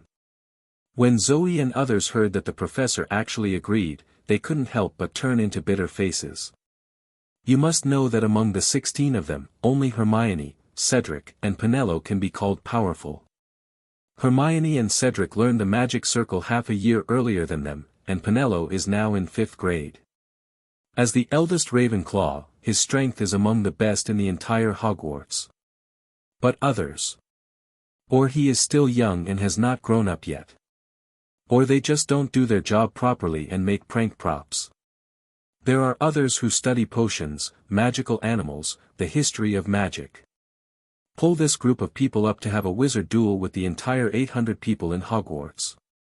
Oh my God, it makes me despair just thinking about it. Shane saw many people lying on the ground like dead snakes in front of him, so he decided to directly use the final killer move. The final champion team of De Yenwu will receive a trophy and a reward of 10,000 gold galleons. We participate. Everyone immediately became energetic and raised their hands high, fearing that Shane would not allow them to participate in the competition in the next second. 10,000. 10,000. It's not silver seco, nor copper nut, this is 10,000 golden galleons. You must know that the total cost of all the modifications to Ronald's car that was modified by Mr. Arthur was only about 50 gold galleons. 10,000 gold galleons can completely allow a wizard family to live comfortably for 18 years. When Shane saw the eyes of these people in front of him, his eyes suddenly twitched, and he couldn't help but complain in his heart that money can make all the difference. However, at this time he added, one more thing, the results of the martial arts competition are related to the ratings of the deans of each college at the end of the year, so, you know.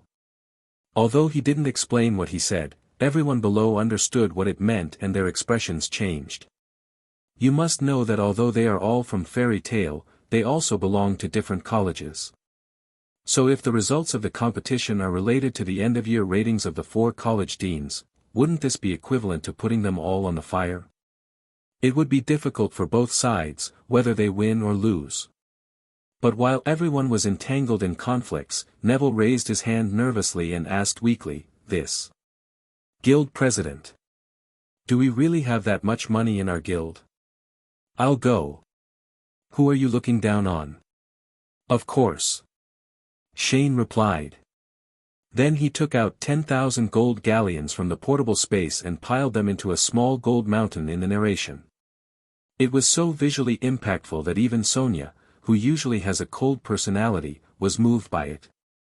In fact, Shane knew why Neville asked him about money. Because usually in the guild, he, who studies potions and herbs, and Weasley, the twins who study alchemy tools, burn the most money. Many potion ingredients on the market are sold in small weight units and are very expensive. Neville knew very well how much money he usually spent on potions.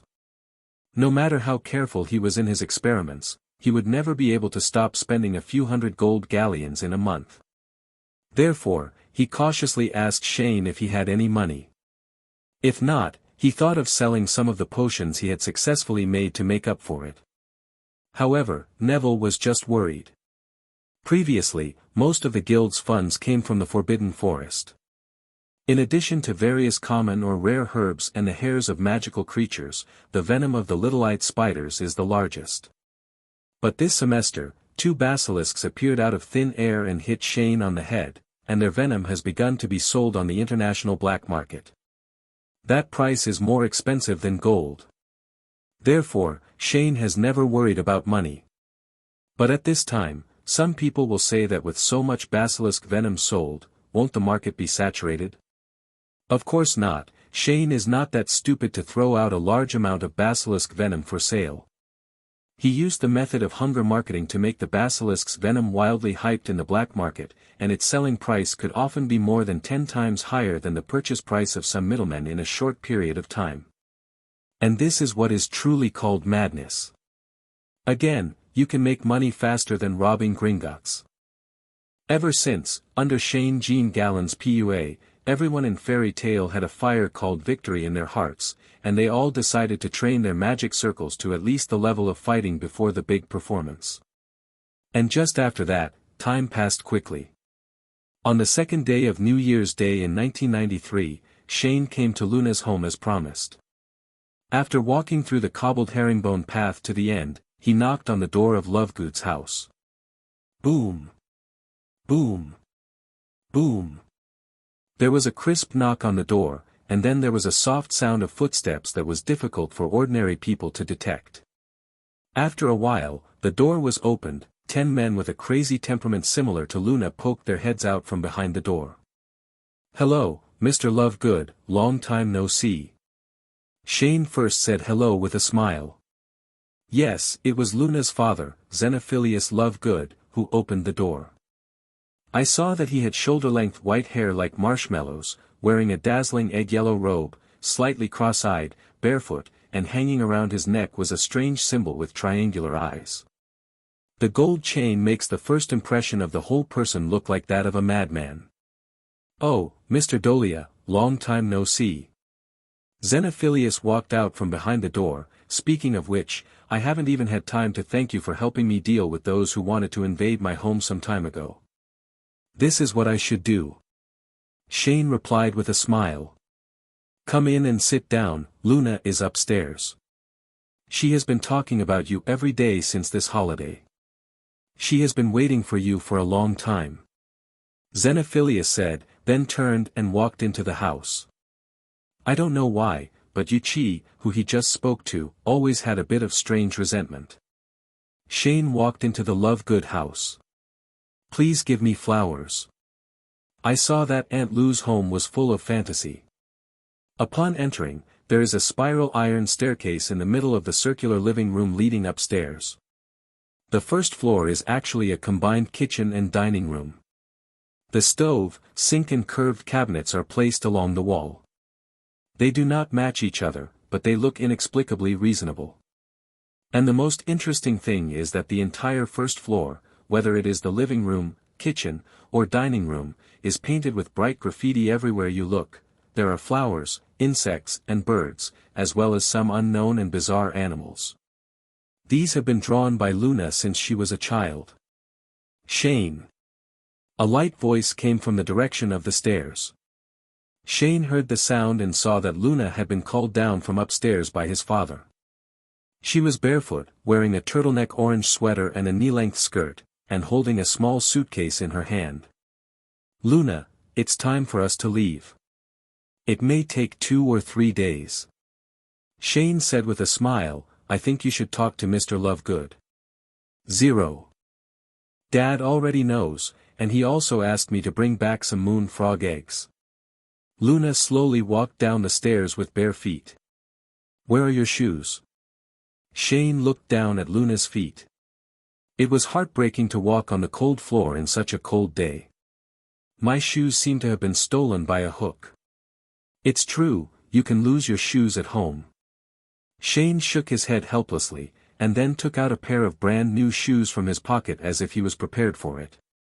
Put them on and don't lose them again. Lost. As he said that, he turned to look at the second floor of the house in confusion. Xenophilius went up and never came down again.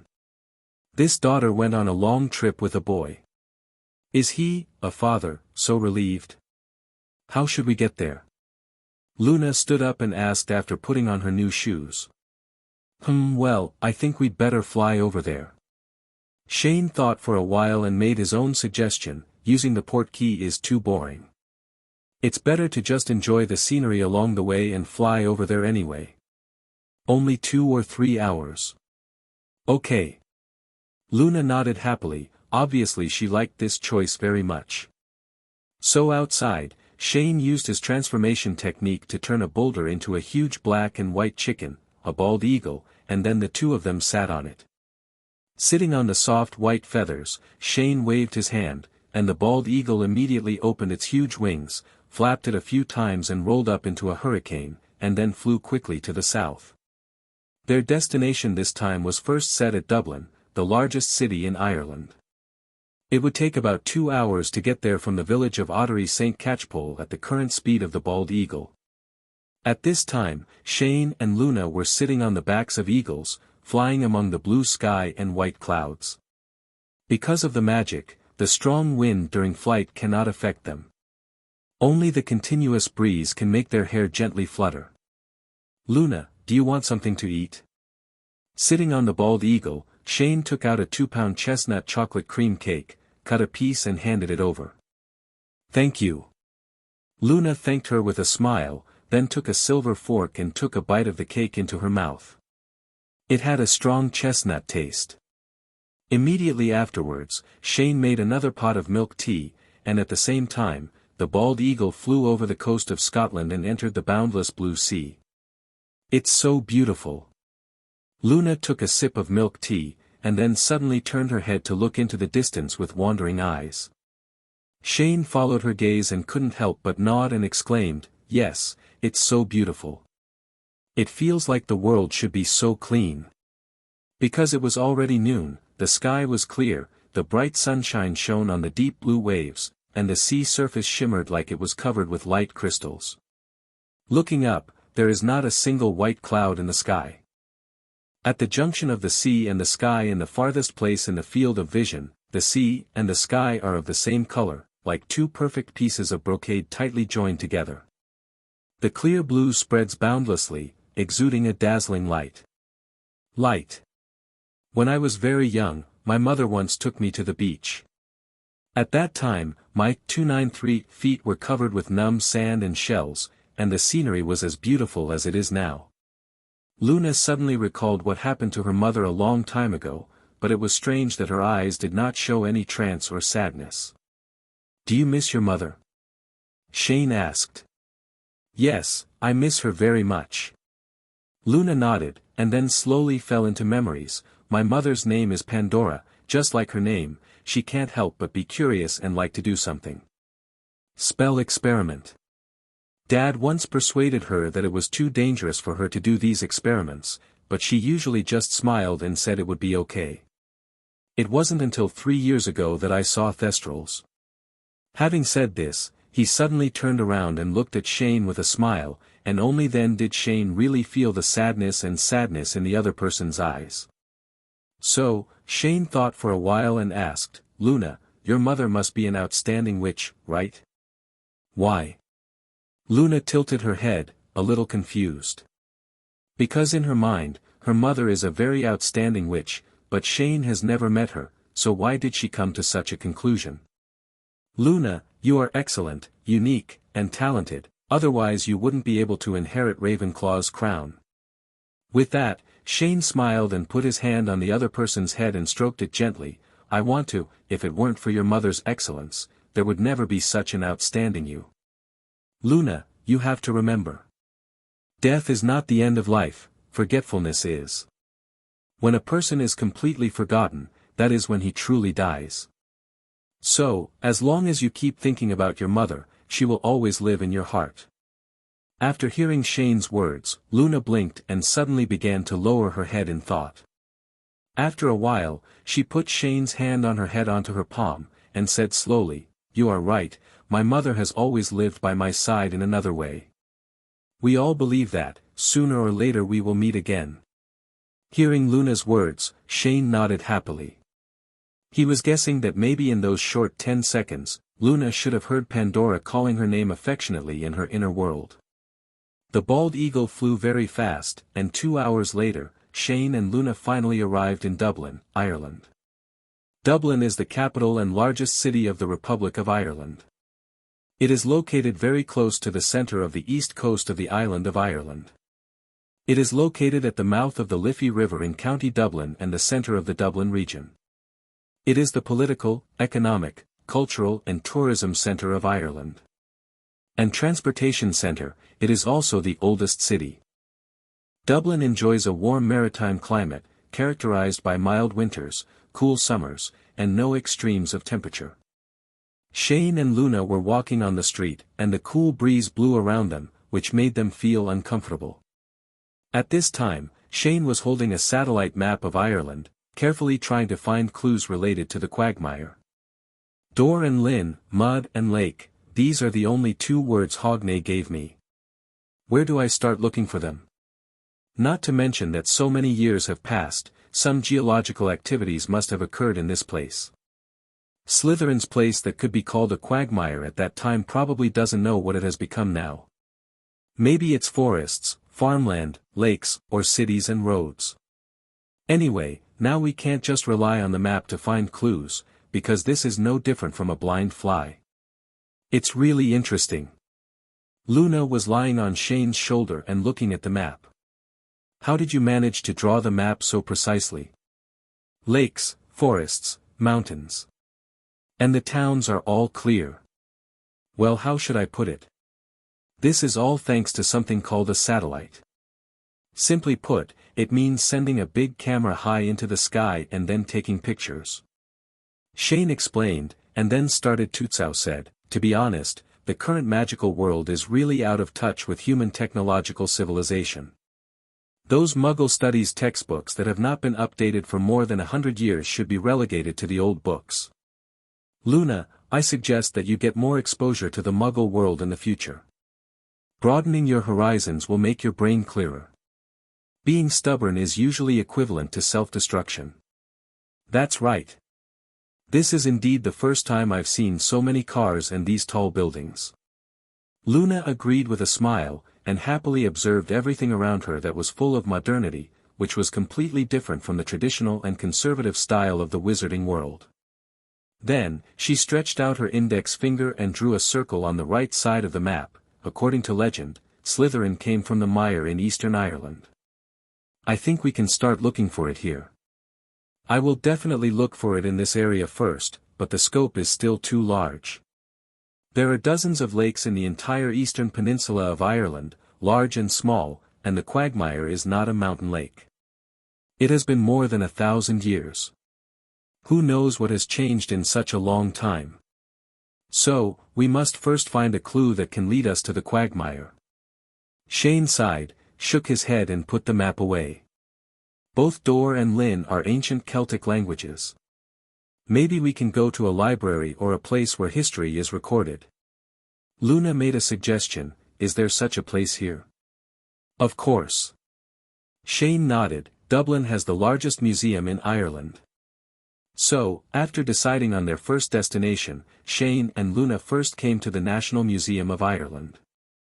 This is Ireland's National Comprehensive Museum, which mainly exhibits ancient artifacts, artworks, gold products, early Christian metal crafts, and specimens and information on zoology, botany, and geology.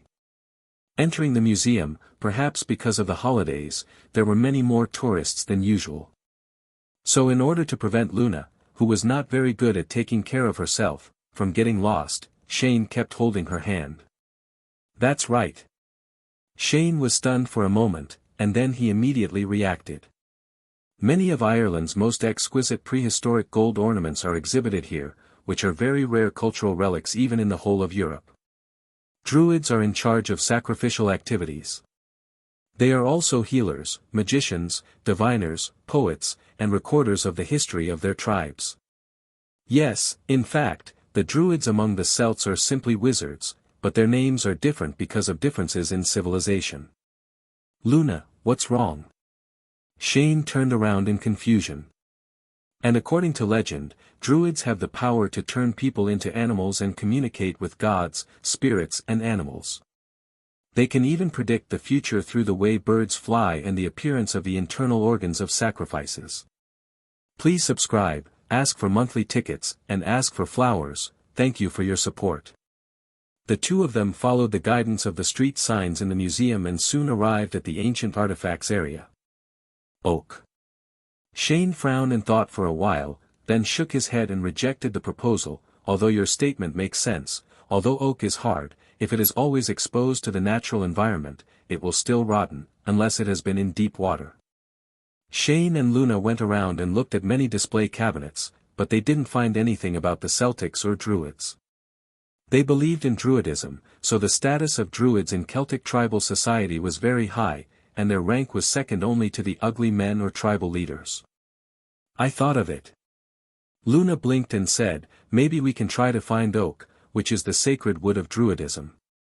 If Slytherin is also a Druid, maybe he will use it to make some items. But, Salazar Slytherin is a wizard. Luna immediately gave a spiritual answer. And just when Shane was about to walk to the next exhibition area without a clue, Luna suddenly took his hand. In addition, there are many extremely precious Bronze Age necklaces, brooches, throat guards, etc. in the display cabinets. More than 1,000 years ago, the ancient Celts did not have any clear national concept, and they mainly lived in tribal groups. Based on the information about the ancient Celts found before departure. So the two of them began to constantly look for ancient artifacts such as oak in the surrounding display cabinets. In the end, I didn't expect that they actually found it. In an inconspicuous corner of the museum, in a small glass display cabinet in front of me, an acorn-shaped wood sculpture was placed among many miscellaneous small bronze vessels. Shane took a closer look and found that it was simply carved with the images of many small animals, and among them was the symbol of Salazar Slytherin, a snake. Perhaps because it has been buried in the soil for too long, this wooden sculpture looks a bit like it has been washed or oxidized and turned white, but the surface is still very smooth, as if it has been polished by something. Huh, I really found it. Shane straightened up and said happily. Then he snapped his fingers and replaced the wood carving inside. I have to say that having a smart little witch around here can really save a lot of trouble. If it were him alone, he might just ignore the wood carving even if he saw it. Shane was thinking this, and at this moment, another smart little witch in London suddenly sneezed while lying on the sofa. Ah!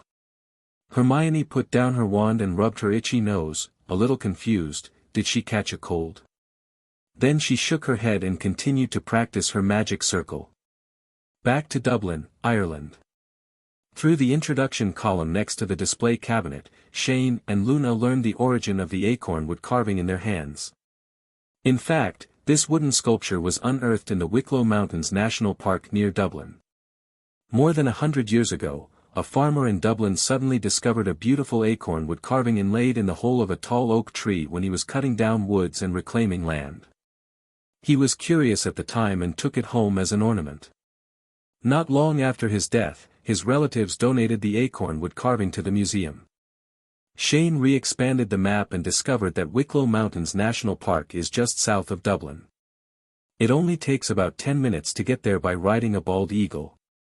However, considering that it was already noon, Shane decided to find a place to settle down first. He planned to find a place to stay, have lunch, and then set off to the University of Dublin to investigate the geological change data of the Wicklow Mountains National Park, and then go to the Wicklow Mountains National Park. So, Shane took Luna directly to the most exclusive hotel in Dublin and booked a presidential suite. The entire presidential suite covers an area of more than 200 square meters, and there is a 24-hour catering service. The food is prepared by the best local chefs. Shane said that it was a rare trip and not having good food and accommodation would be disrespectful to his fat wallet. But there was one thing. Based on his understanding of so-called high-end Western food, the food prepared by the so-called high-end chefs in this hotel would probably be several times more expensive in appearance than in taste, and even eating enough might be a problem. So, Shane slammed the menu in the hotel room shut and immediately decided to go out and find a huichère restaurant to eat. But when it comes to this, some people may wonder, why doesn't Shane stay in a hotel run by a wizard? Answer: whoever wants to go to that dilapidated and old place, which has been open for hundreds of years and doesn't know how to renovate it, Shane thinks that the boss's brain was eaten by a troll. At this time, someone asked, why can two children who are obviously underage get the presidential suite? Answer: if you don't understand, just hit yourself with a piece of tofu and kill yourself. Your brain will also be eaten by the troll. After walking out of the hotel, Shane held Luna's hand and searched around, finally stopping at a huichère noodle restaurant. After lunch, the two set off for University College Dublin. Shane did not foolishly go to the school library or reference room to read information. Instead, he made some inquiries and found a geology professor who had been working in Dublin for many years. By using the Imperious Curse, Shane basically learned from the old professor about the geological activities that had great influence in various periods in the eastern part of Ireland in the past 2,000 years and their impact.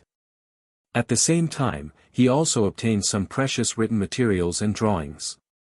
So, with the blueprints copied using the copying spell Geminio, Shane and Luna immediately took the bald eagle to their next destination. Wicklow Mountains National Park is located a dozen kilometers south of Dublin. It is a mountain range that is long and narrow from north to south and narrow from east to west, covering an area of 204.8 square kilometers. At the foot of the mountains are all flat farmland. Bald eagles soar high in the sky. Shane held the map in his hand and kept comparing it, then looked down, scratched his head and said, the area is still too big. Even if there is relevant information, where can we find such a large plain? Don't we go to the place where the acorn carvings were found? Luna asked. That's not necessary. Shane shook his head. The museum's introduction column only said that the wood carving was found in the hollow of an oak tree, but it did not mention the specific location where it was found. It is difficult for us to find the accurate carving in such a large area. Location. Then we can go to Dolea first. The mud and lakes should be more suitable for the place we want to find. With that, Luna showed a local travel guide she just got. Shane took the guide and opened it and looked at it. Dolea means, the valley between the two lakes, in Irish. As the name suggests, it is a valley with two lakes. It has always been famous for its original and magnificent beauty, rich spiritual connotation and precious archaeological value. So, following Luna's advice, Shane immediately controlled the bald eagle and flew over Dolea. I saw water vapor lingering among the mountains below. On the dark green lakeside, there are ancient monastery ruins and round towers. It is simple and quiet, mysterious and romantic.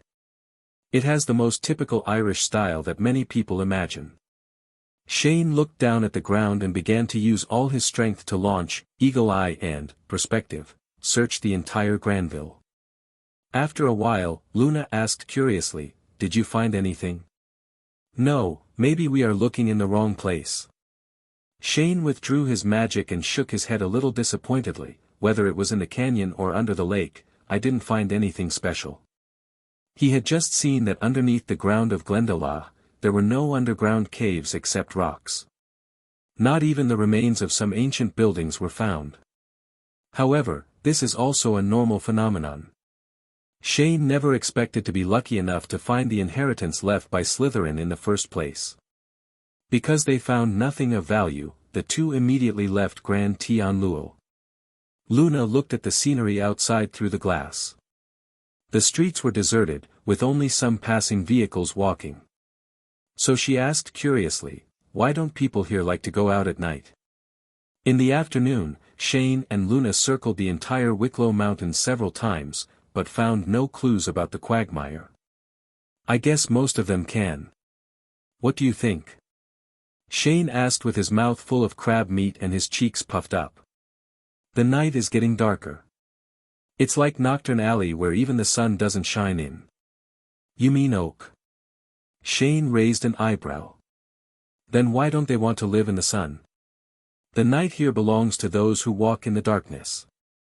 There are many reasons, usually because of committing some unforgivable crimes. However, not all people living in the darkness are willing to accept the darkness, and some people have no choice but to do so." Shane explained vaguely, then violently opened the legs of a king crab, walked to Luna and handed over the food in his hand. Back in Dublin, Shane suddenly saw the restaurant of the hotel where he was staying, which had a large seafood pool, so he boldly ordered a king crab. 700. I still care about Slytherin's identity. Luna picked up the acorn wood carving she got from the National Museum of Ireland today. Salazar Slytherin is a great wizard. If he is really a Celtic, then he must be a high-ranking druid in his hometown.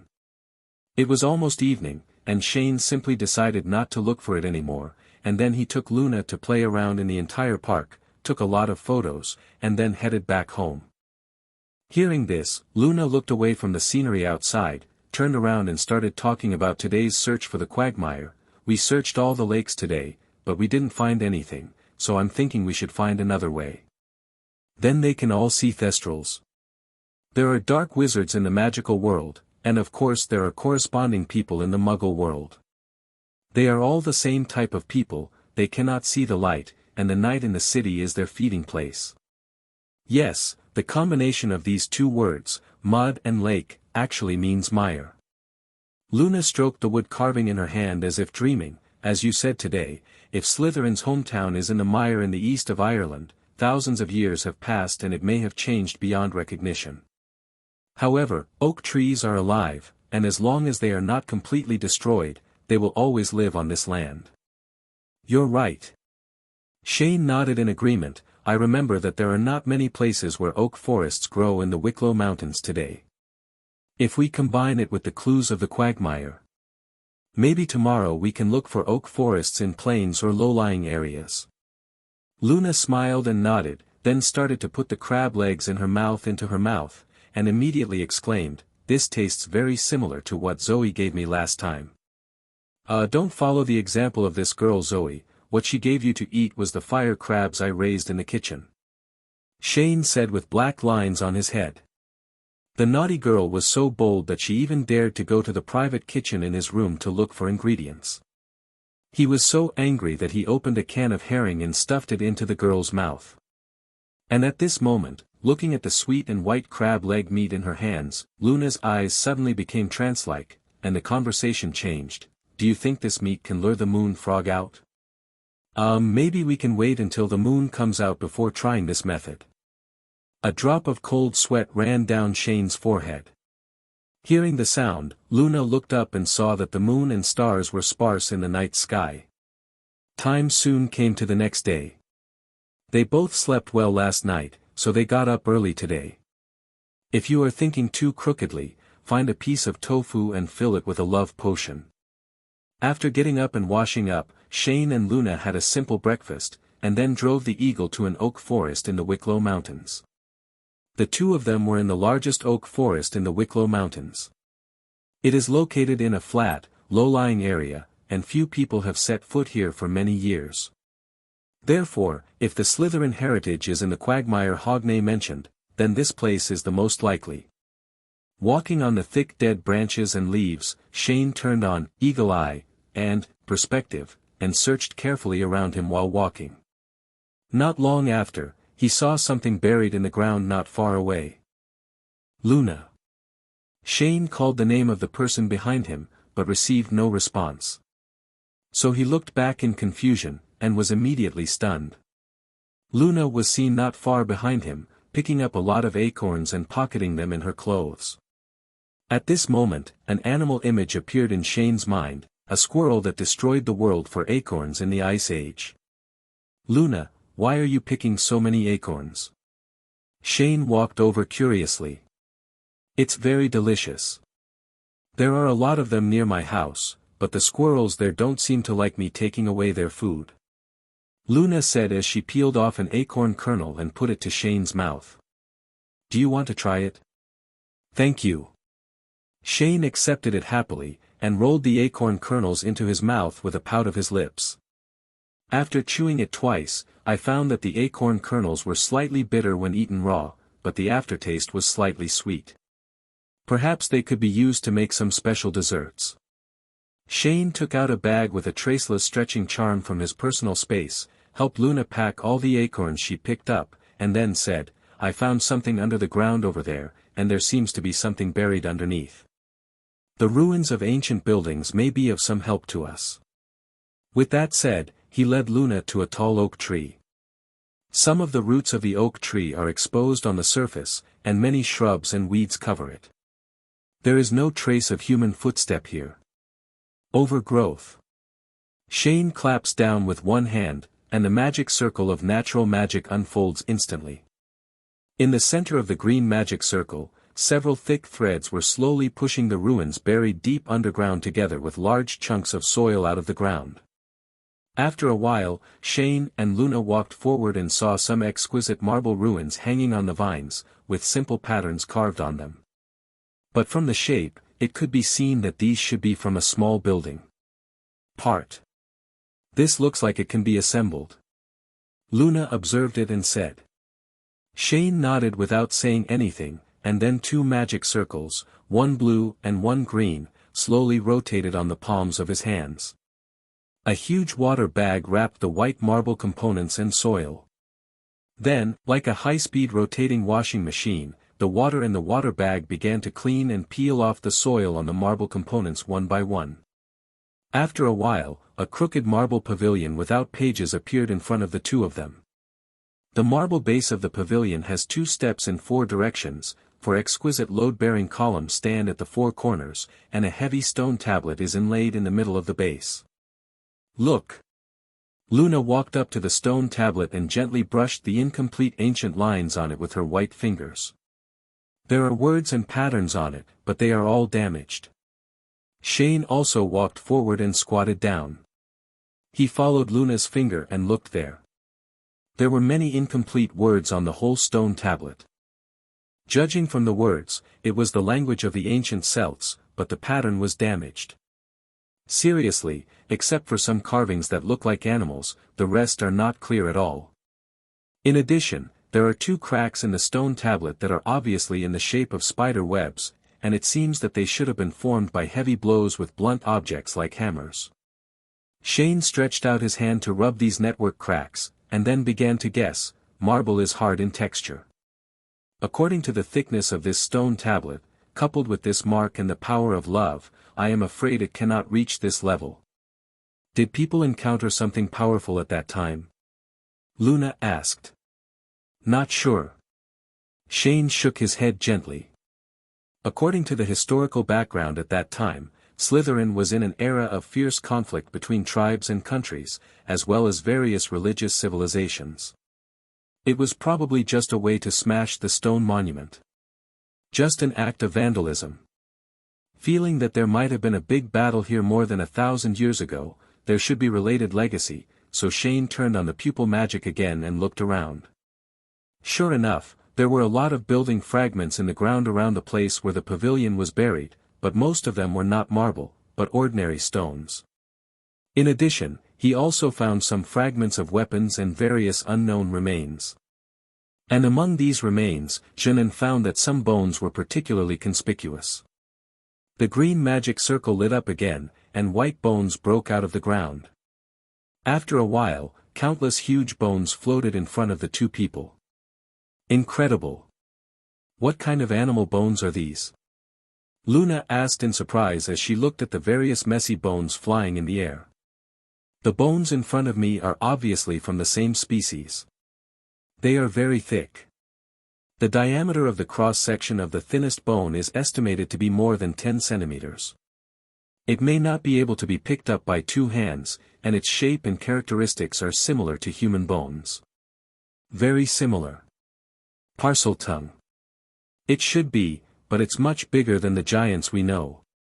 And it's a bit strange that it seems to have horns on its head that ordinary owners don't have. Chong'en touched his chin and looked up and down and said. Please subscribe, ask for monthly tickets, and ask for flowers, thank you for your support. But because he was not a professional and didn't know much about the skeletal structure of living things, in the end he could only make a rough guess based on his own feelings. Therefore, Shane saw that these skeletons were a bit special, so he immediately planned to piece them together. I think it was the one that broke the stone tablet. The Celts once fought against the giants. Luna guessed, then looked at the broken pavilion, but now it seems that the Celts have lost. Nowadays, the number of giants in the world is very rare, and the total number probably does not exceed double digits. Yes, I feel like we found the right place. Shane nodded in agreement. They usually live in tundra areas at high latitudes, living on fish, deer, and sheep. They are about 3 to 5 meters tall. Their body size is similar to that of trolls, but their IQ is much higher than that of trolls. Not unlike a mermaid. There's no reason. Apart from the place that looked like the remains of a Celtic tribe, there's nothing else. Shane frowned and turned to look at the oak forest behind him. This doesn't feel right no matter how you think about it. Pregnant. But it's a pity that after walking for a long time, the 2 of them were almost out of the oak forest, and they didn't find anything else. So, in order to find out the true identity of the owners of these bones, Shane packed all the bones that should be giants in front of him, and then separated a missing body and asked the latter to take it to Professor Scamander. The so-called giant in front of me seems to be different from the existing giants. It is more than a circle larger in terms of size. It's so big. Luna raised her head and said, "Is this a giant?" "I don't know, but it's not an ordinary animal anyway." Shane replied with a frown, looking thoughtful.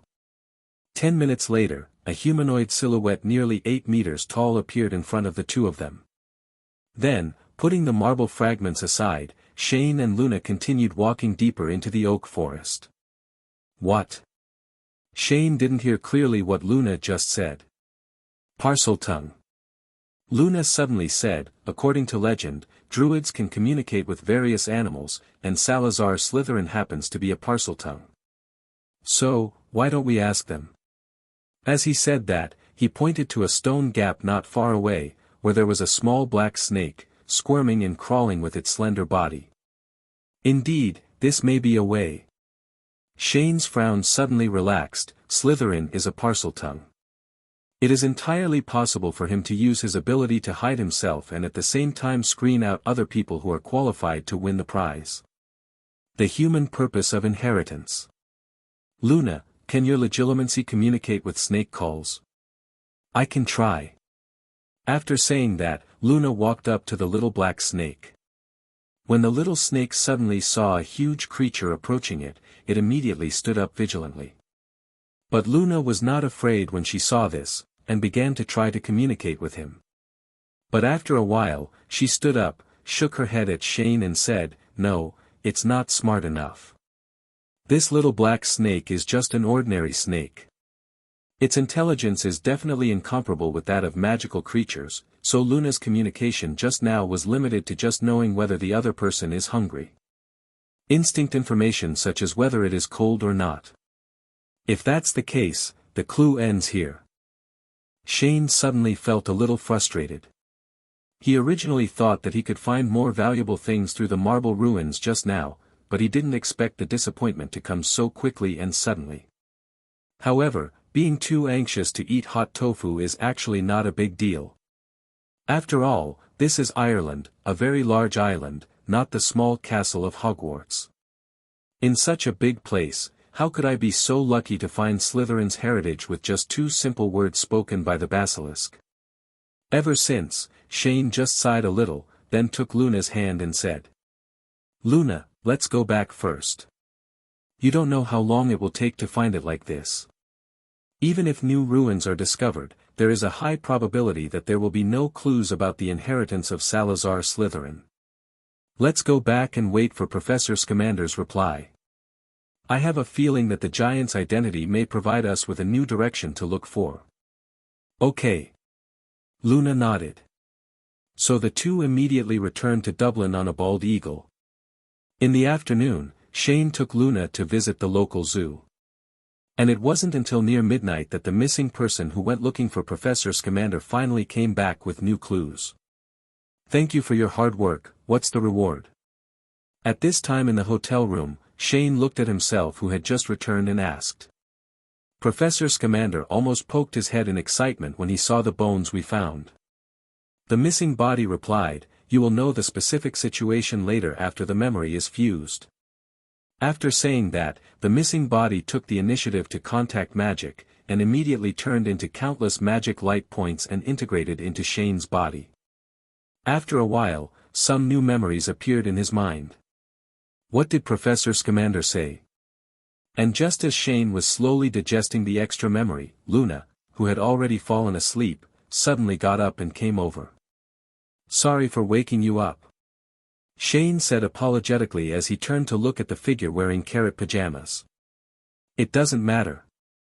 Luna walked over barefoot. "Has the identity of the giant been confirmed?"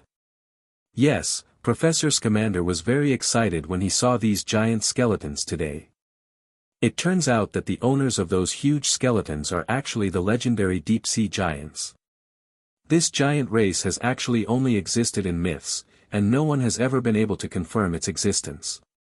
Legend has it that they are born with evil horns, are ugly in appearance, and have a ferocious and cruel personality. They possess very powerful strength and are also very intelligent. They usually like to hunt humans for food. Professor Scamander gave us a copy of Celtic Mythology, and said it might contain what we are looking for. Shane said, opening the story collection he just got. Luna naturally sat next to him and read the legend about the giants of the deep sea together. The legend first began with the great flood that destroyed the world after the Genesis of the Bible.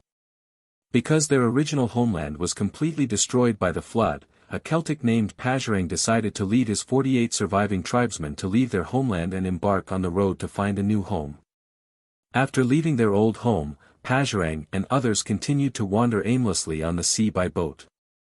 Then after an unknown amount of time, they finally landed on the empty and desolate island of Ireland. After Pasarang landed on the island of Ireland, he and his companions began to reclaim the barren hills, plant crops, build houses and raise children.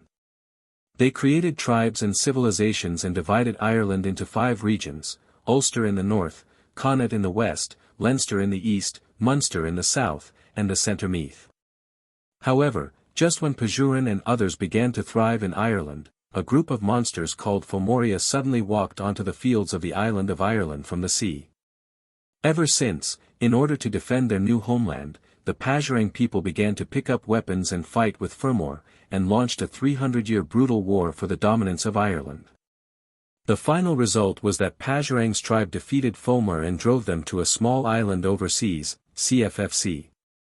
At the same time, in order to prevent these ferocious giants from counterattack, the Pajurang people also sent the strongest druid in the tribe to the island to permanently imprison and monitor Fermor. In fact, Fermor is actually a transliteration of the deep-sea giants in the Celtic language. Closing the collection of Celtic myths in my hand, Zhongxi gradually fell into deep thought. Although the stories in this Celtic mythology are certainly not entirely trustworthy, in fact, these mythical stories are usually adapted from some real events in history. Therefore, if we extrapolate according to what happened in this story, the Celts once fought fiercely with the giants of the deep sea on the land of Ireland. So the reason why Salazar Slytherin left Hogwarts that year was because he learned that his hometown was invaded by deep-sea giants, so he had no choice but to leave the magic school he worked so hard to create. Furthermore, as a powerful druid, if Slytherin returns to his hometown and helps his people defeat the deep-sea giants, will he take the initiative to go to the island where the deep-sea giants are imprisoned to guard and suppress them? Woolen cloth. So, Shane thought about it in his mind, then opened the satellite map of Ireland and started looking for the legendary overseas island. There are not many islands near Ireland. The closest island to Dublin is Lamb Island, but this island is too small and too close to the mainland, so it is unlikely to be used as a place to imprison deep-sea giants. So, Shane set his sights on the largest offshore island between England and Ireland. On the 3rd day after arriving in Dublin, Shane took Luna to fly an eagle. Starting from Dublin, it took more than 10 minutes to finally reach the Isle of Man. Isle of Man, also translated as the Isle of Man, it is an offshore island located between England and Ireland, covering an area of 572 square kilometers. It has a terrain with a high center and an east-west bottom. It is an oblong island running northeast to southwest. Shane flew over the Isle of Man and looked at the map in his hand. There were only 8 lakes on the entire island. I saw 7 unusually ferocious giant snake stone statues in front of me, bearing their fangs, entwining each other in a circle without any rules, like a weird Ouroboros. He immediately activated his pupil magic to look around. After a while, he saw something different buried deep in the mud under the lake.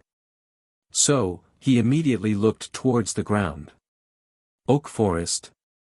Immediately, he took Luna's hand and went deep into the bottom of the lake together. At the same time, an invisible force completely isolated the green lake water around the two of them. Shane suddenly had a question mark and an exclamation mark on his head. In the center of the square, there is a white marble serpentine platform, which is very similar to the one in the underground pool of Hogwarts. Surrounded by the Ouroboros is a huge square that looks like a sacrificial altar. Luna, we're here. Because according to the information in his hands, most of the natural plants on the Isle of Man are pines and cypresses, and there has never been any mention of oak forests growing. If you are looking for quagmire, these lakes must be the first target to look for. Floating on the mud at the bottom of the lake, Shane's hand lit up the light blue magic circle of water flow magic. A huge vortex instantly dispersed the thick mud at the bottom of the lake, revealing ancient ruins that had been buried for thousands of years.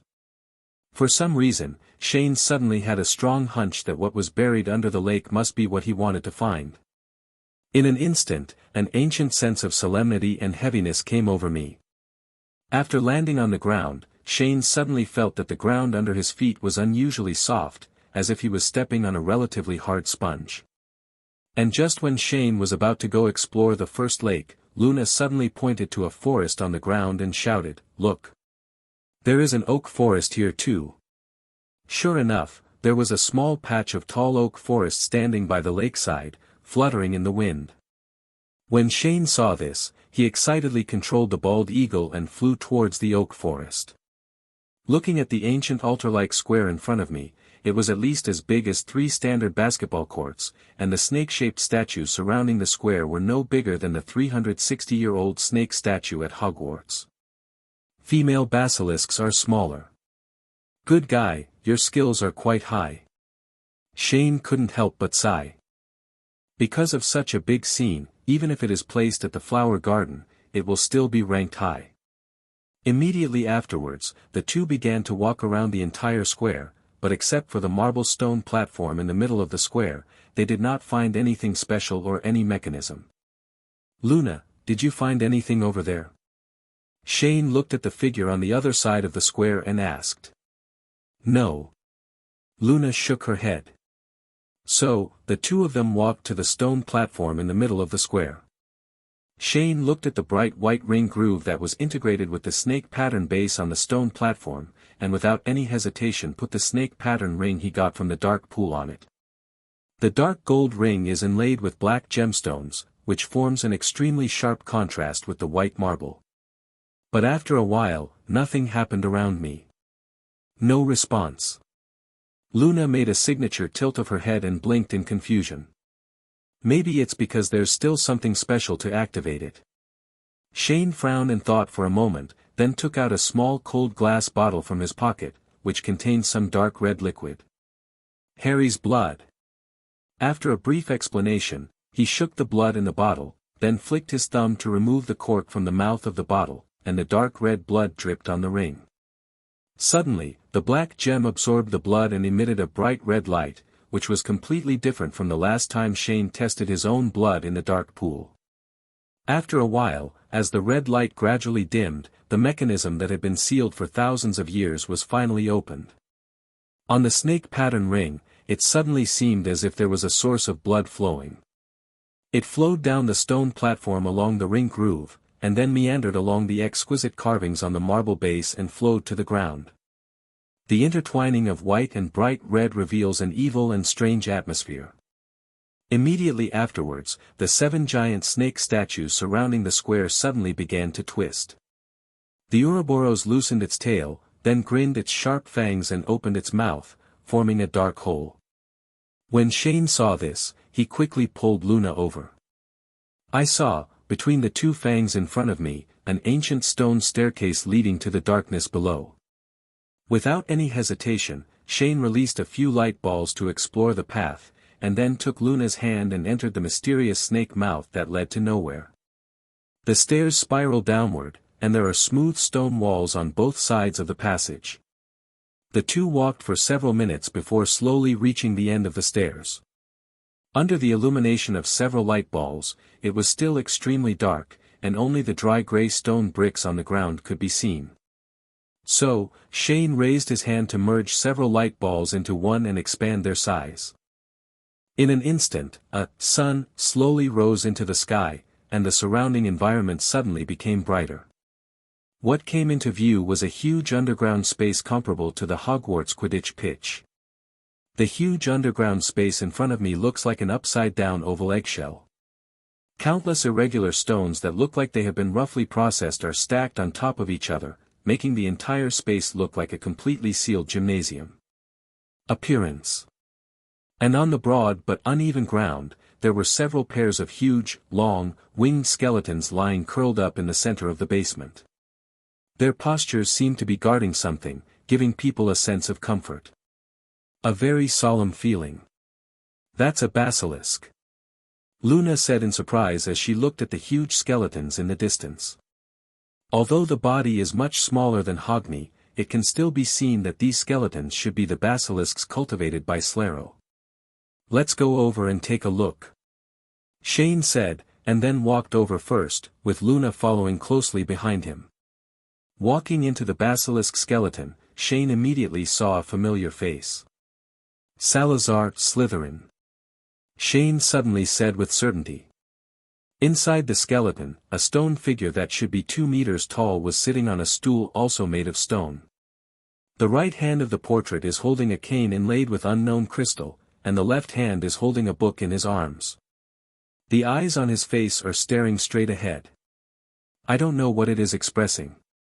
The face on the statue is almost exactly the same as the stone statue of Slytherin in the Chamber of Secrets at Hogwarts, except that it looks older and has a much longer beard. So this is Slytherin's cemetery? Shane walked up to the portrait and took a closer look, then looked at the basilisk skeletons around him. It seemed like he took the initiative to look directly into the basilisk's eyes, and then he turned into it. Looks like this. Why is he doing this? Luna asked, confused. I don't know, but... Shane reached out and took down the book held in the left hand of the Slytherin statue. Maybe this thing can give us the answer. After saying that, he lowered his head and looked at the cover. The book seems to be made of sheepskin. It feels very hard and is a little whitish in color, but you can still clearly see the large gilt characters on the cover that read, Salazar Slytherin, Salazar Slytherin. Unexpectedly, thousands of years have passed and this book is still intact except for a little dust. Turning over the cover, I saw such a simple sentence written on the first page of the book, ask me questions, I have been here all my life. This won't be exactly the same as Voldemort's Horcrux diary, right? When Shane looked at this sentence, he always felt an inexplicable sense of familiarity coming over him. At this moment, he couldn't help but have a suspicion in his heart. Was this book a Horcrux created by Salazar Slytherin? Or maybe he, like Godric Gryffindor, also injected part of his consciousness into this book. So, thinking of this, Shane fiddled with his fingers again, but saw that the parchment at the back was blank, with no written records, exactly the same as Voldemort's diary. This made Shane even more suspicious. But at this moment, a call interrupted his thoughts. Please give me flowers. Tea. What's wrong? Shane subconsciously heard the sound and walked away. When he looked up, he saw that at some point, Luna had taken off the staff from the Slytherin statue and broken it in half. Look, it's broken. Luna said, holding up the two remaining pieces of wood to show them. Shane was speechless for a moment. He stepped forward, took the cane that had been broken into two pieces, and examined it carefully. It's just an ordinary oak cane. It has rotted because it has been left for too long, so it broke when I broke it. Shane said, and then looked at the crystal on the cane. There were still incomplete alchemical runes on the crystal. But it was badly broken and couldn't be repaired. After saying that, he handed the stick back to Luna's hand. Is this a Slytherin wand? Luna asked curiously, fiddling with her wand. Are you a Horcrux or something else? That's probably because it only responds to the right person. Shane thought for a moment, took out another bottle of red liquid from his pocket, and then said with a smile, it's Harry's too. Just in case, I have more, be prepared. The body of my wand is made of oak. I want to take it home. Of course, do you need me to fix it? I can make it less likely to break. The ink gradually disappeared on the parchment, but nothing happened. Please subscribe, ask for monthly tickets, ask for flowers, thank you for your support. 5. Salazar Slytherin. Shane looked at it intently, and then asked tentatively. I am Salazar Slytherin. Slytherin replied expressionlessly. Shane poured Harry's blood onto the parchment. The bright red blood gradually blended into the parchment, and the book suddenly emitted a burst of green light. I remember when Harry saw the needle for drawing blood, his face turned pale with fright. I don't know, but I've never heard of anyone adding alchemy to a wand. Shane shook his head and replied, it is said that the real wand of Slytherin was passed to the Gaunt family, but in the 17th century it was stolen by Isolde Thayer, the founder of Ilfamoni Magic School, and has been buried deep underground ever since. I will not blaspheme my soul. If I wanted to live forever, I would not have let Jaraim kill me. After dealing with the snake staff, Shane continued to pick up the book in his hand and study it. He tried to take out a quill and write on the parchment, Hello, Salazar Slytherin. It doesn't seem to want to pay attention to us. Luna looked down and saw this scene and said softly. 0. When Harry's blood was drawn, 10 bottles were drawn, so he still had 8 spare bottles in his carry-on space. Then, I saw the pages of the book turning continuously, and then a shadow floated out from the book, and condensed into an old, monkey-like figure with a long sparse beard that almost reached the hem of the robe. No, I like it the way it is now. Luna shook her head and refused, then put her old hand into the small bag of traceless stretching charm given to her by Chong Kong. Who is Jar-Aim? Shane continued. The Slytherin stretched out his finger and pointed at the basilisk skeleton behind Shane. Then what's going on with you now? I am who I am. The real Salazar Slytherin is dead. This diary retains all my memories and knowledge inheritance during my lifetime. Salazar Slytherin answered mechanically. Why do I feel like this Slytherin is weird? Shane frowned and looked at Luna. From the beginning to the end, the Slytherin in front of me showed no change in tone or expression, and besides answering his own questions, he seemed to be unable to say anything else, just like a question-and-answer robot. And Luna also noticed something strange about Slytherin. She looked up at the dull eyes slightly covered by white hair and said, he is like a puppet.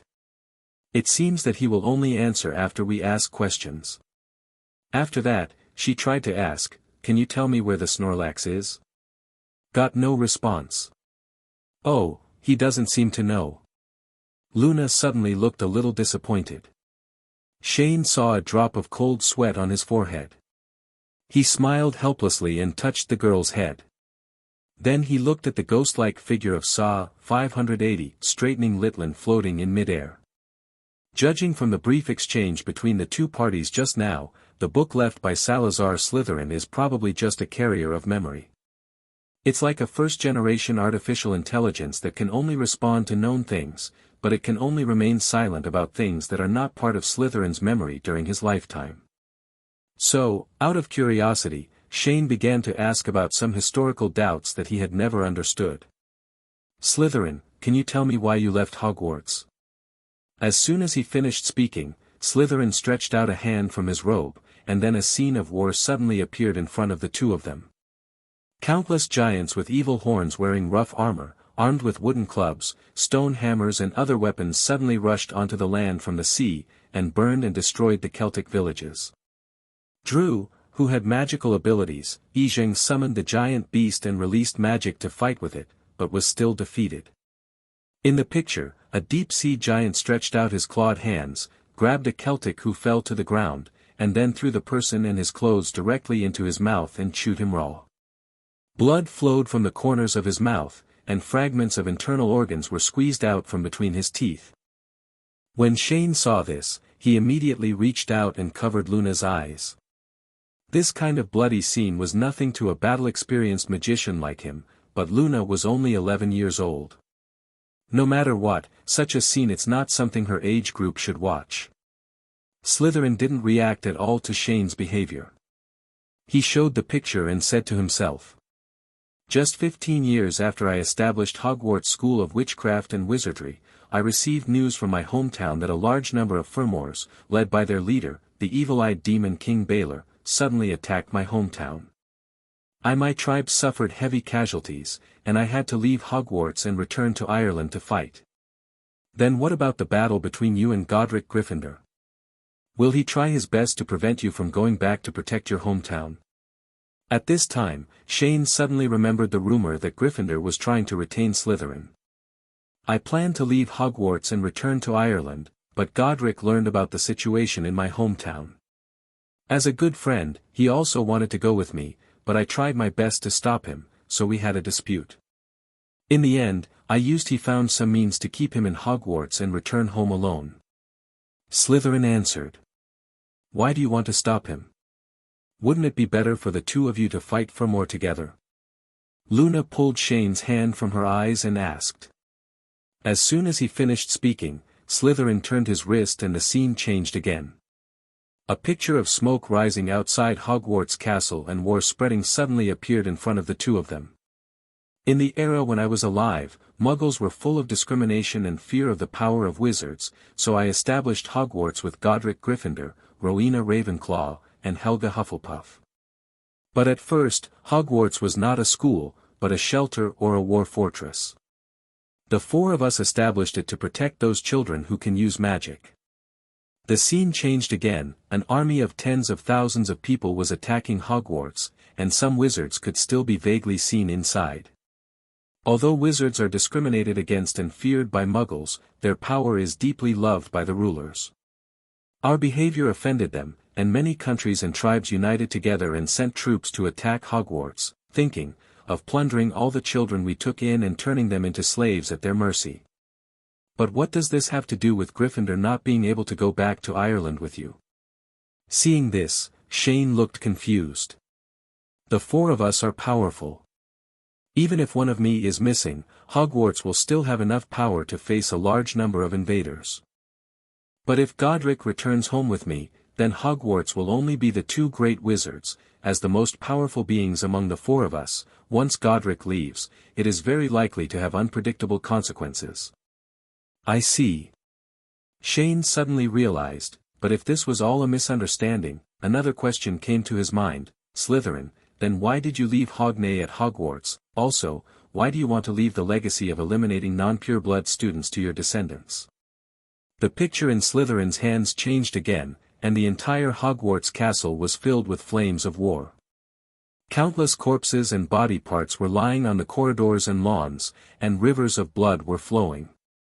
It was obvious that the enemies outside had somehow succeeded in breaking through the castle's defenses, and the wizards in Hogwarts were fighting. We built the castle into a powerful defensive fortress. The enemy has been unable to break through it with force. Therefore, they began to try to cultivate some of the lost children into their own people, and then tried every means to send them to Hogwarts, destroy the protective circle and win over the other unworldly little wizards. It took them 5 years to implement this sinister plan. The battle lasted from late at night until the sun rose high. Although we desperately drove all the enemies out of the castle, Hogwarts still remained in this battle. There were heavy casualties.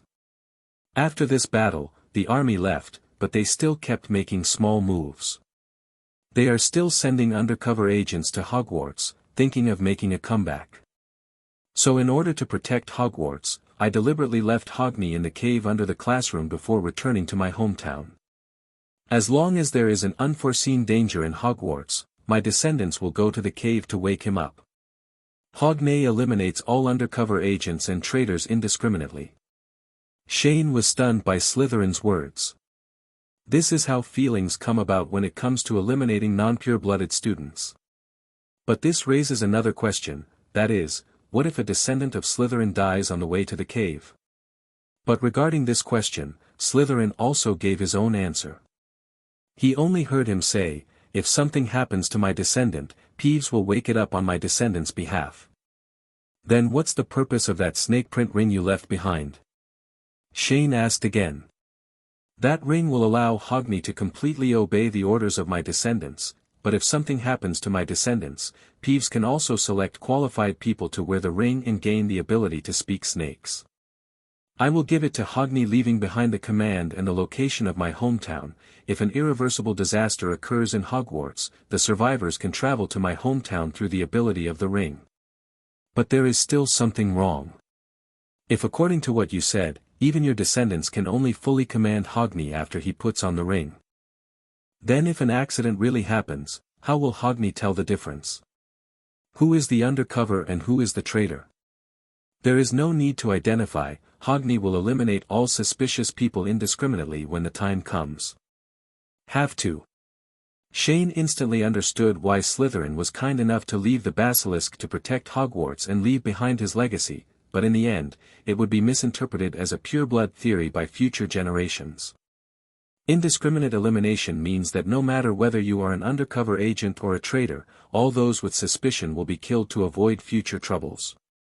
It is not surprising that this kind of ruthlessness and decisiveness, coupled with the passage of time and various subjective understandings of people, will become like this. But why didn't you go back to Hogwarts in the end? At this time, Luna, who was still holding Shane's hand, suddenly asked. After I returned home, I united everyone on Irish land to fight against Fermor. After nearly 10 years of war, we finally defeated them and drove them to an island far away from the mainland, but right there in the last battle, although I killed Balor, the evil-eyed demon king, I was also struck by the mortal curse released by his one eye, and I was already dead. It's just that I realized that I couldn't die just yet. Years of war have exhausted my people, but Furmore has not been completely extinct, so I took the initiative to come to the island and built this huge underground prison. And imprison and monitor all remaining Furmores on the island. Until I felt that my life torch was about to burn out, I used my last strength to seal my lifelong memories and knowledge into my diary, and asked for rain to petrify me to prevent me from turning into ugly carrion. Then why don't you drive out all the Furmores? You obviously have the ability to kill them. Shane asked doubtfully. No, the evil-eyed demon King Balor has a daughter named Enya. She was imprisoned in the deep sea by her father because of a prophecy made by our prophet. In the end, it was my brother Saan who saved her. My people and I promised Enya that she would help us win the war, but she could not exterminate her people. What a complicated history. After listening to Slytherin's story, Shane could only sigh that everyone in this world has a wonderful story that no one else knows. It's just that Slytherin just said this is a prison. Shane turned on perspective, and observed his surroundings, and found out that, deeper underground, there were many regular underground cages arranged neatly, and hundreds of complete skeletons of deep-sea giants were lying in various postures. Inside a narrow rectangular cage. Judging from the appearance of these skeletons, these deep-sea giants were imprisoned in these cages during their lifetimes, and it would be difficult for them to even turn around. Knowing the true history, Shane put away the Diary of Salazar Slytherin. Although there were some twists and turns in the process, it only took 3 days to find out Slytherin's heritage, which was a bit beyond Shane's expectations, because he never came to Ireland with the intention of finding it from the beginning. However, through the real history that Slytherin just told, he suddenly discovered something interesting. The 4 founders, they all seem to have left behind their own backing to protect Hogwarts during their lifetimes. Godric Gryffindor transformed into a giant squid and lurked in the Black Lake. Salazar Slytherin left Hogni, the basilisk behind, to give Hogwarts its last chance of survival. Rowena Ravenclaw transforms Hogwarts Castle into a war fortress, Knight's stone piers, moving stairs, and more. Helga Hufflepuff left behind hundreds of powerful house elves. So until now, he has found the legacy left by the 3 founders of Hogwarts. Thinking of this, Shane's mind became active again. He wanted to round up the numbers and find out Hufflepuff's legacy. There are 2 directions to look for. One is the house elves and Peeves at Hogwarts. I don't know if Hufflepuff left some last words for them. The second is the Hufflepuff Gold Cup. That is definitely a clue, but I need to find time to go to Gringotts to get it back. Leaving the Slytherin cemetery, Shane refilled the bottom of the lake with mud to prevent some muggles from discovering it. When we returned to the hotel in Dublin, it was already past 1 in the afternoon. After Shane and Luna had a delicious lunch, took a comfortable afternoon nap, and were ready to pack their bags and go home. But at this moment, Luna suddenly lay down beside the wound and looked up at the evening sky, her eyes wandering, and she didn't know what she was thinking. So, Shane looked at her curiously and asked, "Luna, what's wrong? If we don't pack our luggage, we won't be able to go back until dark. Tonight is the full moon." Luna replied as if she was talking to herself. She didn't seem to hear anyone calling her. She looked out the window at the scenery of the sun and the moon, and suddenly said, "We can go find the moon frog." Shane patted his head when he heard the sound. Sure enough, when he saw Luna's wandering state just now, he guessed that she was obsessed with this moon frog. The moon frog is actually an unknown creature that the Lovegood family believes exists and may live on the moon. It comes from the contribution of a wizard in The Quibbler. The wizard claimed that he had flown to the moon on a 6-star broomstick and brought back a bag of moon frogs as evidence. However, it's not that Shane doesn't want to believe Luna, it's that the description of the moon frog is too absurd. It's okay if you ask him to accompany Luna to find the Snorlax or the Hook, because at least it's on Earth. But flying to the moon to catch frogs, even if he is super strong, he still can't do this. But there is nothing he can do now. Before setting off, he had already promised Luna that he would help her find the moon frog. It is impossible to break one's word, and it is absolutely impossible to go back on it now. So, a drop of helpless cold sweat flowed down Shane's forehead, and he asked helplessly, "Luna, where do you want to find the moon frog?" Luna took out a copy of The Quibbler from somewhere and happily responded, "We can go to the moon to find it." This sentence made Shane feel like his head was filled with the croaking of frogs. Therefore, in order to help Luna find the moon frog, the two of them added an extra day to their originally scheduled 3-day trip. The night was dark and the moon and stars were sparse. The bright jade plate hangs high in the night sky, and the silver moon gauze blows across the mountains and lakes of Ireland with the breeze. Under the moonlight, the water surface sparkles, hitting the gravel beach and breaking into countless silver crystals that disappear in an instant. Loch Corrib is the largest lake in Ireland. Formed on limestone bedrock and deepened by glaciers, it teems with salmon, sturgeon and other fish. Water is introduced into Lake Musk to the north through the Corrib River, and after receiving many underground flows and water from the Clare River, it flows southward into Galway Bay. There are many small islands in the lake, many of which contain ancient religious relics and fortresses. At this moment, just above Lake Corrib, a huge owl was soaring in the night sky. Shane looked down at the bright moon reflected on the lake, with its ripples undulating, and said, "If moon frogs really live on the moon, then this place is the most likely. Let's go to the moon." Luna said happily. Shane nodded, and then controlled the owl to hover and descend. And the moment the owl's pointed talons submerged into the lake, it instantly turned into a wooden boat of the same size. Luna couldn't wait to lie down on the edge of the boat, her hands gently sliding across the cold lake water. Under the influence of the moonlight, she could vaguely see herself in the lake. Immediately afterwards, she began to stare closely at the moon on the lake, looking for the legendary moon frog. When Shane saw Luna like this, he smiled and shook his head like an old father, without thinking of going up to disturb her. He found a comfortable position and lay directly on the boat, stretched out, and then began to admire the bright moon in the sky. At the same time, he took out a piece of chocolate from his pocket and ate it. Got up. $1.15. In the dead of night, the bright moon rises higher and higher.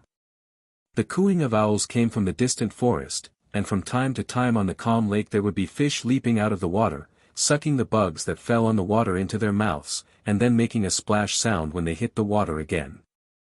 I don't know how long time passed. Shane finished eating the chocolate and felt more and more sleepy.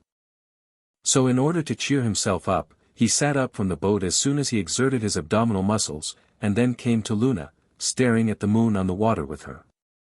"Did you see anything?" Shane asked curiously.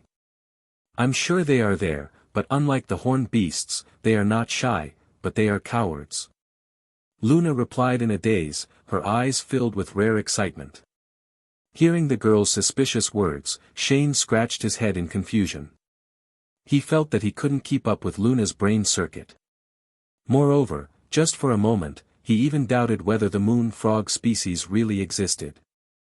So, he looked at the calm lake thoughtfully, and suddenly he lay down on the side of the boat like Luna, staring straight at the moon on the lake. Then a cloud came from the sky and blocked half of the moon. Please subscribe, ask for monthly tickets, and ask for flowers. Thank you for your support. A moon frog just escaped. Luna replied matter-of-factly, then raised her head and looked at Shane in confusion. Didn't you see it? Holy shit. Is that true? Shane's eyes widened as he spoke. It's afraid of the lack of moonlight. Luna blinked, then stretched out her hand and made a fishing motion from the water. No. Shane shook his head blankly. In addition, the climate in Ireland is very cool at night, and the gentle breeze blows gently on the body, giving people a very comfortable and refreshing feeling, which makes people feel even more drowsy. However, as the night gets darker, the body's biological clock begins to misbehave. Shane looked at this scene and immediately snapped his fingers, and a water ball immediately rose from the lake and floated in front of him. And just when Shane's eyes were about to close completely, a tiny ripple suddenly appeared on the water, and his eyes seemed to have caught a glimpse of something different under the water. He doesn't think that he is too sleepy to be dazzled. After so many years of fighting career, no matter how small anomaly is, he cannot escape his eyes. She quickly rubbed her eyes and stared carefully, feeling very strange in her heart. He quickly stepped forward to take a closer look, but when his figure blocked the moonlight, the frog in Luna's hand suddenly struggled violently, then kicked off his legs and jumped back into the water with a splash. "Luna, what did you see?" Shane looked at her dumbfounded. "There's one running away." Shane could see that on Luna's bowl-shaped hands, on the edge where the moonlight could not reach, an extremely small webbed foot with 5 toes suddenly appeared. And at this moment, Luna also smiled and said something that shocked Shane. Shane felt sleepy again, his upper and lower eyelids began to fight, and he was shaking and nodding. The moon frog seems to be very afraid of the absence of the moon. As long as it is in a shadowed place, it will kick its legs crazily to reach a place with moonlight. But because of magic, they can only keep spinning in the water polo. "Luna, have you been looking at them just now?" Shane looked at Luna in shock. At this time, he truly felt Luna's otherworldly perspective and wisdom. This kind of person is simply a treasure of Ravenclaw. "Yeah, didn't I just say that?" The moon frog is different from the crescent-horned Snorlax. It is not shy, but it is a coward. Luna tilted her head and replied with a calm smile. At this time, Shane was so shocked that he couldn't speak. He directly reached into the water balloon, fished out a moon frog, and studied it carefully. He found that the size of this creature is actually very small, only half the size of a palm. It does not look much different from an ordinary frog. Its gray skin has silver fluorescent eye spots similar to those of an octopus, and it is snow white. The abdomen, eyes are bulging, and the head is triangular in shape. It is sticky, wet, and slippery in the hand. Shane placed the moon frog on his hand under the moonlight, and it immediately became transparent and the whole baby remained motionless. And this is also the main reason why Shane has not been able to detect the existence of this creature just now. "It's incredible," Shane said, looking at the flapping moon frog in his hand. Speaking of which, the wizard who originally contributed to The Quibbler didn't publish it directly. This might have earned him a Sir Merlin third-class regimental medal. Perhaps it was because his sweeping 6-star broom failed midway and he lost the bright frog he caught. That makes sense. Shane thought for a moment and agreed. Anyway, just follow this unusual idea. By the way, didn't your father ask you to bring back some moon frog eggs? According to the habits of frogs, it's probably not the season for them to lay eggs, so how many do you want to catch? Shane took out a large glass jar and asked. But Luna didn't say anything. Instead, she stretched out her hands, and Shane immediately placed the moon frog on her hand with intention. "No need, this is their home," Luna said, and put the moon frog directly back into Lake Korib. Shane seemed to find that the moon frog that was flapping its feet in his hand just now became extremely docile in Luna's hands for some reason, even without the moonlight. "Let's go back." Luna released all the moon frogs she caught, then stood up with a smile and said. Ever since, in the early morning night sky in Ireland, a huge owl flapped its wings and slowly flew under the moon. Early the next morning after discovering the moon frog, Shane and Luna finished their breakfast and immediately packed their bags and set off back to the village of Ottery St. Catchpole. The bald eagle flew over the Lovegood house, and Xenophilius seemed to have telepathy and was already waiting for his daughter's return at the door of the house. "Luna, my dear daughter.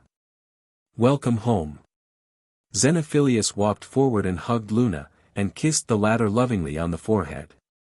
"Dad, I found the moon frog." Luna raised her head from her father's arms and told her the good news. "Oh, is it true? Did you bring its eggs back?" Xenophilius was not surprised to find the moon frog.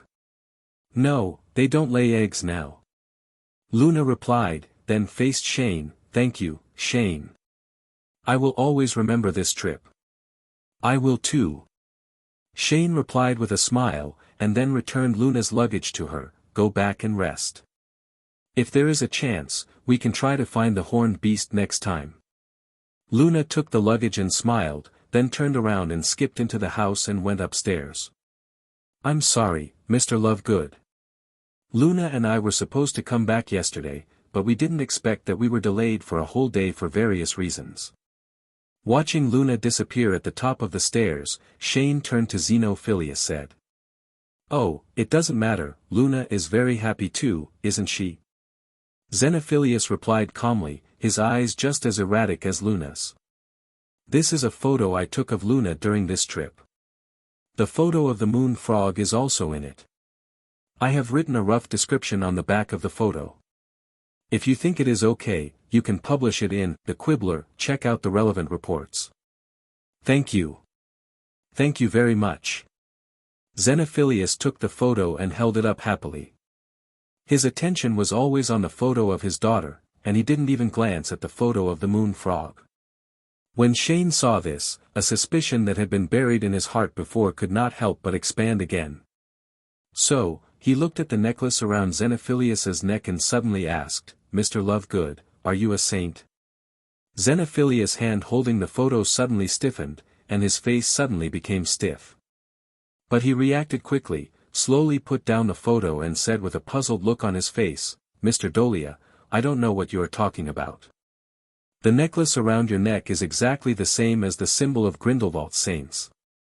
Oh, I don't know if you know the Deathly Hallows, this necklace represents.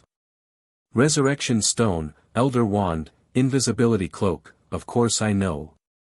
Shane interrupted Xenophilius directly and continued, Don't worry, Mr. Lovegood, I have no ill intentions towards you. I'm curious, you seem to have not been born when Grindelwald was defeated, how did you obtain the status of a saint? How did you find out? After a moment of silence, Xenophilius's expression did not change, but he directly admitted his identity. Actually, I'm not sure. Shane replied with a smile, it was just a test. If you admit it, then my guess is correct. If you choose to hide it, then I actually have no conclusive evidence. The reason why I suddenly asked you if you are a saint is entirely because of your performance just now. Performance? Xenophilius showed a puzzled expression. It wasn't until I was 11 years old that Dumbledore secretly brought Pandora and me to Hogwarts. After Grindelwald was defeated, Pandora's and I were imprisoned in Nurmengard with our parents. Diheo Zhao, Luna and I's mother was born in that prison. I thought that after Pandora died, I would be the only one in the world who didn't know my identity. To be able to raise such a sane girl, I don't believe that Mr. Lovegood is as crazy and insane as others say, considering that your wife died 2 years ago. Many people's first impression of Luna is that she is a crazy girl, but no one knows that her madness is just a manifestation of her too clear mind. As he spoke, his fingers continued to rub the saint symbol necklace around his neck. As the editor-in-chief of The Quibbler, you and Luna believe in those absurd things, but just now, you had almost no reaction to Luna's discovery of the moon frog, and when I just gave you the photo, you also showed no concern for those photos of moon frogs. Ha ha ha. Xenophilius laughed softly and showed a sense of relief. I didn't expect that after so many years of pretending to be crazy, a little wizard could see through my identity. You are worthy of being the heir of Ravenclaw. Shane Dolea, you don't know the fear of Grindelwald by the International Federation of Wizards. Xenophilius said, even after so many years, his ideas and spirit are still profound in those who experienced that war. People's hearts. I'm very surprised, why do you try so hard to hide your identity as a saint? Shane asked doubtfully. Please subscribe, ask for monthly tickets, and ask for flowers, thank you for your support. Had it not been for the passage of time and the gradual death of many people who knew the history, plus our young age, Dumbledore would not have secretly taken Pandora and I out of Nurmengard, because no one could guarantee that at some point someone will kidnap the two of us. The moon frog, the source of this inexplicable creature has always been the contribution of an unknown wizard, but Luna firmly believed in it, and discovered this kind of inexplicable creature immediately last night. Creatures whose presence cannot be detected. Are the surviving saints still thinking about restoration? Shane felt a little incredible when he heard what Xenophilius said. Actually, this is not a big secret. Saints are not saints. In the final analysis, it is just a boring title now. So, I don't think I did anything or said anything that made you aware of my identity. The madness on Xenophilius's face suddenly completely disappeared, replaced by an unusual calmness. I hide the identity of the saints because I don't want those saints who still believe in Grindelwald and hide their identities to disturb the life of our family. They escaped pursuit and trial back then, and no one knows what they will do because of it. Grindelwald did something outrageous to get points.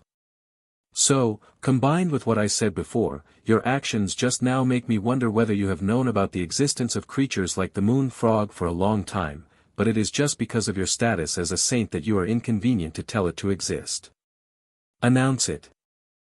Are the surviving saints still thinking about restoration? Shane felt a little incredible when he heard what Xenophilius said. You must know that after the First Wizard War, the saints were eliminated on a large scale, and the core strength was almost wiped out. So even if there are some fish that slip through the net, they can't make any big waves at all. After so many years, without Grindelwald's leadership, have they been lurking and gathering strength? But regarding this issue, Xenophilius said that he was not clear about it. He only heard him say, I don't know if there are saints lurking and want to do something ulterior. After graduating from Hogwarts, Pandora and I came to the village of Ottery St. Catchpole. About the exiled saints, Dumbledore told me about it. What he doesn't know is that when we were in Nurmengard, Grindelwald gave me and Pandora the status of saints.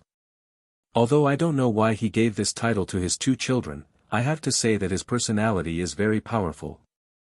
Pandora and I's magic was actually largely inspired by him. After saying goodbye to Xenophilius, Shane waved goodbye to Luna in her room on the second floor. Shane was floating in the sky, looking thoughtfully at the Lovegood house below. The exposure of Luna's father's identity is actually just a small episode, because even if the identity of Saint Xenophilius is known, it means nothing. Maybe if there is a chance, he can go and meet the man who once dominated the world. No one knows the things about the saints better than he does. It was also the third day of the 777 when Shane and Luna returned from Ireland. The Quibbler published the news of the discovery of the moon frog, and Xenophilius surprisingly mentioned their names in the magazine. The discovery of the new species of moon frog caused a sensation in the entire magical world in a short period of time. Everyone was talking about it, and many magical biologists and potionists began to go to Ireland to conduct research on the moon frog. Not long after, potionists suddenly began to claim that the mucus and skin of moon frogs could be used to refine potions, but the specific effects and functions were unknown for the time being. When Shane saw the news here, he immediately felt that these potionists were simply useless, with little ability and a lot of vanity. The specific effects and functions are currently unknown, so saying this is tantamount to not saying anything. In the field of potion science, any animal or plant has the potential to be used as a potion raw material, especially frogs and rodents. Their teeth, skin, hair, and secretions occupy a majority of the potion raw materials. Large proportions. As a kind of frog-like magical animal, the moon frog's materials may be used as ingredients for potions. This is almost 100% certain, but its effectiveness requires a potion master to spend a year and a half to study it. Sure. And these potion masters rush out to express their opinions, just to gain some popularity, so that in the future, a potion made from moon frogs will gain a certain amount of attention and gain an opportunity to gain both fame and fortune. However, this kind of routine operation has become so common in the magic world that no one cares about it. In fact, the people who were most affected by the discovery of the moon frog were not the magical biologists and potionists, but Shane and Luna. With the title of Ravenclaw's successor, Shane is obviously a big figure. This suddenly made the front page headlines and directly attracted Sir Merlin, who said that they would award him and Luna the third-level Merlin medal. The Order of Merlin is an organization founded by the wizard Merlin in the Middle Ages. Merlin believed that wizards should coexist peacefully with muggles, so the Order of Merlin established rules prohibiting the use of magic against muggles. In order to commemorate this famous wizard, the Wisengamot began to serve under the name of the Order of Merlin in the 15th century. Medals are awarded to wizards who have made special contributions. The Merlin Order of Merlin consists of an elegant gold medal and a colored ribbon indicating the level of the medal. It is divided into the following 3 levels. First class medal, used to commend outstanding bravery or outstanding achievements in magic. The color of the ribbon is green, which is considered to symbolize the Hogwarts Slytherin school where Merlin is located. Second level medal, used to commend achievement or effort beyond the ordinary, the color of the ribbon is purple. Third level medal, used to recognize individuals who have contributed to our knowledge base or entertainment industry. The color of the ribbon is white. Of course, Shane accepted the expected honor gladly. Anyway, the badge was not for nothing, and there was also a reward of 500 gold galleons. However, the most explosive thing was not the fact that Shane and Luna received the Order of Merlin, level 3. The day after receiving the medal, Shane dropped a bomb without any warning. He asked Rita Skeeter to publish in the Daily Prophet his discovery of Salazar Slytherin's heritage in Ireland. This move caused the entire magic world to explode, because it was equivalent to announcing to the outside world that Shane Dolea was the heir of both Rowena Ravenclaw and Salazar Slytherin. But even so, Shane did not give up. He continued to throw a nuclear bomb into the battlefield of public opinion. Regarding the news of the emergence of Slytherin inheritance, he began to add fuel to the flames and build momentum. First, he made some modifications to the true history of Slytherin and published it to the outside world, directly launching a fierce attack on the pure blood theory in the magical world. Secondly, he also released a new issue of the comic, The Diary of Tom Marvolo Riddle, which includes the story of how Tom rearranged his name and got the name Voldemort. As soon as the news from both sides was announced, the entire magical world immediately became undercurrents. At this moment, in the principal's office of Hogwarts, Dumbledore was standing at his desk with a serious face, not knowing what he was thinking. But what can be seen is that on his desk are the latest comics of The Quibbler, The Daily Prophet, and The Diary of Tom Marvolo Riddle. It's obvious that he is worried about the various bombs Shane throws one after another. Shane's actions during this period were completely beyond everyone's expectations. He really didn't expect that Shane would attack the pure blood theory at such a fast speed, and the force of the impact would hit the critical point. At the same time, what is even more troublesome is that Voldemort's life experience has also been widely announced. This name was originally a taboo, but I don't know why. The incredible achievements that Shane has achieved at this time have made many people automatically ignore the huge terror that this Dark Lord once brought. But unfortunately, the Aurors sent to the village of Ottery St. Catchpole surprisingly failed to find Lovegood's home. This made Fudge, a politician who had sat in the Ministry of Magic for more than 10 years, realize that Shane Dolea, the inheritor of Ravenclaw, has unknowingly controlled the public opinion trends of the entire magical world. But what he didn't expect was that Dumbledore now wanted to know where Shane was more than he did. They were even waving flags and shouting in secret, thinking of helping the pure-blood family to rehabilitate their status. At this time, Dumbledore was actually thinking about what kind of pattern this sudden undercurrent created by Shane would lead to the entire magical world. Because when Fudge began to direct the Ministry of Magic to take action, they suddenly found that they seemed unable to do anything. I don't know why, but in response to Fudge's request to publish some important articles, the editor-in-chief of the Daily Prophet, Barnabas Gorney, directly dismissed the former in an extremely smooth way. This also means that the Ministry of Magic usually uses the sounding tube was suddenly covered with cement and could not produce any sound useful to the Ministry of Magic. Pure blood theory is, to put it bluntly, a form of outright racism. Its basis is actually Salazar Slytherin's statement that only pure-blood wizards should enter Hogwarts School of Witchcraft and Wizardry to receive magical education. This statement has been misinterpreted. Words. Please subscribe, ask for monthly tickets, and ask for flowers. Thank you for your support. Ministry of Magic. Now, the two largest forces in the magic world are looking for Shane's whereabouts, but the person who caused the huge wave is mysteriously missing. So just this morning, after trying all kinds of methods to no avail, Fudge rushed to Hogwarts, thinking that he could talk to Chong'an in person through Dumbledore Yuan Kong. But now, Shane has obtained the inheritance of Slytherin and announced the true history, which has directly caused this ridiculous theory to collapse from its foundation, and also made the book Pure, published by Cantankerous Note in the 1930s. Pedigree list has become a joke. In the current British Ministry of Magic, most of the people in power are politicians, and there are fewer people who do practical things. Regarding the uproar caused by Shane's series of actions, for the sake of the so-called peaceful life, the Ministry of Magic has used official power to try its best to eliminate the impact of the serious impact on pure blood theory. And at the same time, the life experience of Voldemort, who was the spokesperson of the pure blood theory, was suddenly made public, which dealt a heavy blow to the foundation of the pure blood theory. In addition, sensing that the Daily Prophet was out of control, Fudge planned to turn his attention to the increasingly influential Quibbler. In other words, at least now, Chong'an's status in the magical world is higher than that of Voldemort, who was causing trouble everywhere at that time. It's just that the reality is much crueler than imagined. While Fudge and the Ministry of Magic were struggling, the situation on the pure blood family's side was much more contradictory, divided, and complicated.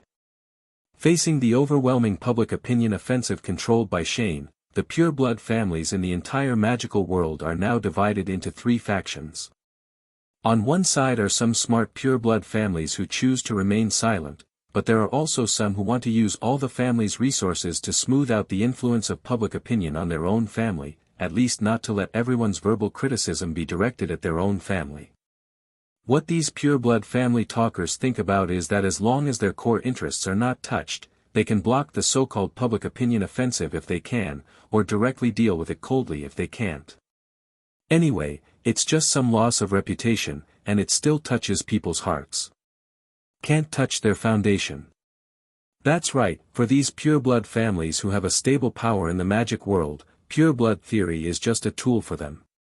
They have always used surnames or genealogy to determine whether someone is pure blood. In fact, in their view, relying on blood alone to maintain one's nobility is an extremely stupid behavior. Therefore, it can also be seen from this that families that can avoid incest and continue to have normal brains. The second group is those pure blood families who have been forced to become Death Eaters. They show more fear and helplessness. They tried their best to directly eliminate the influence of the Tom Marvolo Riddle's Diary comics, and even spent a lot of money to buy back and destroy the Quibbler circulating in the market. There is a kind of book that counts, and this also made Luna Jiahao earn a fortune of gold galleons. These people were very scared because the black marks on their arms represented Voldemort.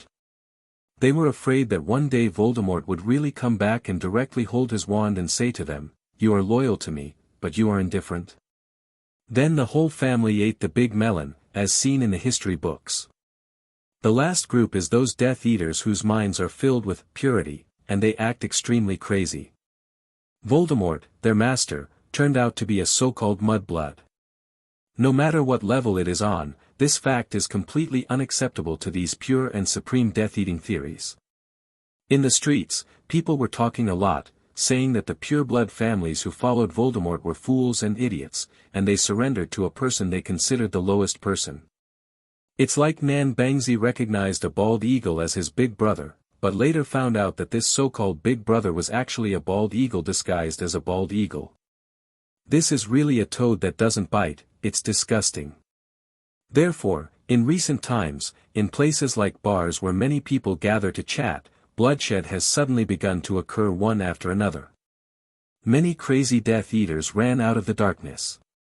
They couldn't bear the slander and ridicule of Voldemort, so in order to maintain the dignity of their master, they planned to kill each one on sight.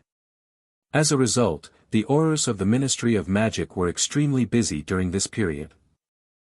Fudge sat in the office with a livid face and fidgeted every day, and would curse people and smash things from time to time. Because every time a Death Eater is caught, it represents how incompetent the Ministry of Magic is, not to mention that there is still a little beetle that keeps burning. And just when the entire magical world was in chaos. At this moment, Shane, who was the instigator, was at home looking through some of the things that little beetle Rita Skeeter had investigated over the past 6 months about Voldemort before he entered Hogwarts and after he graduated from Hogwarts. Untold history. Human beings are extremely forgetful creatures, so if we want to completely overthrow the pure-blood theory, the current public opinion momentum is not enough. Shane planned to use Voldemort as a typical negative teaching material to add fuel to the long-term public opinion offensive. To be honest, he has never believed much in the theory of good nature and evil nature.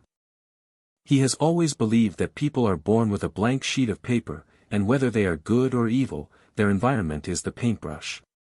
However, judging from the information Rita Skeeter investigated, Voldemort was really born evil. Voldemort was born into the Gaunt family, one of the pure-blood descendants of Salazar Slytherin.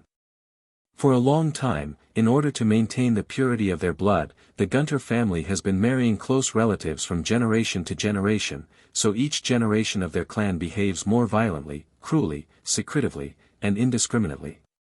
And this negative character naturally spread to the young Voldemort, even if his parents were not close relatives. Judging from the results of Skeeter's investigation at the Wood Orphanage, Voldemort had already shown his weirdness as a baby.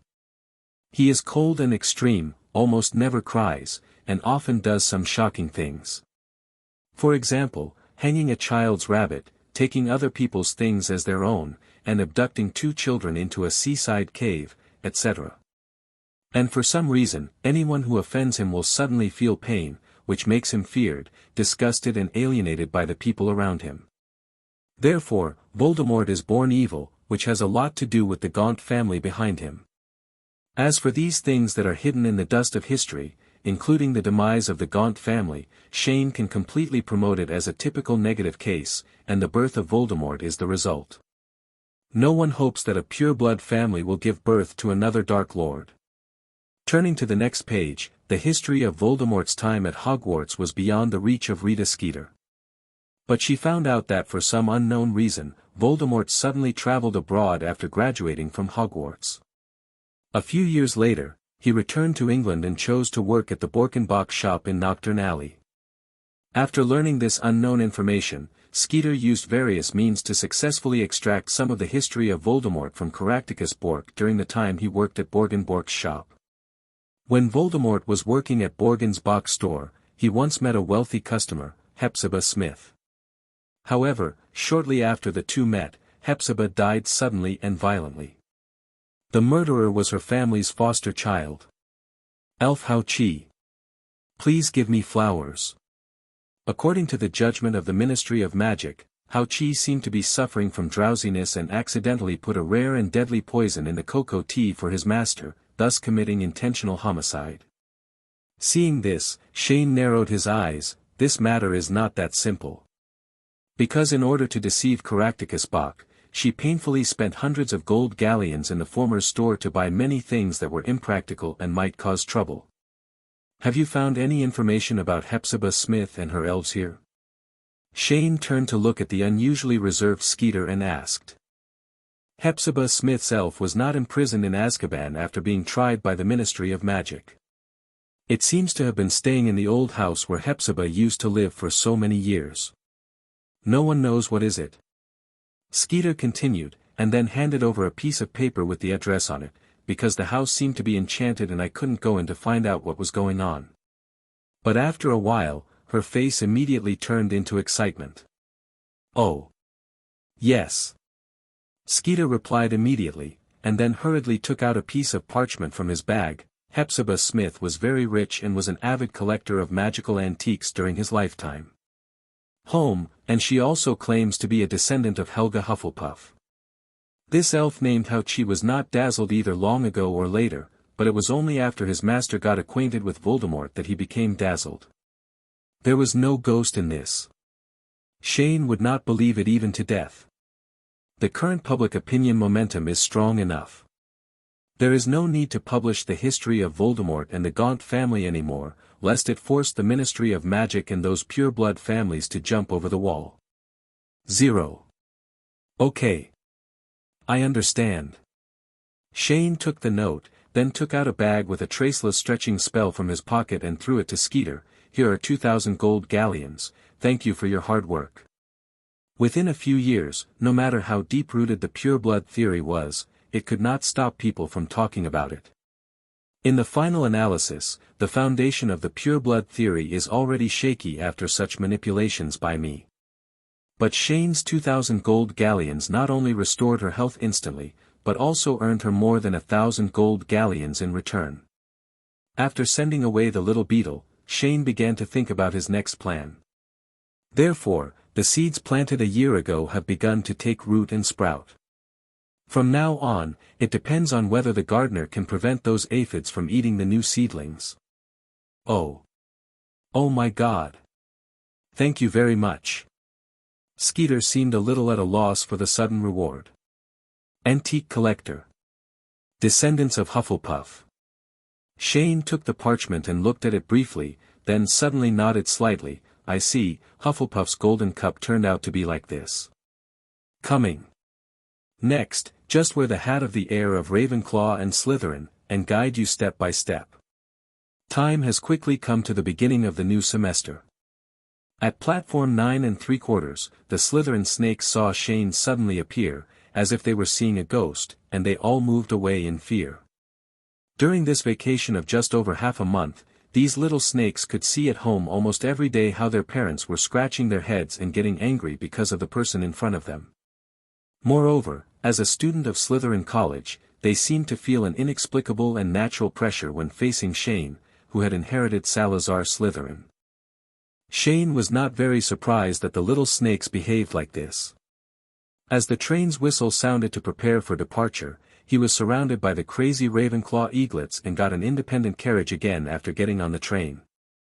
On the grassland between winter and spring, the Hogwarts Express train was roaring and spewing hot steam, spinning its iron wheels hard and speeding on the track. At this time, Shane was sitting in his car, crossing his legs leisurely and reading a book of magical street literature he picked up casually on the street. In fact, many times, this kind of nonsensical literary works can unexpectedly bring him some inspiration for researching new magic. And just when Shane was immersed in the world of the book, the door of the carriage he was in suddenly opened, and then he saw two little lions poking their heads in, looking sad. "President. Can we come hide at your place?" Harry and Ronald asked in unison. Turning around, I saw aggrieved expressions on both of their faces. Those who didn't know thought they had been dragged down into the Black Lake by the summer fishmen. "What's wrong? Don't tell me you were bullied."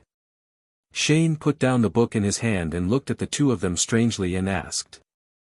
Upon hearing this question, Harry and Ronald immediately looked at each other with grimaces, and then nodded stiffly.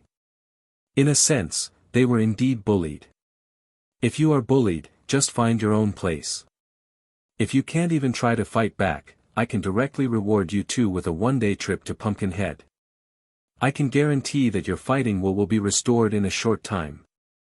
A substantial improvement. After saying this, Shane continued to read with his head down. As soon as he saw the expressions of the two people in front of him, he knew that there was a high probability that their encounter would be a trivial matter, so he rolled his eyes and wanted them to go wherever they wanted. However, even though Shane expressed that he didn't care, Harry and Ronald still chose to stay at the door of the carriage with no intention of leaving. So Shane sighed helplessly when he saw this, and then asked with a straight face, "What on earth is wrong with you two?" "Actually, we were either bullied, or Hermione." Harry looked a little embarrassed, and then touched his friend's shoulder with his hand, gesturing for the latter to answer. "Hermione doesn't know what's going on. She keeps being cold and violent towards us. The two of us are sitting in the same carriage with her and we just can't stand it anymore, so we thought of coming over to your place to hide, President." After receiving Harry's signal, Ronald suddenly turned into a bitter face and continued. "Huh?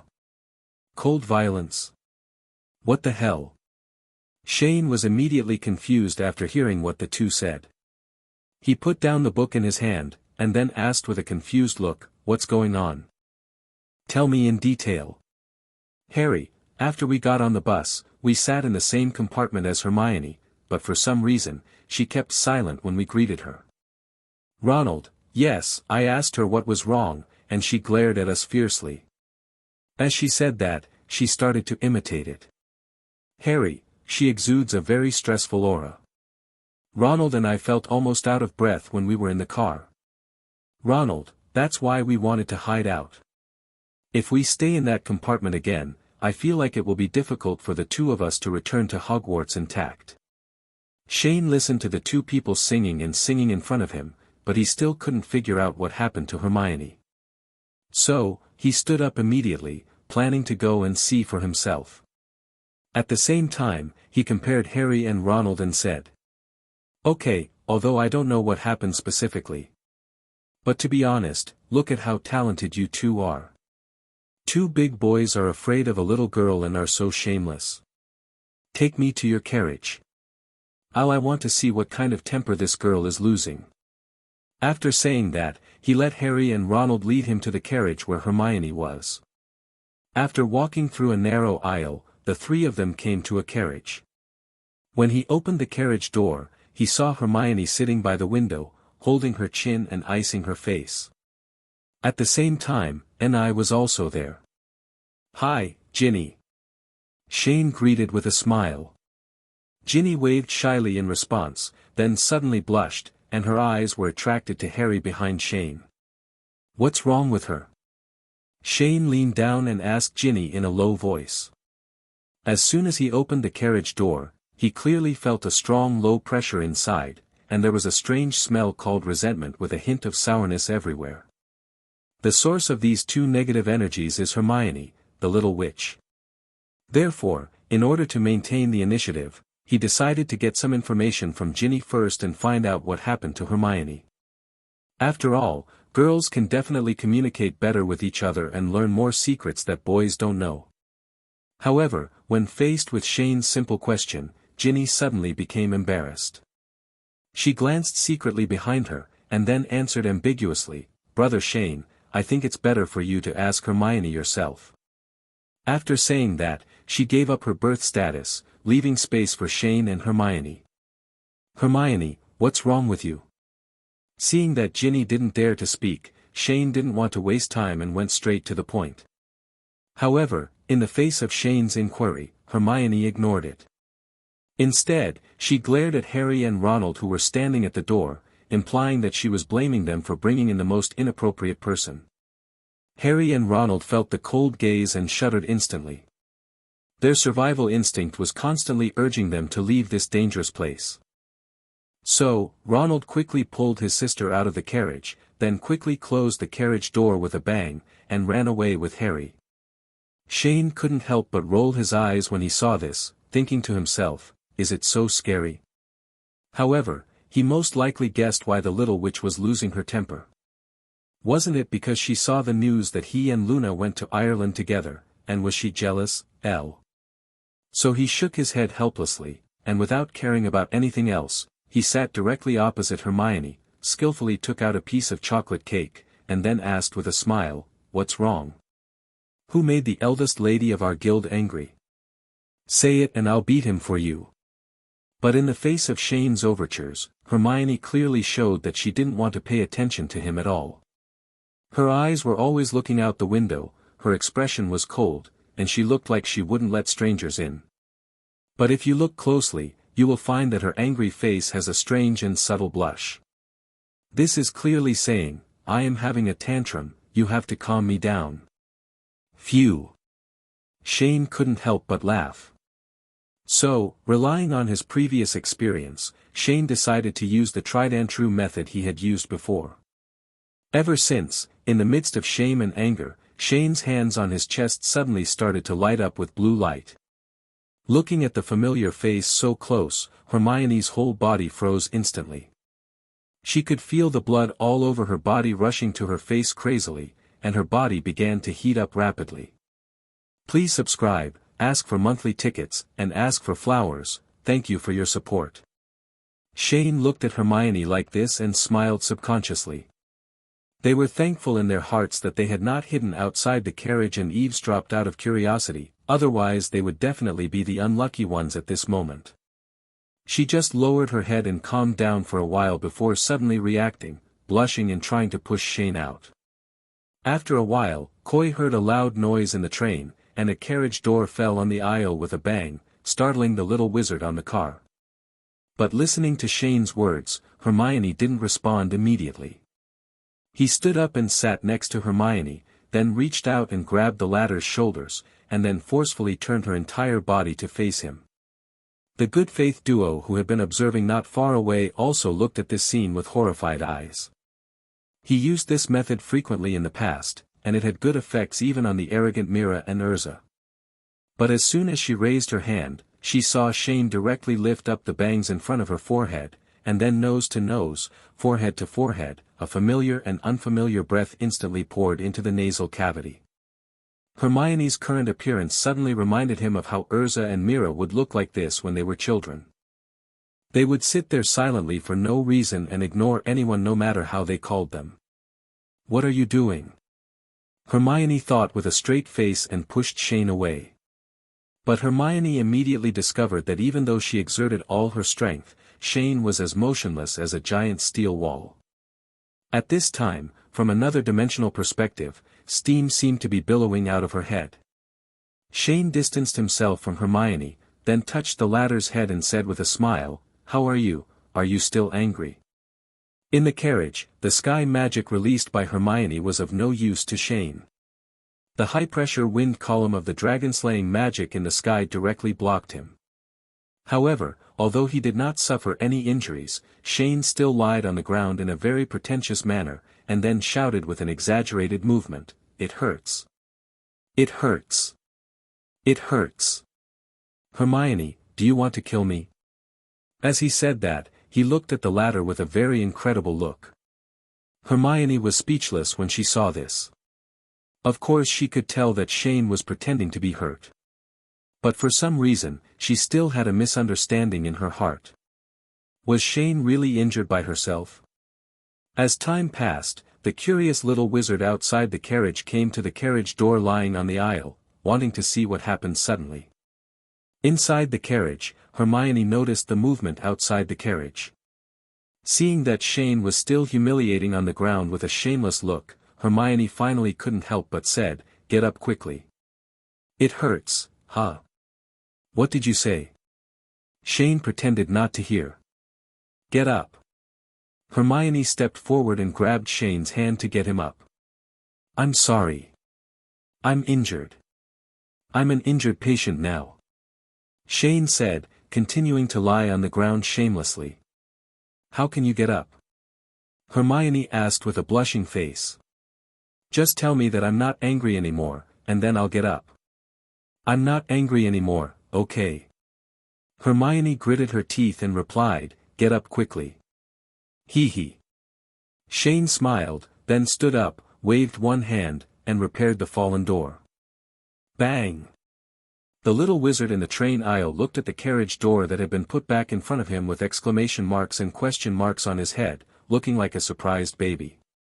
In the carriage, Hermione sat back by the window angrily, returning to her previous state of not wanting to pay attention to anyone. But Shane knew that she was no longer angry, but she still couldn't let go of her face. So, he pushed the chocolate cake forward on the table, and said, "Try it quickly, I made it myself. If you don't eat it, it will melt." Hermione glanced at it and saw that the chocolate on the cake was indeed beginning to melt, so she snorted and reluctantly picked up her fork and took a bite. Feeling the smooth and sweet taste in her mouth, the body's dopamine was secreted in large quantities, and the little witch's originally stern face gradually relaxed. Upon seeing this, Shane reached out his hand and touched the little witch's head in a funny manner, making the little witch look like an angry kitten again. Hermione blushed and shouted, "Get out." "Ha ha ha." Shane laughed happily. So just like that, carrying this wonderful atmosphere, the Hogwarts Express clunked its wheels towards its destination. Ah. Ha ha. The train is gradually approaching the station, and campus life in the new semester has officially begun. At the opening dinner, Dumbledore directly announced that the final exams in June would be cancelled, and the school would hold a wizarding martial arts show. Afterwards, as the president of the organizer Fairy Tale Guild, Shane went directly to the stage after Dumbledore finished speaking and announced the rules of the competition for this grand martial arts performance. The venue for the martial arts competition is located on the school's Quidditch pitch. According to the preliminary schedule, the Wizards' martial arts performance will be held for a total of 4 days, with the first day being the group competition, the second day being the preparation day and the fourth day being the team competition. Arena rules. 1. The 4 major academies and Fairy Tale each defend an arena. One side defends the arena and the other attacks the arena.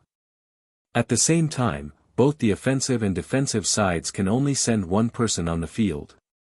2. All teams are not subject to any restrictions on the time for attacking. The person attacking must not be more than 2 years older than the person defending. 3. Both the offensive and defensive sides are not allowed to use the unforgivable curse, and are not allowed to use black magic, jinxes and magic props that can cause serious injury, disability or death. 4. The defenders and attackers may use any means without violating the third rule, including but not limited to alchemy, spells, magical animals, magic potions, herbs, etc. 5. Regardless of both the offensive and defensive sides, those who fall to the ground for 10 seconds or are kicked out of the ring will be deemed to have failed to defend or attack. Warm reminder, those who fly out of the ring but do not touch the ground will not be considered eliminated. The defense competition lasts for 1 day, from 8 a.m. to 6 p.m., with a break from 11 to 1300 hours. After the game, the team that occupies the most arenas will be deemed the final winner. Team competition rules. 1. The 4 major academies and Fairy Tale each form a team of 5 to 7 people to participate in the team competition. 2. Players can be replaced during the game, but the game will not be suspended during the replacement process and there are only 2 opportunities to change players. 3. During the game, if a team is eliminated by one person, the team can send substitutes to play, and the number of substitutions must not exceed 2 times. 4. The team competition is divided into 2 rounds. The first round of promotion adopts a double round-robin system, all 5 participating teams can meet twice. Finally, the top 3 teams will be ranked according to the number of wins in the 2 round-robin games. Advance to the finals. 5. The second round of the team competition is the final. The 3 promoted teams will enter the Wizard Canyon to compete together. The team that completely eliminates the other 2 teams will be deemed the final winner. 6. During the competition, no one is allowed to use the unforgivable curse, black magic, jinxes or magic props that can cause serious injury, disability or death. Otherwise, each player must rely on their own methods. The floor plan of the team competition finals venue is as follows: Wizard's Rift, please make up your own mind for the 3 lines of Summoner's Rift. In addition, in this Wizard's martial arts show, the champion of the group competition will receive a trophy and 10,000 gold galleons, while the champion of the team competition will receive a trophy, medal and 5,000 gold galleons. In the Great Hall of Hogwarts, the little wizard was staring at the light and shadow projection on Shane's head in stunned silence. It took him a long time to react. 10,000 gold galleons. Are you kidding me? A little snake said. Even if their family was well off, they wouldn't be able to spend so much money so casually. Wow! Is the championship reward so many gold galleons? If we can really win, even if everyone in the hospital scores equally, they can get dozens of gold galleons. This is almost enough for my family's expenses for half a year. A little badger clapped his fingers and exclaimed. Please subscribe, ask for monthly tickets, and ask for flowers. Thank you for your support. Who said that? The rules only say that you cannot use magic spells and props that can cause death or serious disability. It does not say that other things cannot be used. If I were a member of the Hufflepuff team, I would prepare young Mandrix. It's definitely a killer when it comes to competition. At this time, each owl holds an invitation letter in its mouth, and they will go to the homes of Hogwarts students to invite their parents to participate in the Hogwarts Wizarding Show at the end of the semester. Please don't daydream. To be able to get this reward, you must at least have the strength. Fairy Tale's group of people are elites selected from the whole school. Under the guidance of the wise master, I'm afraid most of us he was beaten down before he could even make a profit. A Xiaoying who knew Shane's terrifying strength said calmly. Anyway, I don't care. How will you know if you don't try? I don't believe that I can't beat Fairy Tale no matter how hard I try. A little lion said with high spirits. It's just that I'm not very optimistic about Hufflepuff in the team competition anyway. Professor Flitwick is the dueling champion. Needless to say, Professor Snape, as you all know, and Professor McGonagall is the master of transfiguration. That's right, almost half of the teams from the 4 major colleges are senior students, so it will definitely be no problem to compete for the team championship. After the banquet, the young wizards were talking a lot, and the Hogwarts Owl Army was ready to go. Due to the large scale of this event and the large number of people participating, the original spectator seats in the Quidditch Stadium were temporarily demolished, and the original high tower was replaced with a low auditorium. The style and seat design were completely in accordance with standard football. Come on. At the same time, the Wizards' martial arts show seemed to be getting bigger and bigger. A tent area has been set up outside the stadium for parents and participating students to rest. F***KU. You old fool tricked me. Don't think about it. If you want to win the championship, just focus on the team competition. Most of the members in Fairy Tale are in the lower grades. Only Penelope from Ravenclaw Academy is a 5th grader. If you try your best as a team, you should be able to win. Dumbledore didn't know what he had done. It was originally an internal matter at Hogwarts and now it has been made known to everyone. The scale of this martial arts show has vaguely exceeded that of the Triwizard Tournament. Even the International Federation of Wizards has said that it will send someone to the event. So, in the next few months, in order to prepare for the Wizards' martial arts performance, Shigataka transferred 90% of the house elves in Hogwarts to the Quidditch site to help build the field. The originally green lawn was paved with 5 huge arenas made of hard granite, and these 5 arenas could be combined into one at any time under Shane's control. Yeah, why didn't I think of that? I'll record it now and go back and tell Professor Sprout. But Professor Sprout's expertise in herbal medicine seems to be of little use. Since Shane dealt with the Basilisk crisis caused by Voldemort's Horcrux in the original work in advance, the entire second semester of the 1992 school year was smooth and everything was fine at Hogwarts. And in these few short months, preparations for the Hogwarts Wizards martial arts performance were in progress. And through the secret operations of Dumbledore and Shane, the momentum of this martial arts performance has become bigger and bigger, becoming the only highly anticipated event in the wizarding world besides the Quidditch World Cup in so many years.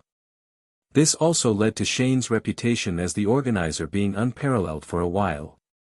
At the same time, it made the Ministry of Magic and Pureblood families who wanted to interfere with this event dare not make any big moves. So, after months of publicity and fermentation, the magic world finally waited for this rare and grand event. People from all walks of life gathered together and instantly filled Hogwarts to the brim. At this time, the Quidditch Stadium at Hogwarts was filled with people and the audience was buzzing. In addition to the parents of the students, the people invited to Hogwarts to watch the game this time include Hogwarts alumni who have graduated, representatives of major wizarding schools, representatives of the International Federation of Wizards, various large and small media in the wizarding world, Ministry of Magic and so on. Including people from the main school of Hogwarts, the number reaches at least 5,000 people. It can be said that since the founding of Hogwarts, both in terms of scale and the number of people involved, this wizarding competition has completely surpassed any previous Triwizard Tournament. It has never been the grandest event. Scene. At this time, in the auditorium, the central seats were occupied by professors and staff from Hogwarts and representatives from the Ministry of Magic, other magic schools and various media, while the others were students from the 4 major colleges and universities. Invited parents of students. Seen from a distance, the entire Quidditch pitch is colorful, and the cheerleading camps of the 5 teams have distinct colors. Gryffindor's flame red, Slytherin's forest green, Ravenclaw's cyan blue, Hufflepuff's pure black, and Fairy Tale's color. Unexpectedly, after a long time, the long-awaited game was finally ready to begin. As the dedicated commentator for the usual Hogwarts Quidditch games, Jordan was holding his exclusive golden microphone and shouted passionately, "Ladies, gentlemen, good morning everyone. Welcome to the first The Wizards martial arts show at Hogwarts." Oh. Suddenly, the entire Quidditch stadium burst into thunderous cheers and applause. The Hogwarts Wizarding show lasted for 4 days. On behalf of Hogwarts, I would like to thank the International Federation of Wizards, the British Ministry of Magic, the Daily Prophet, Slug Gigs Pharmacy, Flo Lin Cold Drinks Shop, Honeyduke's Candy Shop and other friends have enthusiastically sponsored and supported us. Today is an arena match that extremely tests one's comprehensive strength and willpower. Now I would like to invite the organizer of this grand martial arts performance, the inheritor of Rowena Ravenclaw, the inheritor of Salazar Slytherin, and the recipient of the 3rd-level medal of the Order of Merlin, Mr. Shane Dolea announced the rules of the competition. As soon as Jordan finished speaking, Shane transformed into Bifong and descended from the sky. I saw that his whole body was wrapped in fierce fire, and the blue-purple flames looked extremely dazzling even under the sunlight during the day. Fierce fire exploded from Bifong's body, and a ring of fire surged in all directions. The high temperature released made people in the audience below couldn't help but raise their hands to prevent their sensitive skin from feeling the blazing temperature. Shane transformed from animagus form back to human form, then held the wand against the position of his vocal cords, and began to say with, sonorous, "Ladies and gentlemen, thank you very much for coming to Hogwarts. The first wizard martial arts show. Today's arena match will be held. In order for everyone to better understand the rules of the game and have a better viewing experience, I will now read out the rules of today's arena match. First of all, Bala Bala. After nearly 10 minutes of explanation, the parents and representatives from all walks of life who came to watch the competition had a preliminary understanding of the rules of the competition. After the reading, Shane pointed his wand at the blue sky and shot out a magic spell, causing countless brilliant fireworks to bloom in the sky. Then, he was heard shouting in a high voice, "Now, I announce. The first wizarding performance at Hogwarts has officially begun. Representatives of each team are invited to enter." Oh. The entire Quidditch pitch burst into thunderous applause and cheers again. Gryffindor, we come from the wild, we long for power, we are full of ideals, we are brave and fearless, we are righteous and courageous, we never give up, we are Gryffindor. In the auditorium, the part belonging to the Gryffindor camp, bunches of scarlet fireworks rose into the sky to form a roaring lion. As the senior, Patsy led the Gryffindor representatives to enter. Slytherin, we come from the quagmire, we thirst for power, we are ambitious, we are strong and calm, we are elegant and self-possessed, we never regret, we are Slytherins. A green snake shadow quickly jumped from the audience to the ring, circling its body, baring its fangs, spitting out words, and making a chilling hiss at the lion in the sky. Ravenclaw, we are from the lakeside, we are wise and knowledgeable, we love to study, we are different from ordinary people, we are farsighted, we are Ravenclaw. A long cry resounded through the sky, and a huge eagle flapped its wings and suddenly came on the wind from outside the stadium and pierced the sky. Hufflepuff, we come from the forest, we have great love, we are loyal to nature, we are honest and loyal, we are tenacious and honest, we are not afraid of hardships, we are Hufflepuff. A black badger suddenly emerged from the ground and stood fearlessly in the center of the stadium. At the same time, it roared with great force in the face of lions, snakes and eagles. However, compared to the support groups of the 4 major colleges, Fairy Tale is. Fairy Tale, we are small and do not have a professional support group. 6. Shane felt the awkward atmosphere gradually rising on the court with his head full of black lines. In the past few months, he had only been busy preparing for the martial arts performance. I didn't expect that this aspect of the work was not done properly. So, as the president of the guild, he had to take action. With a wave of his hand, the blue-purple fire formed a huge fairy wing emblem that was reflected in the sky. The area was so large that it covered the entire Quidditch pitch, attracting bursts of exclamations. Therefore, after the entrance ceremony was held, the arena competition officially started. First, the perspective comes to the Gryffindor arena. Ring Keeper, Oliver Wood. Attacker, Marcus Flint, Slytherin. These two people are real rivals. Both of them are captains of their home academy's Quidditch team. One is the goalkeeper of the Gryffindor team, and the other is the chaser of the Slytherin team. They defend and attack, and they often fight openly and secretly whether on or off the court. In the ring, Marcus Flint looked at his opponent with contempt on his face full of evil spirits. Wood, are you ready to pee in front of so many people? Oliver Wood frowned, took out his wand and responded not to be outdone, you only talk arrogant nonsense as before. After saying that, he immediately took advantage of the other party's relaxation to cast a spell. Petrificus Totalis. The red magic beam shot out instantly, but unfortunately the accuracy was a little off, and when shouting the spell, the opponent would have about half a second to react, so the spell only hit Flint's clothes, but this was also directly it made the other party angry. He quickly lay down on the ground to avoid it, and the broomstick passed directly over his scalp. At this speed, if he hadn't escaped in time, he would have been sent to St. Mungo's hospital for injury and injury directly. The two magic spells collided together, and the two lightning-like magic flows, one red and one green, were immediately in a stalemate with each other, regardless of top or bottom. Wood, come on. Hold on.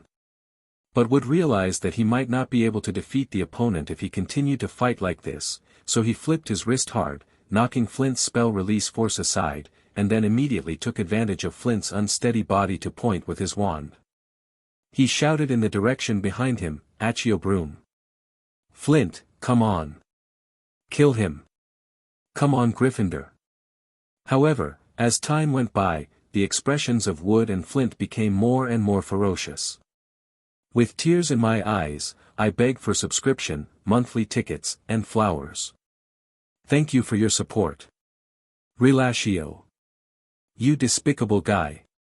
Flint saw that the other party actually attacked secretly, and immediately stared at Wood with a sinister look. He responded with a magic spell with a wave of one hand, and struck hard with the first move, Thunderbolt Explosion Confringo. Flint suddenly felt something was wrong. He turned around and saw a broomstick rushing towards him quickly. Give those Gryffindors a lesson. When the two heard the cheers from their own team, their spirits suddenly surged. They both began to use their strength to knock the other down, so the two fell into a stalemate again. At the same time, Slytherin's little snakes were not to be outdone and shouted. Flint's endurance seemed to be better than Wood's, and the green lightning began to gradually suppress the red side. Seeing that Wood was gradually losing ground, the little lions off the court began to cheer him hard.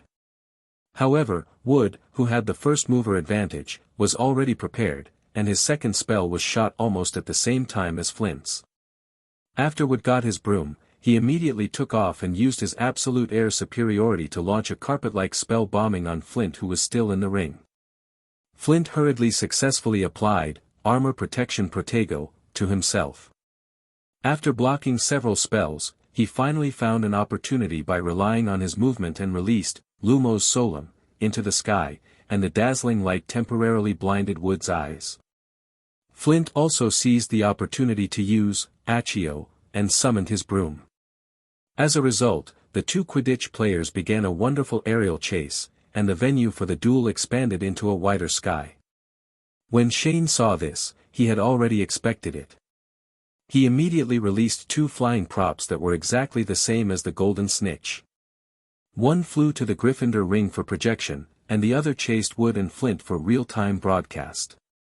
When Shane was preparing for the martial arts performance, he suddenly remembered the scene in the original Goblet of Fire chapter, where Harry and the fire dragon were chasing each other in the air, but the spectators could only sit in the auditorium and wait stupidly, so someone was hired to customize a dozen of these golden snitches that could be used for live broadcasts.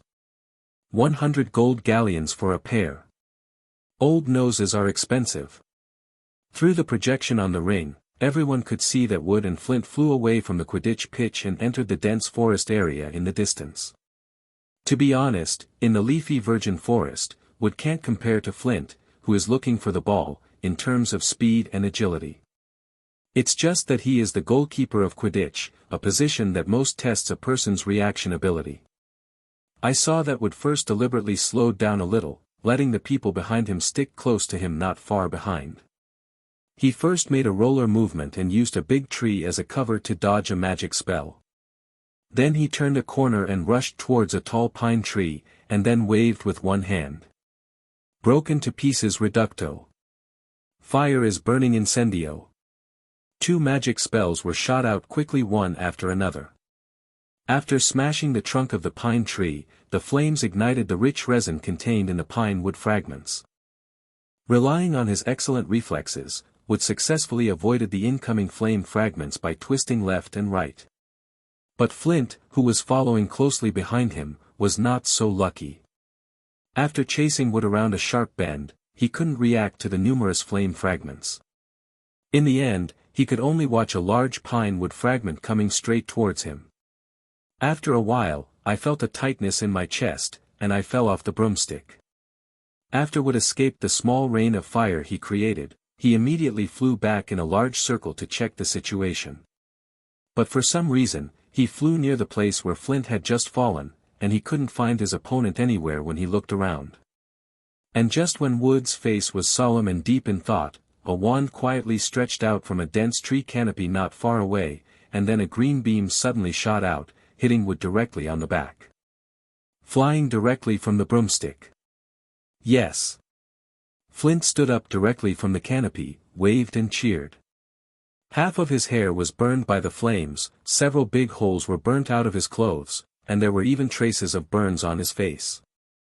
Yes, he had indeed fallen into Wood's trap just now, and was seriously injured and in a state of embarrassment. However, I don't want to think about which college he is from and who is his dean. He just relied on the alchemical armor prepared for him at home, which greatly reduced the damage caused by burning pine wood. After falling off his broomstick, he endured the pain in his arm and grabbed a branch. Before Wood came back, he hid in the dense canopy and drank the healing substance refined by Snape. Potion for injuries. Only in this way could he complete this sneak attack. After Flint saw that his plan was successful, he couldn't wait to summon his broom back, ready to go up and humiliate Wood, and then flew up with big teeth. However, when he saw that there was nothing in the bushes next to Wood's broom, his original joy suddenly plummeted, and at the same time, an alarm bell rang in his heart. A red beam hit him directly from behind. Flint was instantly petrified and fell to the ground, lying next to Wood's broom. Oh no! The Slytherin snakes who were watching the game suddenly howled, and Snape's face turned livid. It turned out that Wood was already on guard against Flint. As a rival for many years, Wood didn't know that Flint's family was well off. He had already expected that he might have alchemical armor. Not only him, but the students from the other 3 colleges were also on guard against Slytherin. One hand. Moreover, as a rare potions master, it was completely impossible for Snape not to prepare something for his students in his usual way of doing things. Therefore, before he came back to check on Flint's condition, he had already added a armor protective protego buff to himself just in case. As expected, the other party had a backup plan and successfully attacked him. When Wood realized that his opponent had not yet fallen, he simply decided to use the trick and try to follow suit with a counterattack, because he knew that with Flint's character, he would definitely come to autopsy. So the final result was that Flint, who was proud and underestimated the enemy, was killed. As a result, the Gryffindor team successfully defended the first round. Gryffindor cheered loudly, while Slytherin was working hard to regain the spot. At the same time, Ravenclaw was in the ring. Everyone watching the battle let out a burst of incredible exclamations, because they never expected that it would be these two people who were dueling in the ring. Defender, Padma Patil; attacker, Parvati Patil, Gryffindor. The surnames are exactly the same, and the Kfa first names are very similar. Yes, these are the only twins at Hogwarts besides Fred and George. The two of them are from India and surprisingly were not assigned to the same college. Why? Padma looked at her sister in shock. Parvati, why did you come up here?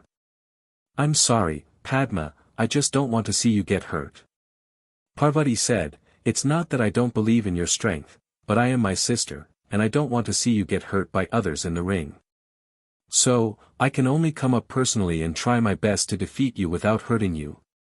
Wow, there was a burst of exclamation from the audience, sighing at the twins' deep sisterly love. But it's obvious that Padma, as the younger sister, doesn't seem to appreciate her sister's kindness.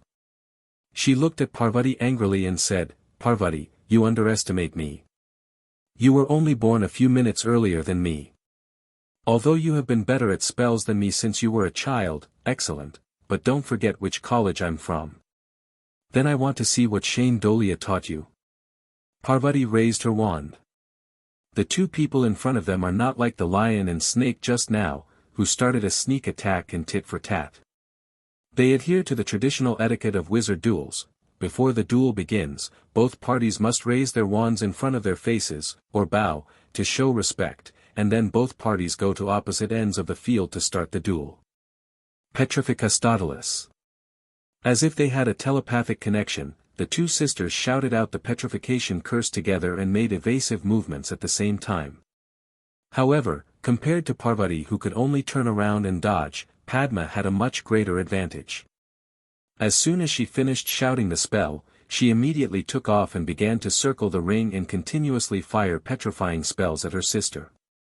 Parvati quickly ran to avoid it and used Avis at the same time. However, at the moment when the spell was about to hit, Padma's figure suddenly faltered, and a hand holding a wand suddenly stretched out from behind her, and a blue light lit up. In fact, Padma also has one of these gold bracelets, which her family gave to the sisters for self-defense. Parvati stood intact, but there was a drop of cold sweat on her forehead, and her expression showed lingering fear. Therefore, considering that Parvati only has 2 absolute defenses left at most, Padma came up with a plan. The young wizards throughout Hogwarts know that the Ravenclaws are proficient in the levitation curse Wingardium Leviosa, and can use it to fly. However, the gold bracelet inlaid with red gemstones on Parvati's wrist blocked this fatal blow for her. She had just used the clone magic she used to fool Lockhart as a cover, thinking that she could win a quick victory. And, flock of birds Avis, is one of the methods that the little lions came up with. The Patil family is considered a big family in India. The two sisters came all the way to Hogwarts to study. It is natural for them to have some defensive tools with them when traveling far away. TSK. I knew it. Padma was not surprised by this. Seeing that Padma's flight was restricted, Parvati prepared to pursue the victory, raised her hand and fired another, impedimenta, to lock Padma's movements. However, the defensive power of this bracelet is limited. It can only resist basic spells like Petrificastotalis, 3 times at most, and it can only resist powerful spells like Reducto. Resist once. Dozens of birds suddenly received the summons and rushed toward Padma. Padma was greatly disturbed while flying in the air, and her flying speed and line of sight were suddenly blocked. Petrificastotalis. So during the months of preparation, young wizards from various colleges racked their brains and came up with various ways to limit the flying ability of the Ravenclaw eaglets. Another petrification spell, but this time because the attack was so secretive, Parvati had no time to dodge, so she could only subconsciously raise her arm. The spell hit directly, but strangely it had no effect. Hateful. Parvati stood on the ring, feeling regretful in her heart.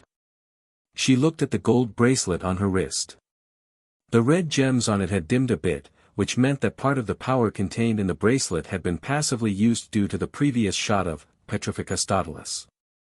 Previously, everyone in Gryffindor had focused on Ravenclaw's unique flying magic, but completely forgot that they also had a clone magic, and they never thought that this clone could be used as a defensive method. Parvati looked up at her sister, thinking frantically about what she should do next to defeat the opponent. Compared to Parvati's nervousness and solemnity, Padma floating in mid-air seemed more relaxed. With a wave of her magic wand, she actually used the Avis that Parvati had used against her just now, and a group of birds were summoned. Immobilus all. Parvati used the immobilization spell to knock down all the birds before the birds jumped on her. Bright as day lumos solum. At the same time, in order to gain space and time to counterattack. She also cast a powerful lighting spell to obscure Padma's view. But facing the dazzling light, Padma just covered her eyes with her hands. She cast a spell through the gap between her fingers and the brightest light source, Petrification all. This spell directly hit Parvati and reduced the defense of her gold bracelet by 1 again. Parvati fell to the ground. She really couldn't figure out why her sister could still find her position when her vision was blocked. In fact, in the preparation period of the previous few months, Ravenclaw secretly held a large number of wizard duels every day, and restrictive magic like lumos solum has been used by Xiaoying in the process. They have used it badly, so there are many derived methods to target it, among which casting a magic spell at the light source is one of the simplest methods. The rest is. Can you imagine, among the many eaglets in this audience, how many of them have a pair of sunglasses hidden in their pockets? On the ring, Parvati fell to the ground, and when Padma saw this, she didn't bother to use up her sister's defense items.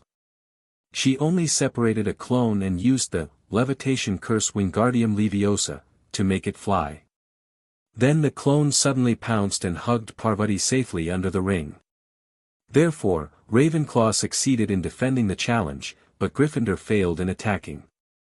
The little eagles in the audience high-fived each other and cheered, while the little lions were dejected. This strength gap is a bit too big. It doesn't matter if they lose, but losing so powerlessly is something they didn't expect. The two sisters, Parvati and Padma, are both second-year students. Logically speaking, the difference in strength should not be too big. But the result now is that Parvati was suppressed and beaten from beginning to end, and the method they used for several months to deal with Ravenclaw's flight didn't seem to be of much use to it. In fact, this result is actually very normal. Parvati and Padma were both young wizards who entered Hogwarts in the class of 1991. Everyone knows how bad the defense against the dark arts professors at Hogwarts have been in the past 2 years. Without Shane as a factor, it's really hard to say who would win or lose in a duel between the two sisters. But Shane's presence has directly raised Ravenclaw's combat quality to a very high level. Therefore, in the entire martial arts arena, Ravenclaw suddenly became an extremely powerful, dark force. The screen came to Hufflepuff's arena, and everyone finally saw the person with fairy tale appear. Ring Keeper, Hannah Abbott.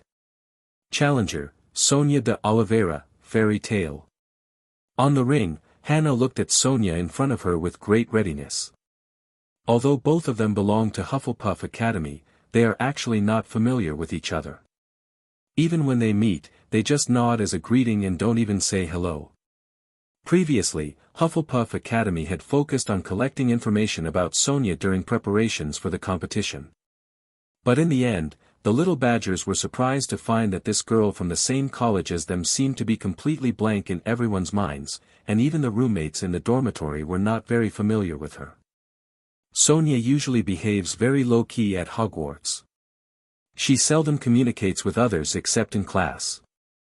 The place she hangs out most is the library. Her style of doing things is exactly the same as that of Ravenclaw's hawk.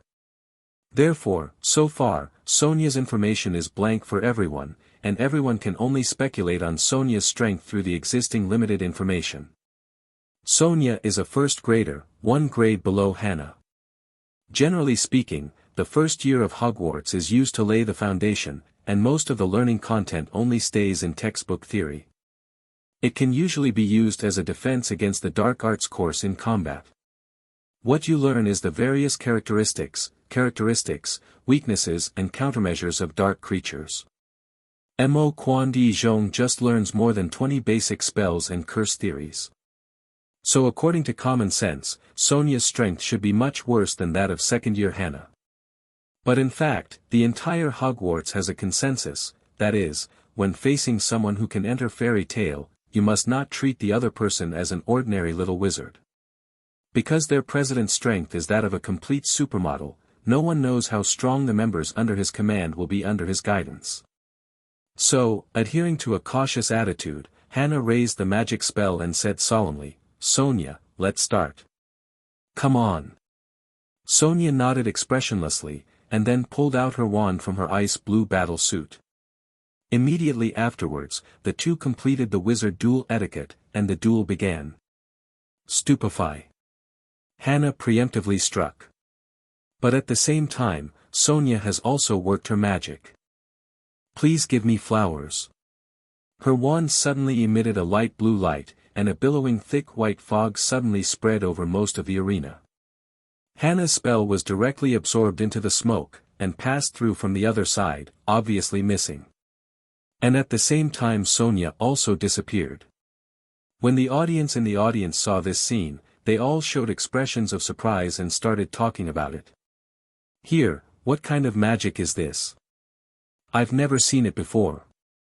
What a beautiful smoke, so shiny. But it's a bit cold. We don't know what's going on inside this white mist. Yeah, why is there no sound at all?" The magic spell disappeared into the smoke again, but Hannah immediately felt something was wrong. So, not intending to sit still and wait for death, Hannah raised her hand and started to cast magic, fire blazing incendio. Please subscribe, ask for monthly tickets, ask for flowers, thank you for your support. 1, and at this moment, a slight sound of footsteps came from behind. Hannah turned back suddenly and used magic reflexively, Stupefy fainted. Go. What is this? The audience who were closer to the Hufflepuff ring immediately covered their ears in pain. This is the cry of the Mandrake. A little badger covered his ears and explained, Professor Sprout gave each of us who was going to go on stage a pot, as well as various other strange magical plants. After saying that, he fainted and fell to the ground with his eyes drawn in circles. Countless fireballs shot out one after another and randomly in different directions around them, rushing out of channels in the cold smoke and snow. Hannah turned around and looked for Sonia, but there was no trace at all, so she suddenly became a little angry and decided to use her trump card. The smoke released by Sonia is actually a kind of cold air, which makes the visibility in the ring very low. It can be said that if you reach out, you can only see the outline of your hand. What's worse, the cold fog is constantly eroding Hannah's body temperature. It already made her body tremble a little in a short period of time. Hannah suddenly felt hairy all over her body, and the wand in her hand pointed behind her from her armpit, Stupefy. Because Sonia could just use magic to knock her down, there was no need to deliberately make such a noise to attract her attention. Sure enough, just when Hannah was thinking about lying down to avoid the attack that might come from behind, a slender white hand was placed on her shoulder, and a cold voice came from behind, Hannah, surrender. Bar. The magic spell was empty again, and the hand on the shoulder slowly retracted from the King of Cold Dew. At this time, on the stage, Hannah held a wand and looked around nervously. I saw that she first put on a thick earmuff for herself, then took out a pot of mandrake seedlings from her pocket, pulled it out hard, and the piercing cry suddenly sounded throughout the audience. However, after this method continued for more than half a minute, Hannah found that the surroundings were still quiet, and there was no trace of Sonia at all. She planned to. Bang! Bang bang! Bang bang bang! In the audience, one after another people began to faint because they couldn't stand the cry of Mandela seedling. Shane, who saw this scene from a distance, immediately took out a trumpet-shaped magic intercom and shouted to the other side, from the medical team, many people have fainted near the Hufflepuff ring, go and deal with it. Understood. An excited voice came from the loudspeaker. That's right, it's those little badgers at Hogwarts who like to use their classmates as guinea pigs and are extremely interested in medical magic. On the ring, Hannah buried the mandrake back into the soil. In her opinion, the crying just now had made Sonia faint. Only. Bang! The sound of a person falling. Look, the smoke has cleared. A person who was not fainted by the crying shook his head, pointed at the stage and shouted. On the stage, the white cold fog gradually dissipated, and the little badgers of Hufflepuff howled when they saw the situation on the stage. Oh no! Yes, Hannah lost. Sonia was seen holding a pot of mandrake seedlings and standing next to the fainted Hannah. Her eyes were blank and she didn't know what she was thinking. So, what happened in the cold fog just now? It turns out that the magic that Sonia uses to release cold mist is just a simple application of ice modeling magic. It is an evolution of a silent killing technique, using low temperature to make the enemy's body stiff, and then quietly using the cold mist to carry out the killing. Assassination. There is no need to create a magic circle to create cold mist. However, with Sonia's current knowledge of ice modeling magic, she is not yet able to control the absorption of sound by countless ice crystals as Shane told her. So as early as the beginning of the duel, in order to complete the silent operation, Sonia had already added the buff of the silent spell to herself, and this accidentally caused Mandrake's cry to disappear. It had no effect on her at all in the first place. So in the end, from Sonia's perspective, she just saw Hannah taking out a piece of grass, and then planting it back soon with a confident look on her face. As a result, Fairy Tale Sonia de Oliveira succeeded in the challenge, while the Hufflepuff team failed to defend in the first round. The perspective turned to the Slytherin ring. The two little lions, Harry and Ronald, naturally ran here and prepared to take turns to attack. Ronald was the first to appear. Unfortunately, compared to the blurting out spell, the charging time for him to release rock magic was still relatively long, so he was quickly brushed off in the second round. Now he is ready for the round. Enter Harry. Come on. Harry. Ronald patted Harry's shoulder a little embarrassed to cheer him on. To be honest, although Slytherin students are quite annoying, they are also really strong. After all, it is a pure-blood family, and the background is there. Ring Keeper, Blaise Zabini. Attacker, Harry Potter, Fairy Tale. Blaise Zabini is a tall boy with tall cheekbones, dark skin, and narrow, slightly slanted brown eyes. He is usually very conceited about his appearance and everything related to it, which makes his personality somewhat sharp and self-centered. Brace's mother, Mrs. Zabini, is a beautiful and famous witch. She has been a widow 6 times so far. It is said that each husband who died left her a large inheritance. In the ring, neither Harry nor Brace spoke, and they didn't even bother to follow basic duel etiquette. As soon as Brace raised her hand and made the opening salute, she was the first to attack, Fununculus. I have to say that he is a student of Slytherin. The first thing he does is a curse that can make people develop boils. The person who is cursed will be in unbearable pain. But facing the sudden attack, Harry was well prepared. He quickly shouted, Finitine Cantum, which directly offset the curse, and used, Fire Incendio. Because of his practice of fire dragon-slaying magic, the fire-burning incendio he released was hotter and more powerful than ordinary ones.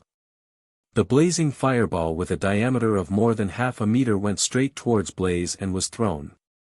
Upon seeing this, Brace quickly jumped to the side to dodge, and the fireball directly hit the ring behind him, burning the granite slab black. Damn it! Brace's eyes turned red. Because although the fireball Harry released just now didn't hit him directly, it still burned most of his hair. Now his face was burning with pain. If it hadn't been for the alchemy armor given by his family, the move just now would have been enough to kill him. He was directly disfigured. At this time, Blaise, who was extremely concerned about his own image and appearance, wanted to give Harry a reducto, but the rules didn't allow it. So, he could only stand up from the ground immediately, pointed his wand at Harry fiercely and said, "A puño." Countless rocks suddenly appeared in front of Brace and shot at Harry at extremely fast speeds. Upon seeing this, Harry immediately used impedimenta, causing the stone that was shot at him to suddenly stop in midair, and then quickly moved aside to avoid it. 3 seconds later, the stone hit him where he was originally standing. Avis Phlox. Petrificastotalis. Harry summoned birds to harass Blaze, and Blaze also used a petrification spell to get rid of the flock of birds.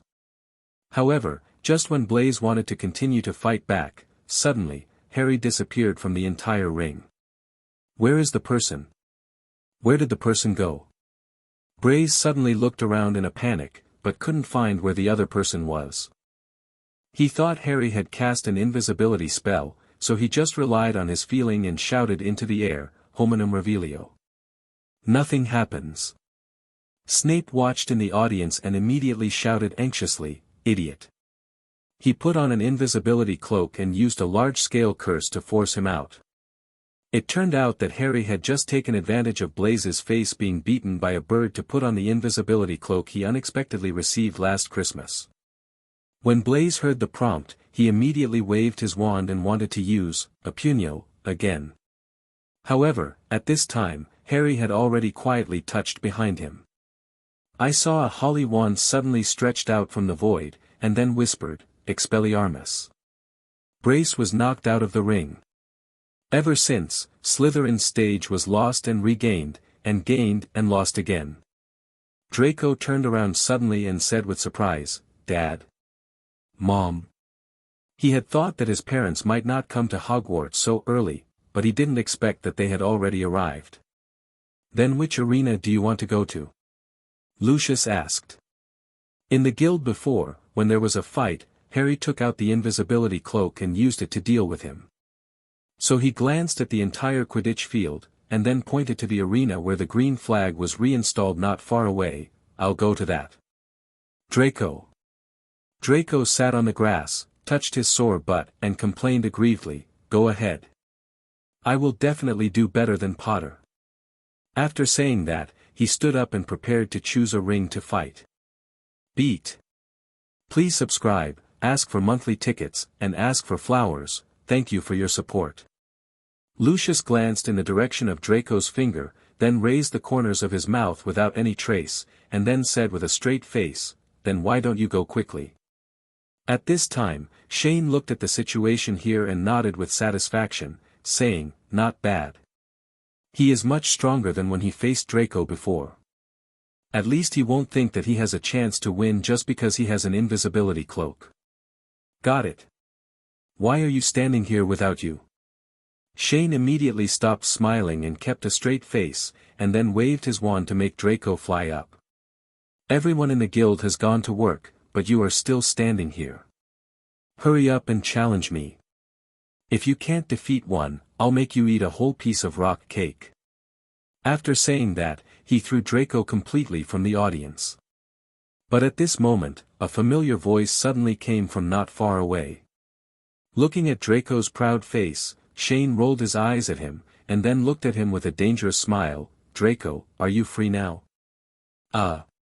Draco hesitated for a while, because he really hadn't decided which arena he wanted to compete in. "What are you doing?" Lucius walked up quickly and asked, holding a snake staff, "I've been looking for you everywhere since the beginning of the game, but I haven't seen you play. Don't tell me you're scared." Draco froze there and shook his head nervously. No. However, at that time, he used water flow magic to wet the entire ring. Coupled with the Glissio magic, Harry had no idea how many big falls he had on the ring. Of course not. Draco immediately defended, and at the same time found a reason. "I just had something to do, and now I want to attack." TCH. What does this mean? Potter's invisibility cloak is of no use in front of me. At this time, Draco, who had been watching the battle, suddenly said with a proud look on his face, "Then why don't you go quickly?" Yes. Draco ran towards the arena he chose. "Lucius, is this really good?" Narcissa, as a mother, was a little worried. Draco is a student of Slytherin after all. Nothing bad. Lucius replied coldly, then walked towards the Slytherin ring. In fact, Lucius was just voting out of vanity. Most of the students in Leetland College are children of his acquaintances. Not to mention that he admires Draco's bravery, but as long as Draco defeats any one or more of them, it will be enough for him to brag outside. The reason is as simple as this: parents have a very common comparison mentality. At this time, the scene also came to the fairy tale arena. This is the most eye-catching arena in the audience, because the little witch standing on the arena has won 2 games in a row. Luna has defeated 2 attackers from Slytherin and Hufflepuff, and now she faces Pansy Parkinson from Slytherin, a girl who loves Draco very much. In the ring, no matter whether she was facing Pansy's bad words or the evil curses she issued, Luna's expression never changed. She just waved her wand casually and said softly, "Call the Guardian Expecto Patronum." Then a silver-white rabbit kicked Pansy out of the ring. Fairy Tale's Luna Lovegood won 3 consecutive victories, leaving the surrounding audience dumbfounded. Oh my god, this kid is so exaggerated. Yes, you can use it to summon a complete Patronus in only the first year. You must know that even many Aurors cannot use this powerful Patronus charm. Look, someone's up there again, this time it's a third-year Ravenclaw. I took a look. The average quality of Ravenclaw's students is very high. They should be able to beat this girl with a gap of 2 grades. 7 minutes later. Wow, I was defeated again. It's been 4 consecutive victories. Are these fairy tale students so fierce? Although it is difficult to win, it is incredible that a first-year student can defeat a third-year student. Back then, Minerva didn't seem as exaggerated as she did. There were bursts of exclamations and discussions in the audience, most of whom were former Hogwarts alumni. On the other side, reporters led by the Daily Prophet were also snapping Luna up, because based on the performance of the little witch in front of her, and her previous discovery of the moon frog, she was completely worthy of being on the front page. However, just when everyone was looking forward to Luna's better performance in the future, Shane suddenly decided. "Luna, come down and take a rest first. Let Hermione get in." Shane shouted toward the ring. After the battle just now, Luna's forehead was already covered with sweat, and she would probably lose her strength if she continued to fight. After seeing Luna walking down the ring obediently, Shane turned around and touched Hermione's hair, and said with a smile, "Hermione, please." His move directly made the little witch's resentment disappear completely. The latter snorted arrogantly, then went to the ring with the wand, and beat the new opponent from the ring in less than half a minute. It flew out and suddenly caused a burst of blue coolness. The offensive and defensive battles in the 5 major arenas were in full swing, and at this moment, an interesting person suddenly and quietly came to Shane's side. Mr. Dolea. When he heard someone calling his name, Shane turned his head and looked at the person. The face is unfamiliar, very young, with a nervous and shy expression. He is wearing a brown mandarin jacket, gray shirt lining, gray and white striped trousers, and an old-fashioned camera hanging on his shoulder. At first glance, he looks like a reporter. "Hello, what's the matter?" Shane asked curiously. "Hello, Mr. Dolea, I am Bryce Calhoun of the Daily Prophet. I just became a professional reporter last month." Bryce politely extended his hand. "Can you excuse me? Do you have a few minutes of your time? I'd love to do an interview with you." "Of course, you can ask whatever you want." Shane thought for a few seconds and then agreed directly. His impression of the young Daily Prophet reporter was pretty good, at least he didn't have that domineering or aggressive attitude. If it were a reporter like Rita Skeeter, he would not hesitate to cast an imperious curse on him and make him jump into the Black Lake to feed the fish. "Really? Thank you so much." The expression on Bryce's face suddenly changed from nervousness to excitement. Previously, in the entire magical world, only Rita Skeeter had the opportunity to contact Shane and interview him. Others, let alone wanting to interview him, could not even see Shane for several months. Therefore, He just saw Shane, the too young legend, sitting here from a distance, so he planned to come here with the intention of giving it a try, but he didn't expect it to happen. Seeing Shane agree to his interview, Bryce immediately hurriedly took out his notebook and quill, and then said, "Mr. Dolea, if there is no problem, then we will start." "Okay, you can ask whatever you want." Shane smiled casually, which made Bryce feel that the person in front of him was not as unhuman as the legend said. "Mr. Dolea, I heard that you are the organizer of this Hogwarts martial arts performance. So why do you suddenly want to do this? What are your considerations?" Blythe first raised the first question. "Mr. Calhoun, are you also a Hogwarts graduate?" Shane did not answer Bryce's question immediately, but asked suddenly. "Yes, I am a student of Hufflepuff Academy. I have graduated 5 years ago."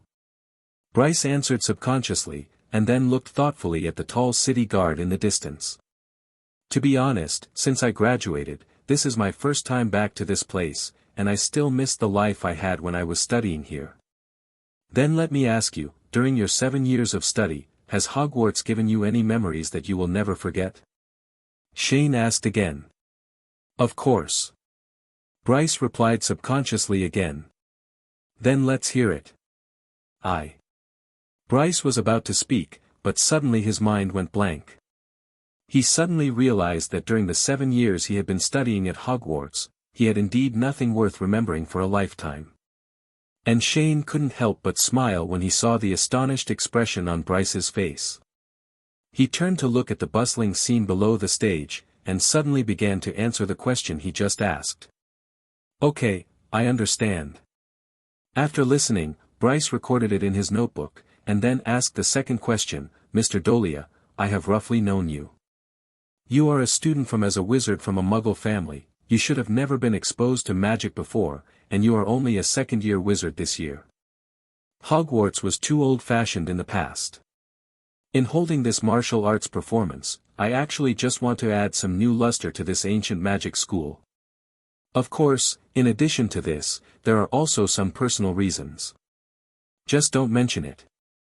With tears in my eyes, I beg for subscription, monthly tickets, and flowers. Thank you for your support." I saw this familiar yet unfamiliar Quidditch pitch in front of me, crowded and lively. So I'm curious, what is it that makes you want to do these things? At this time, Bryce suddenly thought of another question and asked anxiously, "Is this also the reason why you founded Fairy Tale?" Looking back over the years, students and professors at Hogwarts have come and gone, but the castle seems to have not changed much except for the people. Compared to the Durmstrang School of Witchcraft and Wizardry, which has become famous in the past 10 years. And Beauxbatons Academy of Witchcraft and Wizardry, it seems like only a few ghosts have been added. In the auditorium, Muggles and wizards, who had been quite separated in the past, could sit together and chat lively even if they didn't know each other. There were also many vendors in the aisles with large boxes hanging on their chests selling their products, potions, herbs, snacks, toys, etc. They can earn a lot of income every time they go around. "How did you know?" Bryce looked shocked. "Mr. Calhoun, I dare not say that these 4 days of martial arts performance can be remembered by all the students present for a lifetime, but I am sure that in 10, 20 years, or even decades later, when they think of Hogwarts when they are young, they can remember how they once tried their best for themselves and the college's honor on the field." When Bryce heard these words, he also followed Shane's gaze and looked down. "To be honest, I can't answer this question for you." Shane shook his head and said, "Because I don't know what led me to want to do what I am doing now." "Not entirely," Shane replied, "but apart from my personal reasons, when I created Fairy Tale, I really wanted to change the waning state of Hogwarts." Bryce looked at everything in front of him with a little fascination, and suddenly nodded as if he understood something, and then said, "Thank you, Mr. Dolea. I think I understand what you are talking about. People are like this sometimes. For various reasons, they suddenly become someone they never imagined." He never seemed to reveal that he had ever been a professional Quidditch player. "Like Mr. Calhoun, haven't you yourself transformed from a Quidditch player into a reporter?" Therefore, no one can forget the 4 words Hogwarts, but many people can only remember these 4 words. Quidditch chasers are responsible for holding the ball to score points, so one of their hands will have a thick callus on the tiger's mouth due to long-term friction with the broomstick. Shane looked at Bryce's left hand. He said, "You just said that you graduated only 5 years ago, and you only joined the Prophet last month, but the callus on your left hand is not something that an amateur Quidditch enthusiast can wear out. I dare say that it will take at least a year. Before, you were still racing on the Quidditch pitch. Really, you are the inheritor of Ravenclaw." Bryce looked at his left hand, a trace of regret suddenly appeared on his face. "You are right, Mr. Dolea. For me, ever since I started playing Quidditch, I have always wanted to be an excellent chaser. So after graduating from Hogwarts, I joined the Scottish Quidditch team. It's a pity that after 4 years, I couldn't become an official player. There will always be many talented people who can easily surpass me. So I had no choice but to give up my dream and go back home in despair. After wasting about half a year, I became a reporter on the recommendation of my family." "You are right, Mr. Dolea. In fact, many things have no reason at all, they just slowly become like this." After speaking, Bryce calmed down his emotions, recorded the conversation between the two in his notebook again, and then said, "I want to ask one last question. Everyone knows that you are the heir of Ravenclaw and Slytherin. Have you ever imagined what kind of person you will become, or what goals you have?" "Goals?" Shane was suddenly silent for a while after hearing this question, and then said, "If we talk about goals, there are too many. But for now, I still hope that this world will be less an unnecessary tragedy." "Tragedy?" Upon hearing these 2 words, Bryce suddenly looked confused. "Voldemort, are you afraid of him?" Shane asked suddenly. This. Bryce was stunned for a moment, then shook his head with a wry smile. "Mr. Dolea, if you were asking this question, if it were anyone else, I'm afraid you would be so scared that they would turn around and run away." "So, are you scared?" Shane continued to repeat the question. "It's not so much that I don't have much fear of him, it's better to say that I don't understand him at all." Bryce said slowly, "I am half and half. My mother is a wizard and my father is a muggle. Until only after receiving the notice from the owl did my father learn about my mother's identity as a wizard, and that was the first time I was told not to reveal her name." "As long as you're not afraid," Shane said with thoughtful eyes, then pointed to Bryce's notebook. "Listen carefully. Voldemort, he is the product of love potion. He did not understand what love was when he was a child, and exchanged his miserable childhood for an evil nature. It can be said that he is the source of tragedy for many people, but few people know that the real tragedy comes from the life experience hidden behind him." While Bryce remembered Shane's words, cold sweat broke out on his forehead. He didn't expect that he could actually hear the secret of Voldemort's life experience. Yes, over the past few months, the public opinion offensive against the pure-blood theory has gradually cooled down. So Shane planned to take advantage of this opportunity to perform martial arts and release all the secrets of Voldemort's life experience and the Gaunt family behind him through Bryce's report. This will further arouse people's thinking about the pure-blood theory and once again ignite the flames of public opinion. Shane's speech lasted several minutes, neither long nor short. Before ending the interview, he said to Bryce, "Mr. Calhoun, please release the report about my interview on the day after the military exercise." "Okay, no problem." Bryce nodded in agreement. Although he didn't know what Shane's intention was, it was just a small matter, so he didn't ask too much and just agreed. When the time came for the noon break, the 5 major teams took a temporary truce and entered into the meal period. After this morning's fierce competition, the current battle situation is, the arenas of the 4 major colleges are all occupied by Fairy Tale except Ravenclaw's. Ravenclaw is actually in danger, and a lot of useful combat power has been consumed. Now the ones guarding the arena are a second-year Eagle will probably be beaten down after the lunch break. Gryffindor Ring Keeper, George Weasley, Fairy Tale. Slytherin Ring Keeper, Draco Malfoy, Fairy Tale. Ravenclaw ring guard, Terry Butt, Ravenclaw. Hufflepuff ring keeper, Luna Lovegood, Fairy Tale. Fairy Tale ring keeper, Sonia de Oliveira, Fairy Tale. Everyone was extremely shocked and incredible at Fairy Tale's performance. George Weasley, how did he flexibly control his doji to attack without using a wand or spell? This is simply incredible. Draco Malfoy, his water magic is extremely weird, and the combination of various endless spells, practiced with Harry, makes the Slytherins shout traitors. Luna Lovegood, a strange girl who looks crazy, is still a first-year student, but she tortures her opponents to death with her Patronus charm, which is both offensive and defensive. Sonia de Oliveira, this girl is even more weird. From the beginning to the end, no one has seen how she defeated her opponent. Just as soon as the white hair was gone, she saw that she had fallen to the ground. You must know that among the above 4 people, there are 2 first-year students and 1 second-year student. But judging from their performance, their experience is far beyond that of their peers and may have reached the level of Hogwarts. Level of graduates. And coupled with the magic they cast that no one has ever seen before, where did so many little monsters come from? Therefore, this also made the representatives of other magic schools present feel nervous. After so many years of hard work, their school finally showed signs of surpassing Hogwarts, a 1,000-year-old school, but unexpectedly, Shane Dolea suddenly appeared, shattering their self-confidence to the ground. At the same time, at the Fairy Tale camp, Shane was having lunch with his guild mates. The food was all cooked by Kellyulu. On one of the tables, Harry and Draco were having a daily bickering while eating, making Lucius' face twitch at the side. Potter, you are so embarrassed. Without the invisibility cloak, you were instantly knocked down. Shut up, Malfoy. If I hadn't taken down the last 4th-year Slytherin main force, do you think you could hold the Slytherin ring now? Then you mean that my victory is all due to you?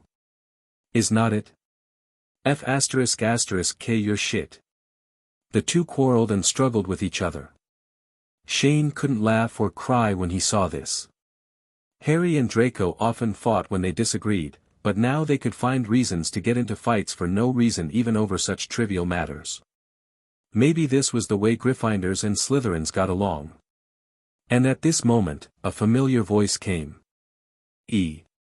Others in the camp. Justin is constantly sorting out his experience in today's battle, so that he can catch his opponent by surprise in the afternoon. Perhaps you are right, there could indeed be fewer unnecessary tragedies in this world. Neville is studying how to use his own herbs and potions to ensure the logistics of his companions.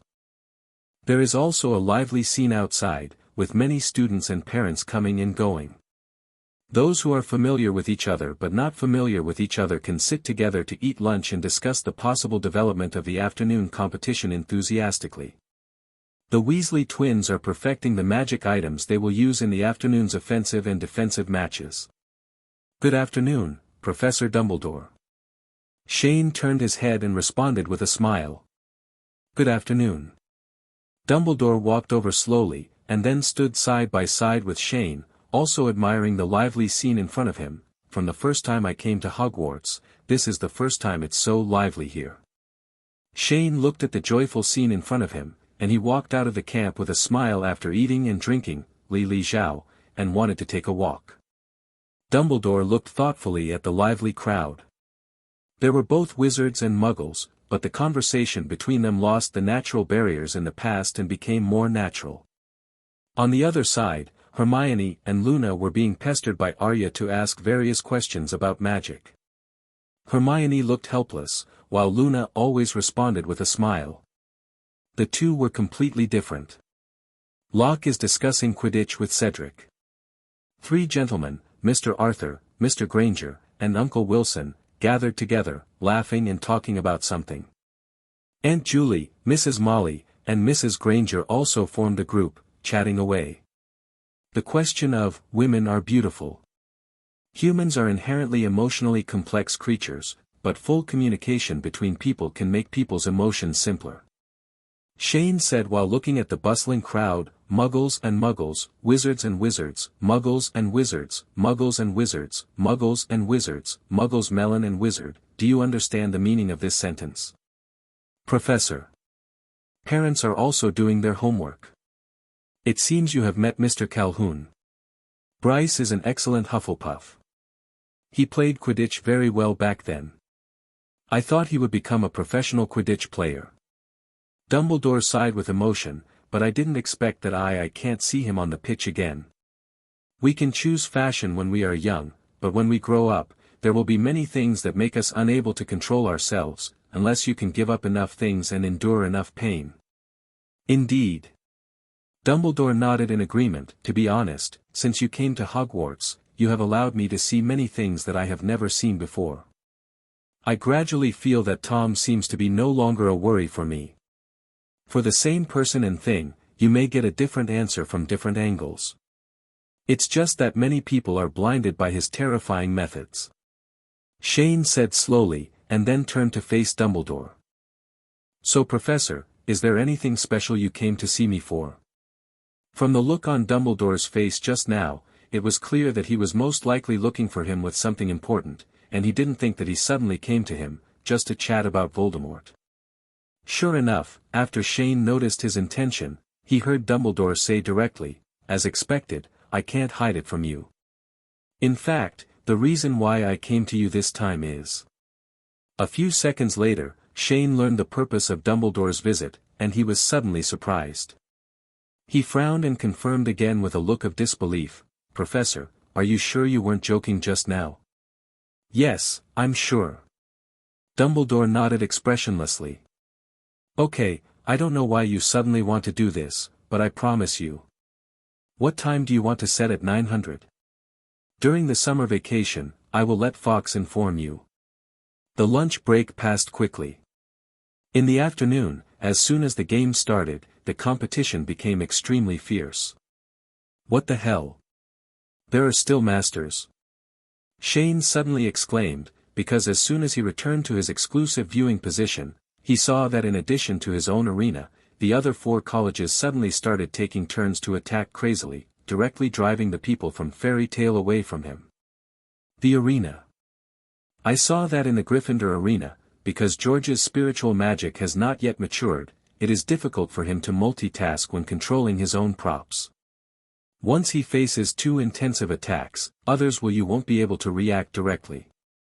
In previous attacks, he had won by relying on the opponent's ignorance of the skills and characteristics of his props. Now that the Little Lions have discovered this weakness of his, they directly sent a 6th grader to the field and started without saying a word. He bombed with a magic spell and quickly drove people off the ring. In the Slytherin ring, Malfoy, who was guarding the ring, was simply beaten by the little snakes in an arrogant style, and was beaten hard by a big 4th-year man wearing high-end alchemical armor and drinking an unknown potion. He was thrown off the stage under various spells. Ravenclaw's little eagle still stood firm, Hufflepuff's little badger used the sleeping spores grown in his own home to put Luna to sleep, and Zoe tried to regain the ground for Luna, but was directly hit in the face by an exploding pepper. It is said that this kind of explosive pepper was specially developed by Professor Sprout for this martial arts performance. As long as it is squeezed by external force, it will explode and release pepper mist. Fake. So now the entire competition field has suddenly returned to its original point, that is, each major college controls its own arena, with high momentum. Help, President. Zoe was lying on a bed, desperately calling for help from Shane. She looked very pitiful now. The spiciness of the explosive chili peppers was no different from that of ordinary chili peppers, which made her face turn red and she stuck out her tongue with tears streaming down her face. In order to help her relieve the pain, Luna was wiping her face with milk to relieve the heat. Ouch! Seeing this, Shane quickly used magic to wash away all the capsaicin on Zoe's body. After Zoe replied, she immediately hugged Luna and cried, "Wow, I'm alive. Thank you, Luna, you have to avenge me. Hey, hey, hey. It seems that I cured you, and didn't you want to run up to the Hufflepuff ring yourself in the first place and say that you wanted to help Luna regain her place? Shane suddenly vomited. I don't care. Wow! Luna cried and buried her head in Luna's arms, and Luna also tilted her head, imitating Shane's usual way of stroking the former's head. Now the major colleges have begun to fight back, and they have figured out the characteristics of our magic. Cedric said with a headache next to him, we are not yet proficient in the power of our respective magic circles, so we can only barely use them in combat, and in the magic spell in terms of quality, most of us are not superior, and we would be too passive if we continue like this. Although Shane is the president of Fairy Tale, in fact, he did not interfere too much in the battles of the members during this martial arts performance, so the actual dispatching and commanding officer was Cedric. Now that all the members have been kicked out, it is a bit disappointing for him. Don't know what to do. So, he turned to Shane for help. Don't look at me like that, you are the captain of this competition. Shane replied with raised hands, I'm just telling you that Fairy Tale must win the arena competition and have all 5 players on the stage. Okay. Cedric smiled bitterly, and then began to fall into deep thought. In the 4 major academies, Gryffindors, a group of little lions, usually don't play according to the routine, and they have very good physical strength. They like to engage in will battles to consume the defender's physical strength, so they must find someone who can drag them to death. Ravenclaw has been trained by their own guild leader, plus the guidance of Professor Flitwick, a wizard duel champion, and is the strongest team in the field except Fairy Tale. They are more difficult to deal with than Slytherin, so they can only choose to fight head-on. Slytherin has a deep foundation and cruel methods, but as long as the needle is pointed, it is not a problem to take them down. Hufflepuffs are also tricky. The various strange plants they carry are often surprising. So after thinking again and again, Cedric immediately suggested, Neville, Surrey, please go out and call everyone back first. I want to redistribute the attacking personnel. Okay. Neville and Surrey agreed and quickly ran out of the camp. Look, the people from Fairy Tale have begun to withdraw. People in the audience suddenly noticed that the people from Fairy Tale have suddenly withdrawn from the arena next to the 4 major colleges. Did they just give up like this? No way, there are still 2 hours before the end of the game. How is that possible? They probably went back to discuss tactical countermeasures. Actually, with Fairy Tale's strength, if they want to win, they can just concentrate on occupying 3 arenas. This is no problem for them at all. Why do they have to work so hard to occupy them all? I think this is natural. Geniuses are arrogant. I think they are rushing to win from the beginning. This is also true. Who doesn't want to win a brilliant victory in such an important game? At this time, the Fairy Tale camp called back all those who were attacking outside, and Cedric began to make tactical arrangements. I will arrange it like this next. Penelo, Surrey, Zhangqiu, Justin, and Neville, you are responsible for guarding the house. Your strength is more than enough to guard our arena. Where are the Slytherins? Hermione, take Fred and George over there. Let Weasley attack the ring first and try to hold it. If it doesn't work, you can go up last. Your sky magic complements each other and you can fly. I believe you. Dealing with Slytherin in the finale is not a problem. Hufflepuff, Sonia, Zoe, Luna, you go over there. Although Professor Sprout's plants are very difficult to deal with, your magic can more or less restrain them, so I'm begging you. I can take care of Ravenclaw by myself. As for everyone else, go to Gryffindor. Very good. Shane was very satisfied when he heard Cedric's arrangement. People in the auditorium not far away were suddenly startled by the loud voices. Because we are Fairy Tale. With tears in my eyes, I beg for subscription, monthly tickets, and flowers. Thank you for your support. What's going on? This Fairy Tale bear is possessed. Yes. Everyone agreed in unison, raising their fists high and looking menacing. Oola. This game is getting better and better. I feel it is even more exciting than when I went to the Quidditch World Cup the year before last.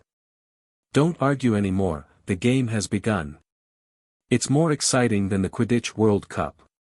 An unhappy Quidditch fanatic retorted. What's wrong? In the last Quidditch World Cup, the seekers from both teams flew for more than 10 hours without catching the golden snitch. I was so sick when I saw the store. Oola. Many people looked at each other with exclamation marks and question marks on their heads. Tell me why.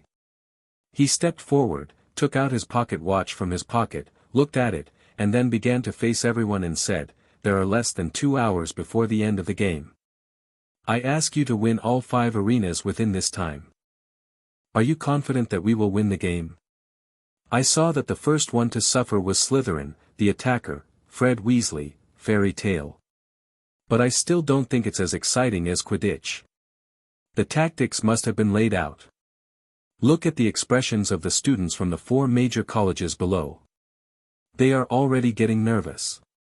On the ring, the Slytherin ringkeeper first shouted a curse, Serpensortia.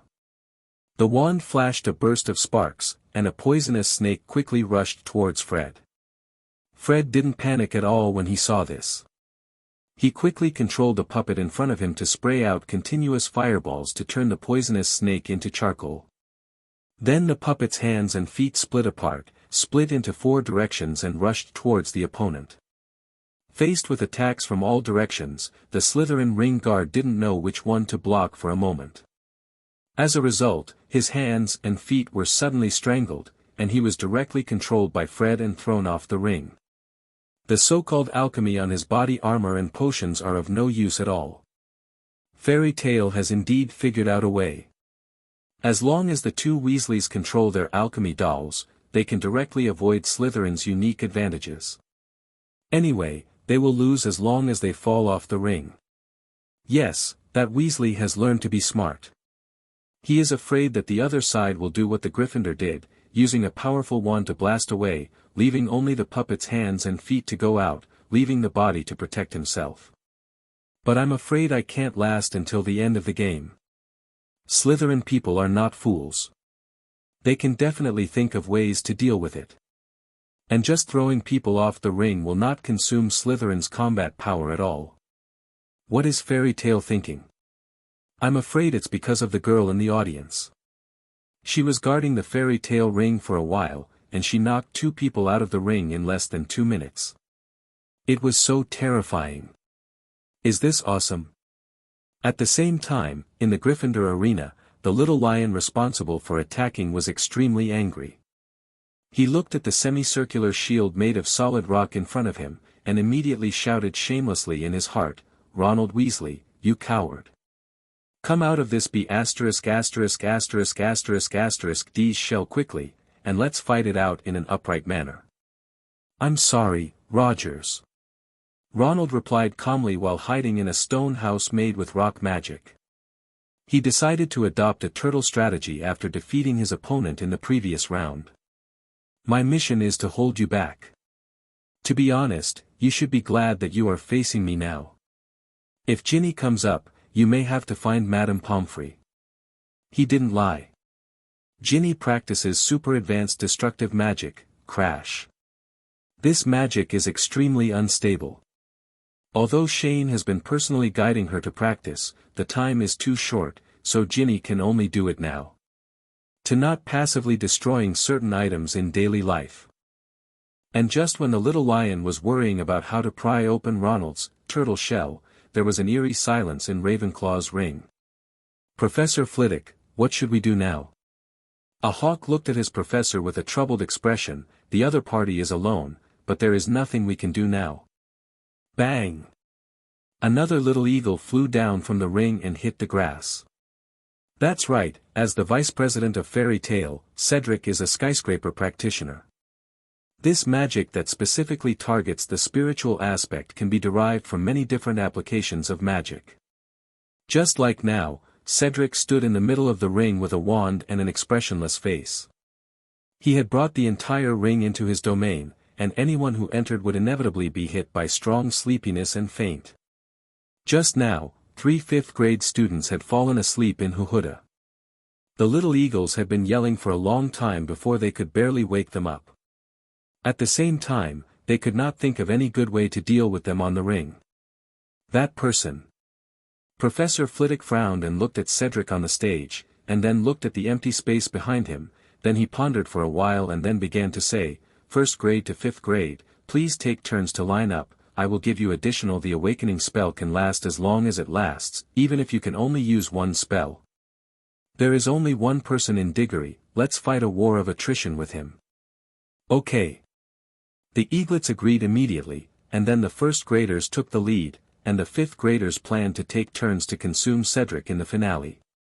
At the same time, compared to the offensive and defensive competitions of other colleges, Hufflepuff is the most exciting here. The first person to attack was Luna. She was covered in golden-red flames. The sleeping spores of the little badger and the explosive peppers all turned into ashes immediately when they touched the flames around her. The little badger who was responsible for guarding the ring was surprised when he saw this, and immediately wanted to try using Mandrake, but before he could take the flower pot out of the bag, Luna had already taken the lead. I saw her holding an oak wand and waving it gently, and then said a spell, Expecto Patronum. Sacred silver-white light flew out of the wand, and a silver-white rabbit jumped around in the void. I saw the patron saint rabbit jumping around Luna and then pounced on the little badger, and used the rabbit to kick the badger, directly kicking the latter away. Wow, I am always shocked no matter how many times I see it. If someone had told me before that a first-year witch at Hogwarts could summon the complete Patronus curse, I would definitely have said that he was under the Imperius curse. What's the Imperius curse? I think the fire around the girl is the key point. What kind of magic is that? This is the first time I've seen flames used for protection. It looks a bit like the flames of a phoenix. But no matter what, Hufflepuff is very difficult to deal with now. The magic plant method has been strangled to death. But the Patronus charm is one of the most powerful and oldest defensive spells in the wizarding world. According to the rules, Hufflepuff cannot send anyone above the 3rd grade to play, but the junior masters below the 3rd grade have no chance to fight against the Patronus charm. Then we can only fight a war of attrition. That girl seems to be a child of the Lovegood family. According to common sense, the flames on her body shouldn't last too long. Consume the hammer, Fairy Tale and 2 girls are standing under the ring. Under the ring, Hufflepuff's little badger saw that his magic plant had failed, and he didn't know what to do for a moment. When Professor Sprout saw this, he thought about it for a while and then he became heartbroken. He took off his mud-stained protective sleeves and said, "There is no other way, let's take out the trump card. Call Rolf up." The little badger next to him was startled when he heard the sound and immediately reminded, "Professor, are you sure? That is our trump card in the team competition." "Forget it for now, call Rolf over." "Yes." The little badger agreed, and then quickly ran to the back of the Hufflepuff team. After a while, Rolf's commander ran over panting carrying a big box. "Professor, I'm here." "RNTT. Rolf, go up and give it a try." Professor Sprout patted Luo Fu's shoulder, and then told him, "But remember, you must not reveal all your trump cards. After all, we still need to rely on you in the team competition." "Okay. Just take it from me, Professor." Luofu immediately replied confidently, and then excitedly carried the box to the stage. The surrounding audience suddenly felt very confused when they saw Hufflepuff's movements. But soon, Rove's actions told everyone the answer. I saw a bird-headed snake-body creature with wings and legs suddenly appeared on the ring. It was covered with blue-green feathers, its wings were purple-red, and it was at least 2 meters tall with its body coiled up and its head raised, staring at Luna with bursts of cold light. There was a burst of discussion from the audience. I saw that this commander placed the ancestral box on the ground, then opened the lock with a snap, and looked up at Luna with a smile. "Hee, be careful. I decided that it is you are here, come out." "Kano. Then this is troublesome. This bird snake looks like an adult at first glance, and the Lovegood family's flames can scorch its feathers at most. At first glance, you didn't listen carefully to the rules of the game.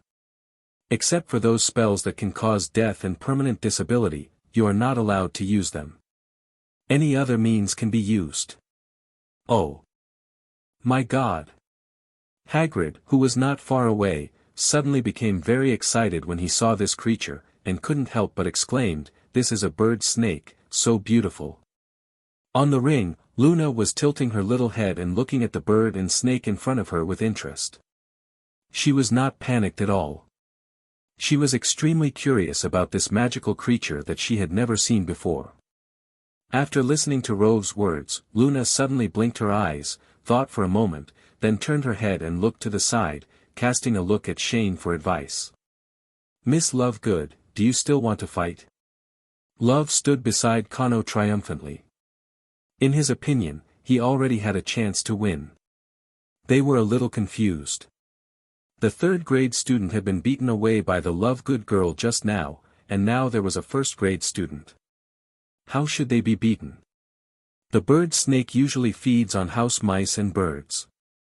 It is docile but will attack anyone who comes close to it, especially when it protects its own eggs that look like they are made of the purest and softest silver. Alchemy, it is a two-legged animal with wings. It has a snake body and a head like a dodo. It has small fangs and sharp teeth in its mouth. It has feathers on its body and can change freely. Body size, native to South Asia. What the hell? What is that? There was a commotion in the spectator seats. Shane had also seen the situation here and was immediately surprised. Oh. Has the Scamander family's ancestral box been passed down to Newt's grandson? I really didn't expect Hufflepuff to have this trump card, but it's a pity that I chose the wrong opponent. After saying that, a black shadow suddenly flew out of the old box. That box must be Scamander's child. Can magical creatures be used in the competition? Shane received Luna's signal, smiled and nodded in agreement, and the latter instantly showed a bright smile. That's not right, Professor. The little badger below also noticed Luna's strangeness. Looking at Lovegood's behavior, it seems he has a backup plan. Professor Sprout also looked at the two people on the ring nervously. Now that Hufflepuff has taken out all his cards, he may have to admit defeat directly if he can't win again. On the ring, Luna raised her wand in the ceremonial opening gesture of a wizard's duel, which indicated that she accepted the challenge from Rolf and his magical animal companions. When Rolf saw this, his expression instantly became serious, and he also raised his wand and said, "In that case. Be careful, Miss Lovegood. Cano, we are here." The bird snake kicked its legs, flicked its tail, and suddenly flew towards Luna at a speed that was beyond the reach of the naked eye. Faced with the rapid attack of bird and snake, Luna first used her patron saint to slow down the opponent's speed, and then she pointed the wand in her hand at her heart and whispered, "Receive synchronization." Immediately, the rays of light flashed like 010, and a pink-purple magic circle slowly unfolded behind Luna. The bird and snake that had escaped from the patron saint instantly stopped in its tracks. At the same time, its feathers continued to tremble, and its mouth uttered there was a sound like a crow, representing nervousness. "Oh my God! What is that?" Shocked shouts came from the audience, because this was the first time they had seen a complete magic circle. A pair of golden-red wings suddenly grew out of Luna's back. When her wings shook, the blazing flames spread out. At the same time, her eyes turned into a pair of vertical pupils, giving people a chilling look. Feel. This is Leah's magic. The little badger below was in a commotion, shouting in his heart that he finally used it. Oh no! Rolf looked shocked. He didn't expect Luna to have mastered Shane's magic. Luna just glanced at the bird and snake lightly, and the latter was so frightened that it shrank its head and did not dare to move. Then he waved his hand again, and a golden-red fire ring immediately surrounded the bird and snake. Although this did not harm the bird and snake, the basilisk's pupil power coupled with the phoenix's flames, this natural suppression force made the bird and snake feel great fear from the biological instinct, and quickly let out a cry of terror. Kano! Rolf shouted nervously, and then wanted to run forward to rescue his magical animal companion, but the high temperature of the phoenix flame made it difficult for him to move forward. So, after listening to the screams of birds and snakes, and thinking over and over again, Luofu finally decided to admit defeat. He quickly shouted, "I surrender. I surrender. Please don't hurt Kano." As soon as he finished speaking and the flames dissipated, Bird Snake immediately got back into Luofu's box and trembled without looking back. So, this time Hufflepuff failed and Fairy Tale Luna Lovegood won. The little badgers stared dumbfoundedly at Luna, who was still slowly flapping her wings in the ring, and all looked at their professor. "Professor, what should we do next?" asked a little badger. Professor Sprout blinked and was stunned for a while before replying, "Children, why don't we go cook?" So in the following time, people never saw Hufflepuff try to attack again, and the little badgers were completely defeated. Destroy it. You can't defeat it at all. It's better to go back and make delicious food, and you'll feel better. The little badgers kept thinking in their minds, and their mouths were full of things.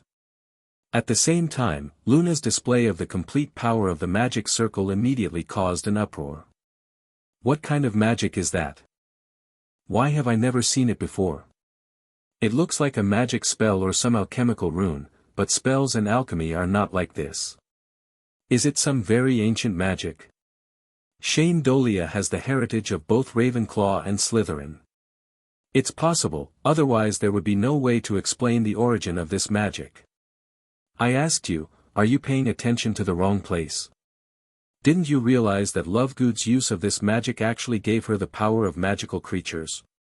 Yes, this is a big deal. You must know that even ordinary 3x level magical creatures can cause a lot of trouble to aura level wizards, but what Lovegood just showed seems to be the ability of the Phoenix. I just seem to see a few people from the Ministry of Magic leaving in a hurry. This fairy tale may be in trouble. That's not the case. You still don't know the nature of urine in the Ministry of Magic. You haven't even caught a single exiled Death Eater in all these years. What a waste. Speaking of which, this is also the time when Mr. Dolea announced the identity of the mysterious man. Otherwise, these damn guys are hiding in the dark, and we don't know when they will come out and harm people. The wizards in the audience were discussing and suddenly turned their attention to the Ministry of Magic. It can also be seen from this that Shane's previous public opinion war has begun to bear fruit. Fairy Tale Arena. It's so boring. Su Rue sat cross-legged in the middle of the ring, holding her fair face with her little hands. Here comes someone. Is there anyone who wants to challenge me? Phew. A breeze named Desolate blew by, because other colleges were busy taking back their own arenas from Fairy Tale's hands. They were in a state where they could not protect themselves, so they could not spare any extra combat power to attack. Sorry, if no one is around, come down. Shane shouted loudly from a distance. Anyway, there is a high probability that no one will come now, so let's just leave the ring empty. When someone comes, just send someone up. After all, he is not the kind of shady boss who wants his employees to stay at work when there is nothing to do in the office. Yeah. Thank you, President. Su Rue jumped on her calf and jumped off the ring happily. At this moment, Penelo, who was in charge of looking after the house, walked up to Shane and handed over a glass of iced latte. Try it, this is what I just made. It's June now, and although the climate in England is relatively mild, it's still quite hot under the sun. Thank you. Shane took the cup that was dripping with water, raised his head and drank a few big sips, feeling instantly refreshed all over his body. It feels good. Penelo smiled upon seeing this, then turned to look at the major arenas in the distance. How is everyone doing? Not bad. If nothing else happens, our guild should be able to win a complete victory. Now, they don't have to worry about the little lions except for Professor McGonagall's Transformation Club, because they are not their opponents at all. With tears in my eyes, I beg for subscription, monthly tickets, and flowers. Thank you for your support. Therefore, there are only 7 opponents in total that they have to face now, including 1 in the 3rd grade, 3 in the 4th grade, 2 in the 5th grade, and 1 in the 6th grade. I saw Ginny, who had been suppressed and did not play, timidly walked onto the ring. Facing the student in front of them who mastered the most powerful transformation technique in the entire Gryffindor Academy, Harry and others suddenly became helpless, and were defeated even after they went into battle. As long as they completely eliminate the 2 5th grade and 6th grade little lions, they will basically be sure of victory. That's right, Ronald's biggest fear is spiders. For him, this thing is scarier than his mother, Mrs. Molly. After Gryffindor regained the ring, because Harry and others were all second-year students, according to the rules they could only send fourth-year students to attack, so in order to preserve their combat power, Professor McGonagall immediately replaced a Transfiguration Club member. The 6th grade students took the stage for placement. Therefore, in order to complete the task assigned to them by Shane in 1.1, several people decided to discuss countermeasures before attacking.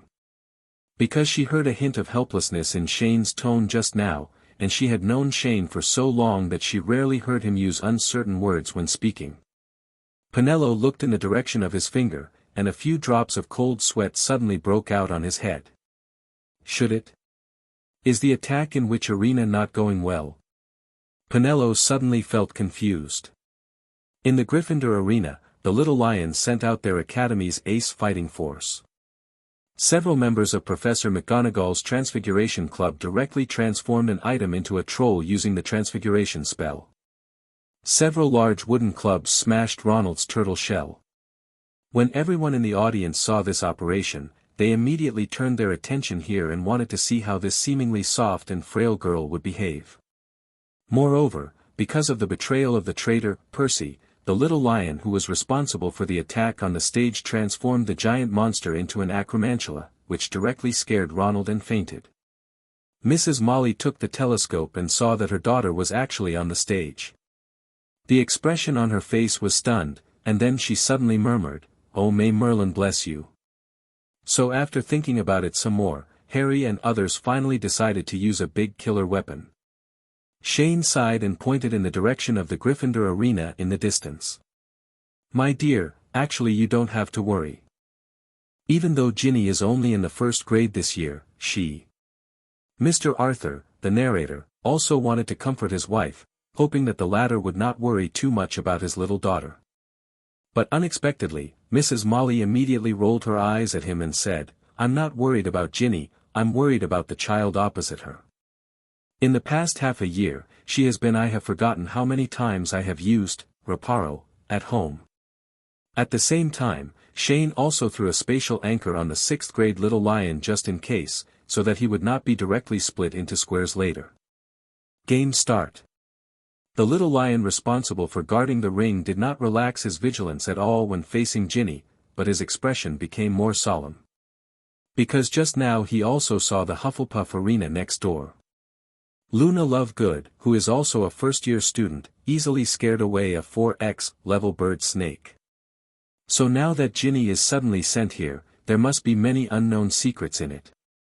Therefore, instead of using his superb transformation skills first, he thought of using ordinary spells to test Ginny's strength first.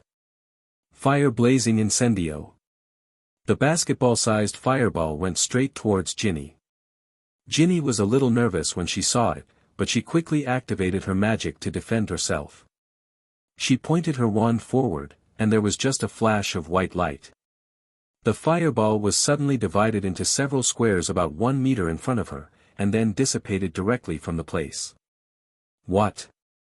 25. The little lion was shocked. Not believing in evil, he used another move, Expelliarmus. As a result, the cursed beam broke into light particles as soon as it reached Ginny. Is it some kind of magic that can invalidate magic? The little lion guessed in his heart when he saw this. Then, realizing that the opponent may have extremely advanced defense methods, and the magic spell may not be effective at all, the little lion decided to directly use his best transformation spell. Veriverto. I saw that a large stone prepared in advance suddenly twisted, and then instantly turned into a silverback gorilla more than 2 meters tall. This is his favorite animal, and gorillas are more comprehensive in terms of strength, speed, and defense. He wants to use this to deal with Ginny's magic. The magic spell doesn't work, but physical attacks can't be blocked, right? Thinking this way, the little lion shouted, "Come on." As soon as he finished speaking, the silverback gorilla immediately used its hands and feet to rush forward with rumbling footsteps. When Ginny saw the huge figure in front of her rushing toward her quickly, she was immediately frightened and didn't know what to do. She is still young and her mental quality is too poor. But at this moment, Harry in the audience immediately shouted, "Ginny, come on. You can do it, release your magic to defeat him. Ginny, hurry up. Come on." Ronald, Draco and others nearby also shouted loudly. So, with the encouragement of Harry and others, Ginny suddenly gained a strong momentum that she didn't know where she came from, and faced the gorilla who was already close at hand and shouted, "Crush." A white magic circle slowly unfolded, and at the moment when the gorilla's fingers were about to touch her body, dozens of square lines emitting medium light softly appeared on the surface of the gorilla's body. A second later, the gorilla seemed to be hit by an inexplicable powerful impact. Countless blocks flew out and turned back into stones, scattering all over the ground. At the same time, part of the arena under Ginny's feet also turned into pieces of gravel.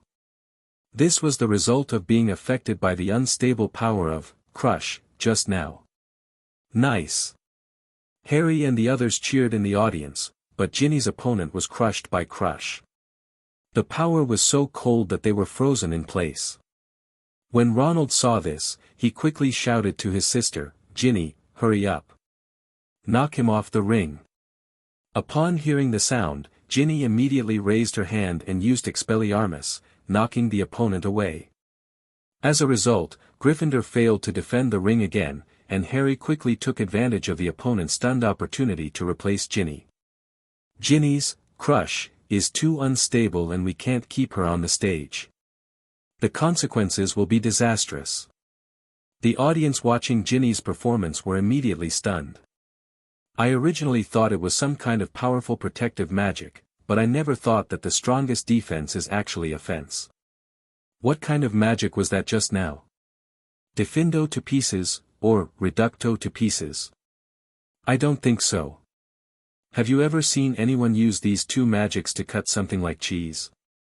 Didn't you just see that the girl from the Weasley family also had patterns like spells on her front? The magic used should be the same as that of the Lovegood children. What kind of magic is this? It's too powerful. My child won't be able to enter school until next year. Will he be able to learn such magic by then? I don't know, but you should be able to learn by joining Fairy Tale, but I heard that these children have passed very strict assessments to enter, and the test not only tests their talent. Many parents in the audience have begun to imagine that their children will be able to learn powerful magic after enrolling in Hogwarts. In the next period of time, the situation in the Gryffindor arena gradually stabilized.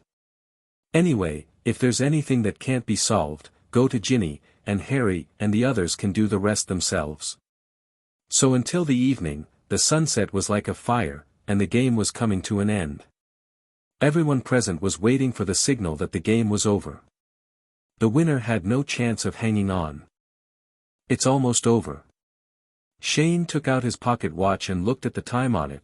The day flies by so fast, it's almost dark in the blink of an eye. Shane. At this moment, Hermione's voice came from not far away. She no longer had to guard the Slytherin ring, because all the available combat power of Slytherin had been consumed by her on her own. God knows how dark Snape looked when he looked at the little snakes on the ground. Hermione, you're back. Shane took a few steps forward to greet her, then put his hand on Hermione's little head and said, "Thank you for your hard work." Humph. Don't even look at who's taking action.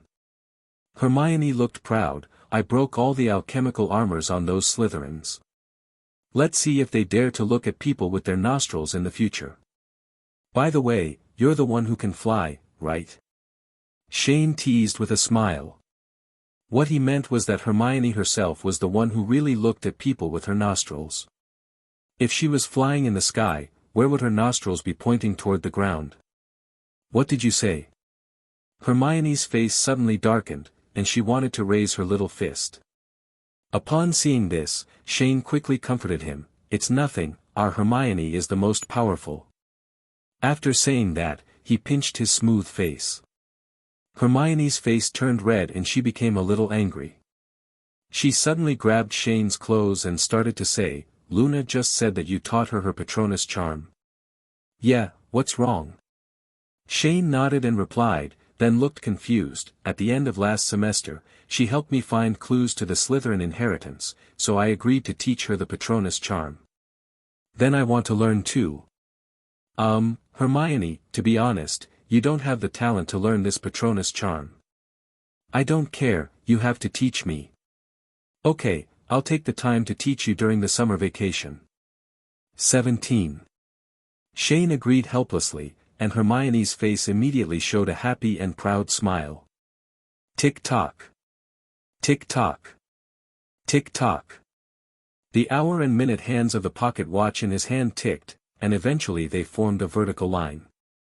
When Shane saw that the time was up, he immediately took out his wand and pointed it towards the sky. Bayou bang! A brilliant and beautiful colorful firework suddenly exploded in the sky, and the entire 407 Quidditch pitch suddenly fell into silence amidst the noise. Because at this time everyone understood that this firework meant that today's arena competition was over. Dumbledore was seen adjusting his robes, and then walked straight to the podium, holding the wand in his hand against his vocal cords. Dear classmates, parents, and guests, good evening to everyone. I am the headmaster of Hogwarts, Albus Percival Wulfric Brian Dumbledore. The one-day arena competition at Hogwarts is now over, and everyone present must already know the final result of this competition. But for the sake of fairness and rigor of the competition, I still have to read out the results of each team. Oh no! As soon as Dumbledore finished speaking, there was a sudden cry from below. Why do they have to be whipped to death even if they lose? You think they didn't lose badly enough, so you have to rub salt into the wound, right? Dumbledore took out a piece of parchment and began to read. In this Hogwarts martial arts competition, after a day of fierce competition, the results of the competition are as follows. Gryffindors occupy 0 arenas. The little lions sighed and beat their chests. Slytherin occupied 0 arenas. The little snakes' faces were ashen and they were gnashing their teeth. Ravenclaw occupied 0 arenas. The little eagles were relatively calm, but they were still unwilling to do so. Hufflepuff occupies 0 arenas. The little badgers have the best mentality. They have been ruined for a long time anyway, so they are working hard to make a living. Fairy Tale occupies 5 arenas. In the Fairy Tale auditorium, a group of parents jumped up excitedly.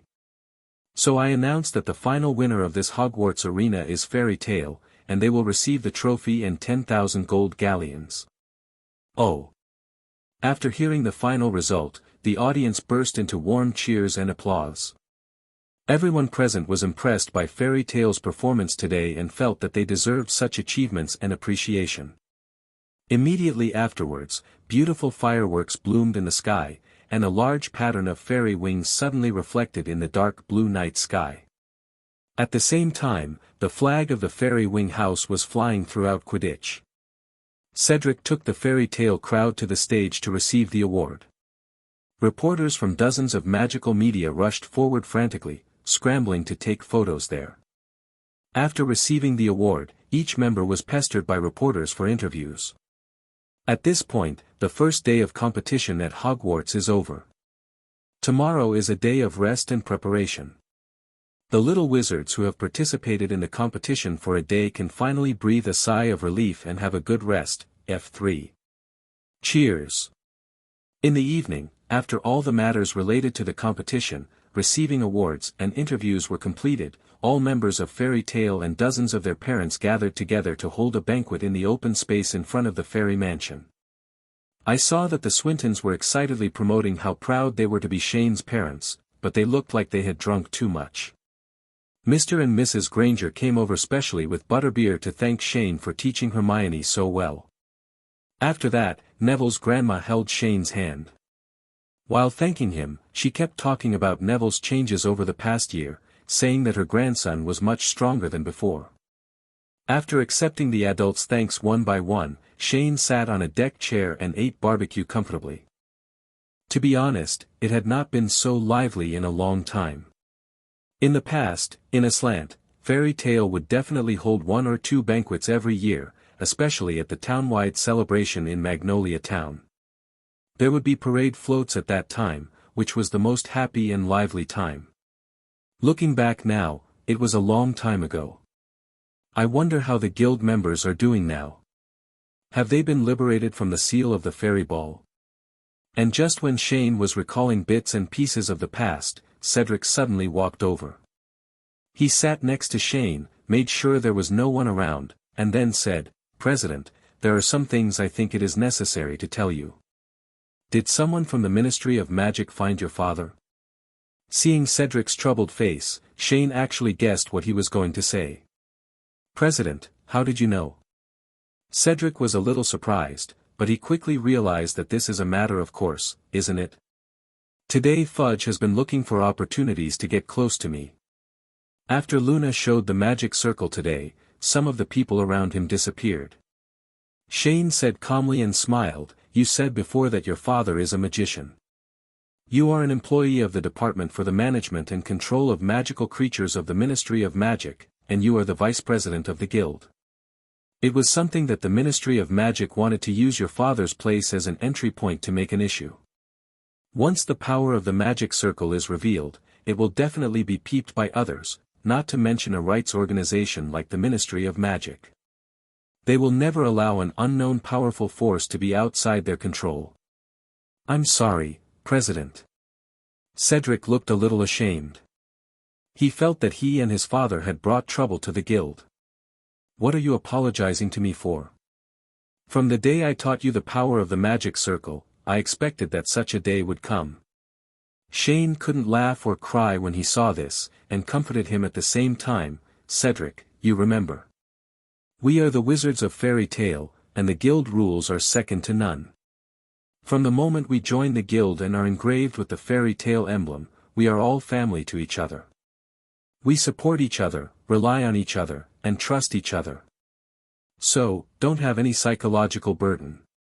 If you have any problems or difficulties, I and everyone in the guild will face them with you. But. No buts. Don't you know my strength yet?" Shane interrupted Cedric directly, waved his hand pretending to be angry and said, "Run back smoothly. Didn't you see that Mr. Amos was very angry? Worried about you?" Cedric turned to look at his father. He seemed to be worried that his son would be expelled from the guild for his own reasons. So he thought for a while, then nodded with difficulty and said, "I understand, President. Just understand, go back and stay with your father." Shane responded without looking back, and waved again. After sending Cedric away, Shane looked at his back and shook his head helplessly. I have to say that Cedric is a very honest person. I have always seen some fans say that he has the excellent qualities of the 4 major academies in him. Now it seems that it is indeed true. Time passed quickly, the next day's rest day came to an end quickly, and the Hogwarts martial arts team competition also arrived as scheduled. In the team competition on the 3rd day of the martial arts show, the 5-3 qualifying competition, the competition format is still a group competition. The final result has no suspense, but it is also somewhat unexpected. There is no suspense that Fairy Tale and Ravenclaw both advanced directly with their hard power, leaving other teams in disgrace.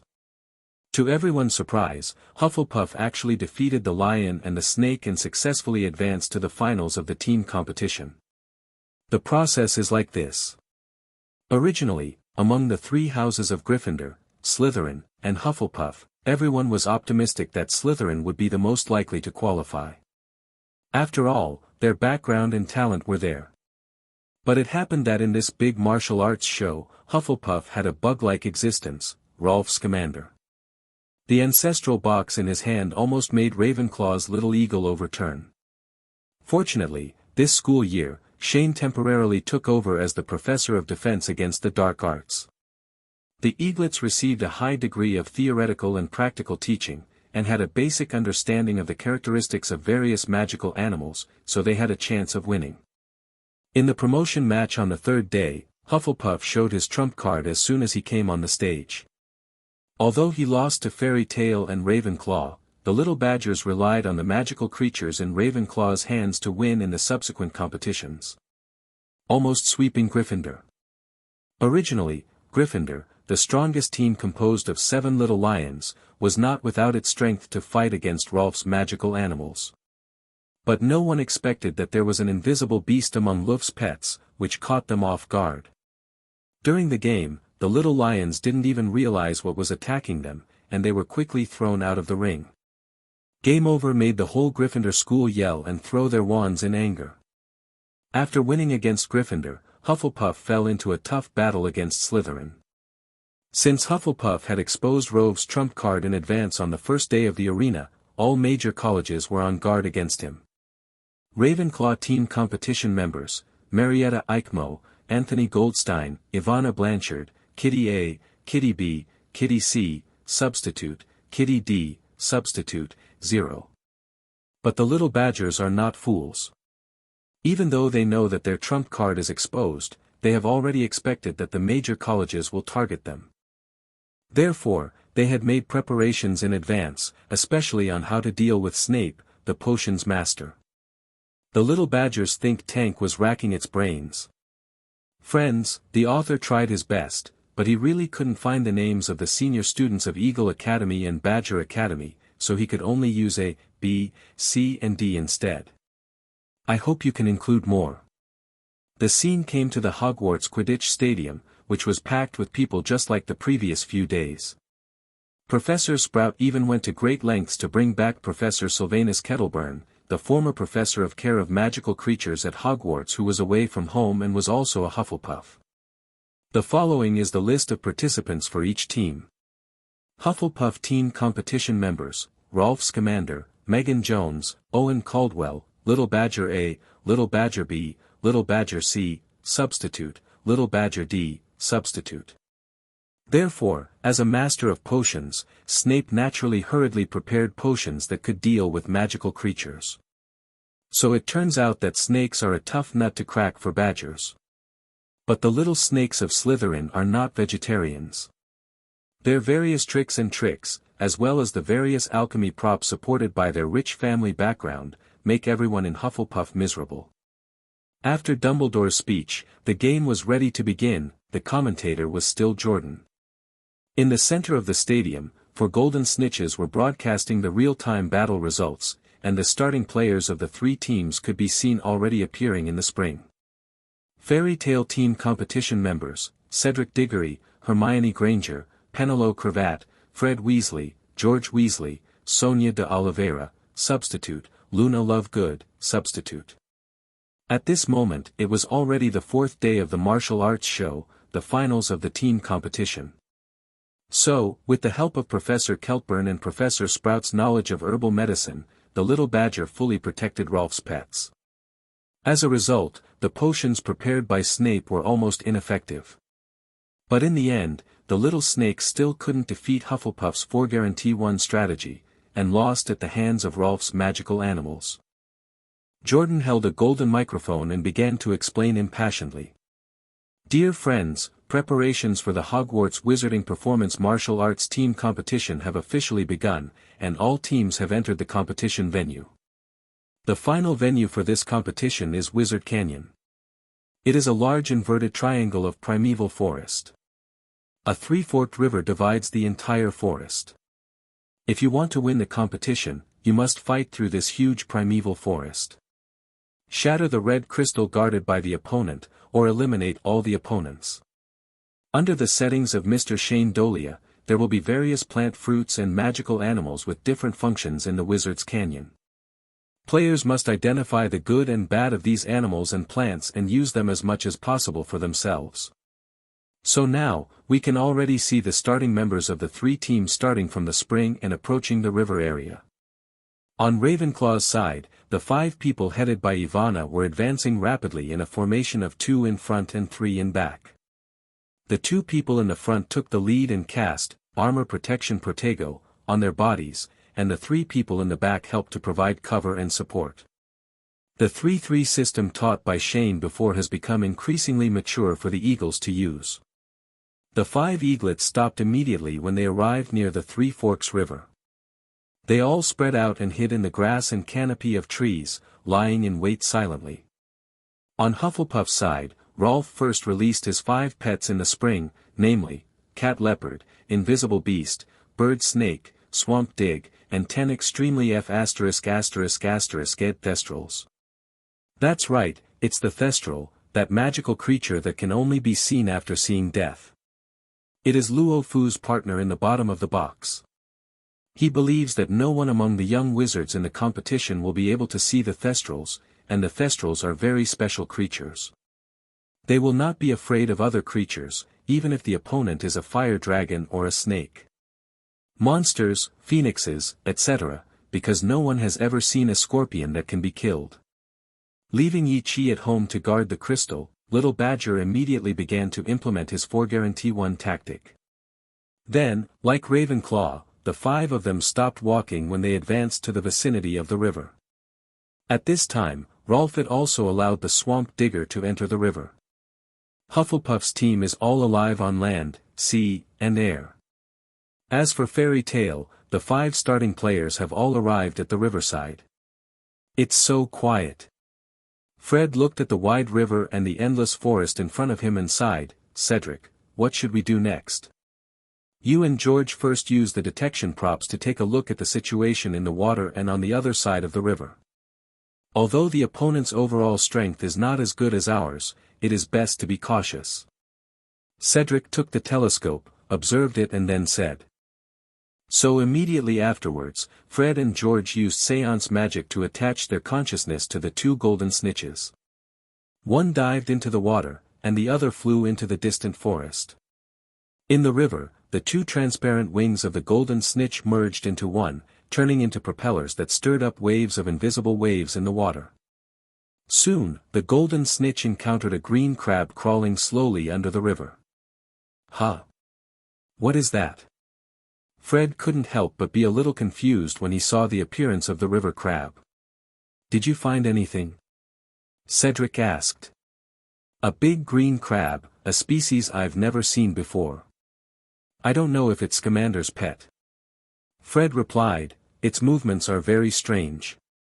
It crawls and then swishes away. A place far away. Green crab, Hermione, do you remember this magical animal? Cedric turned to look at the most knowledgeable person in the team.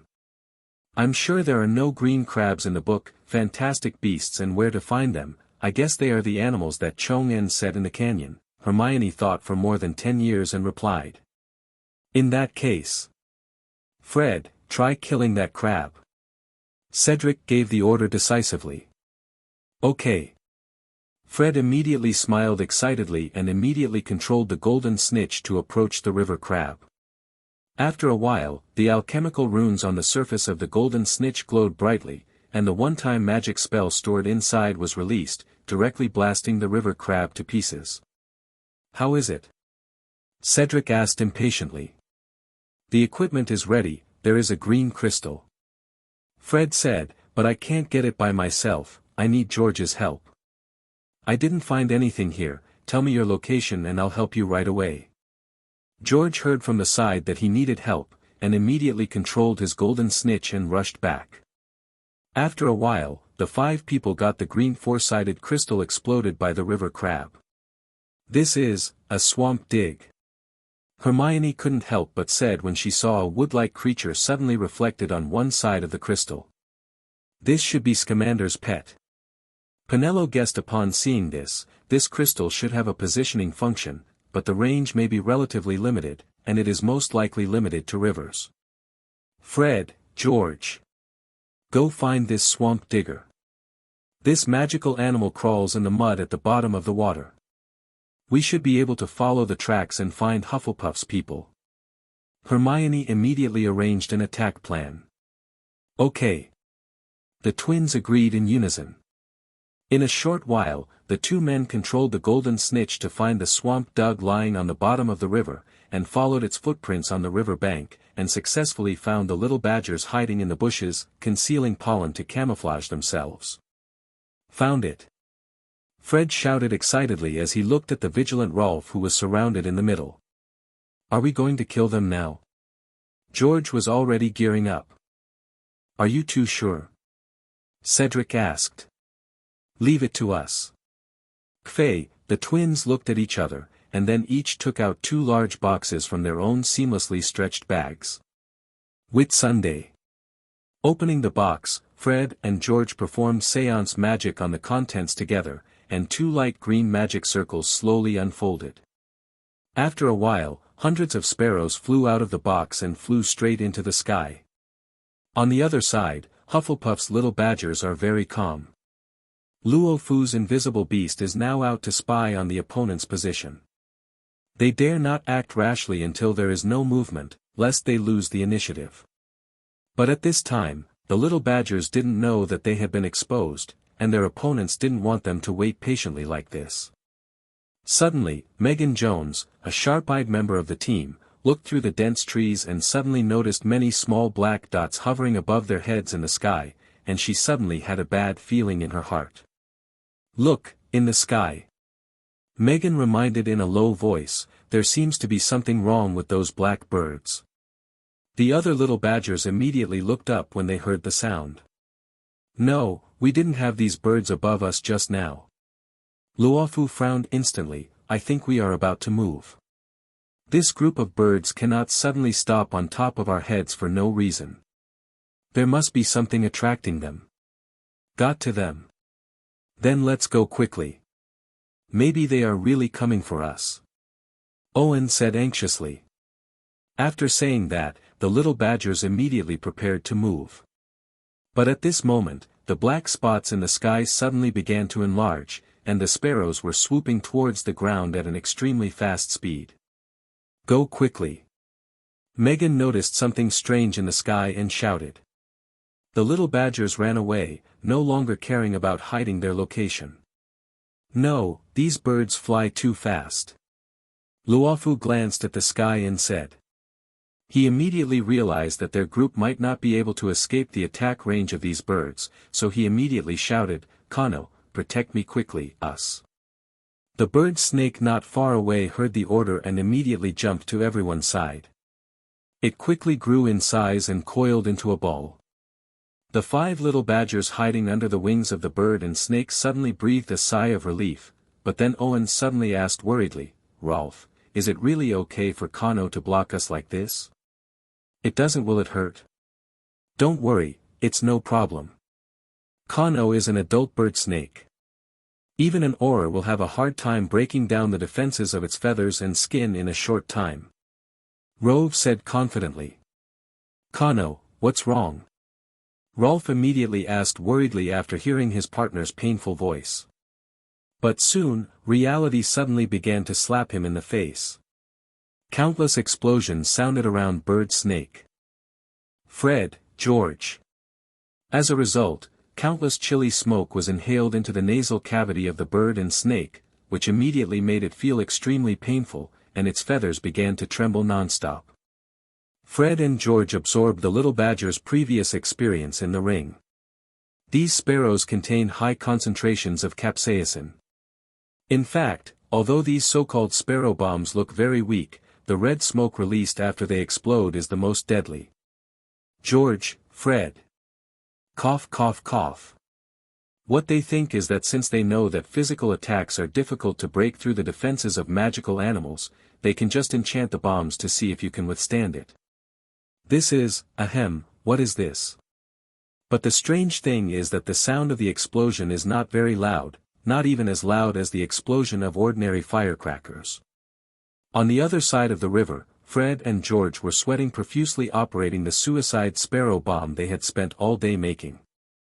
As soon as he finished speaking, 500 sparrow bombs collectively dived towards the ground at high speed, carrying out carpet bombing.